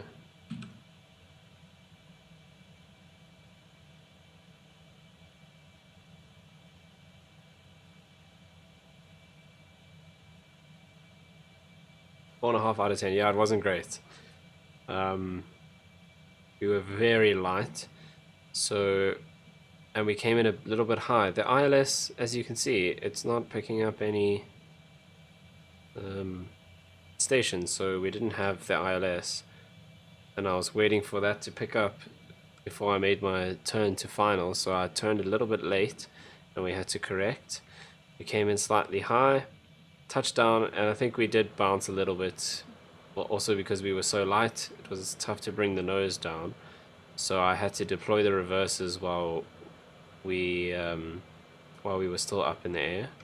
I didn't put any power through them. Yeah, I know you didn't see the landing, but yeah, it was. I'd probably give it like a 5 out of 10. It wasn't great. So we deployed the reverses a bit early while we were still kind of up in the air, which isn't ideal either. I wonder which one's 11. I think it's not this one in front of this big tower here. It's this one in front of this tower, the next one. So yeah, not the best landing ever, but we made it safely. So I think next time if I do fly Concorde to Cape Town, we need to find somewhere else between Cape Town and Heathrow that's a little bit closer to Cape Town, because Senegal, we didn't have enough fuel.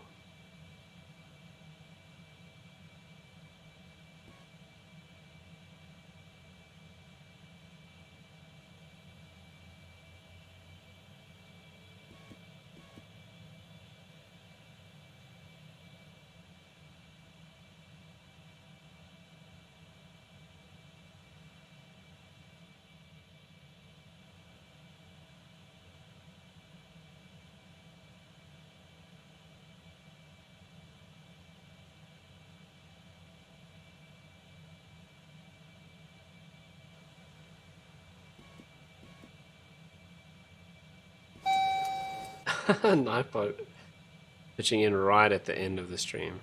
That's cool, it's supposed to do that. Right.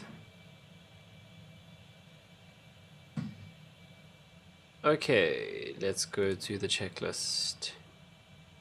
Right, let's get the ground power unit in here. Like so. Parking brake is set. That shouldn't say closed. It should say set. I keep reading salt pizza instead of salt grater. Fair enough. Okay, throttle's idle. Hydraulic pumps. Let's come and turn all of these off.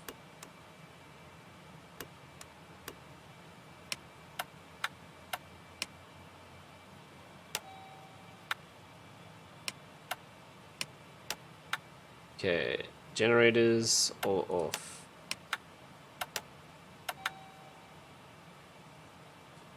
Okay, engine bleed air. Those should all be shut, which they are.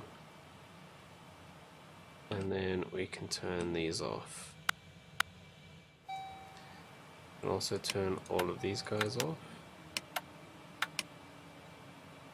Okay, and then the engine feed pumps can come off now that the engines are powering down.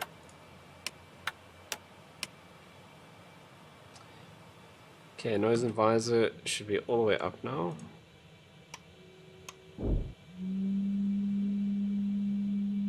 Transponder we can turn off.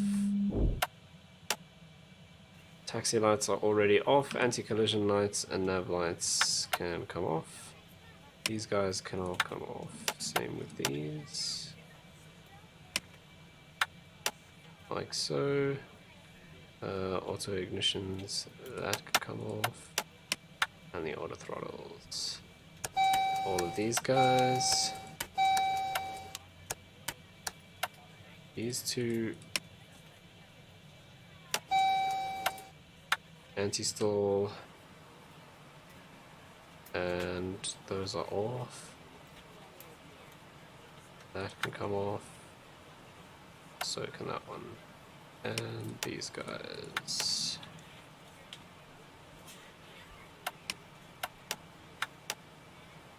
Won't stick around for this.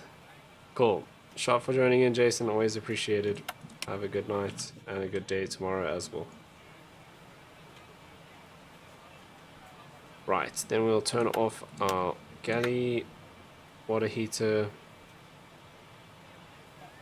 We can come in here and turn off the oxygen switch. Yeah, I don't know how to put the cover back. Doesn't want to do it. No. So we'll leave it off, that's fine. Okay, and then main batteries. That is the last one of the last things.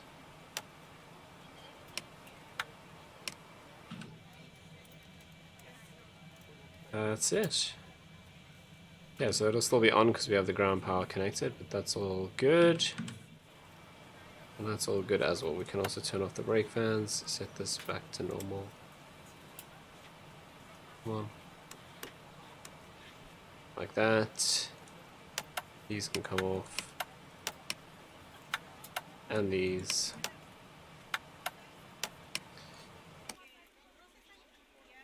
There we go. That's normal. And the INS systems. So 1 off, 2 off, and 3 off. Right, I think that is everything.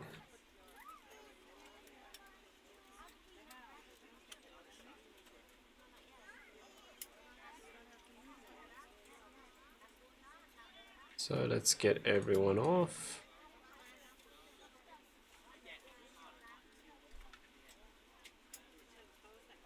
Don't need that. I don't need those. I do need that. These guys can open as well.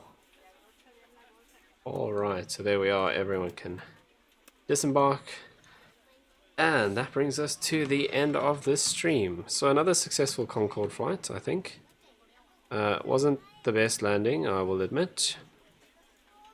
We kind of messed up our descent a little bit. We descended too quickly. So that's something that I need to take into consideration next time as well. Just to try and manage that descent a little bit better. But other than that, yeah, I really enjoy that. I'm really enjoying flying Concorde. I've still got quite a lot to learn, especially on the descent, the approach, and the landing. But we're going to do that. We're going to keep improving. Right, so thank you so much for watching. Let's queue up the outro before we say goodbye. Like so.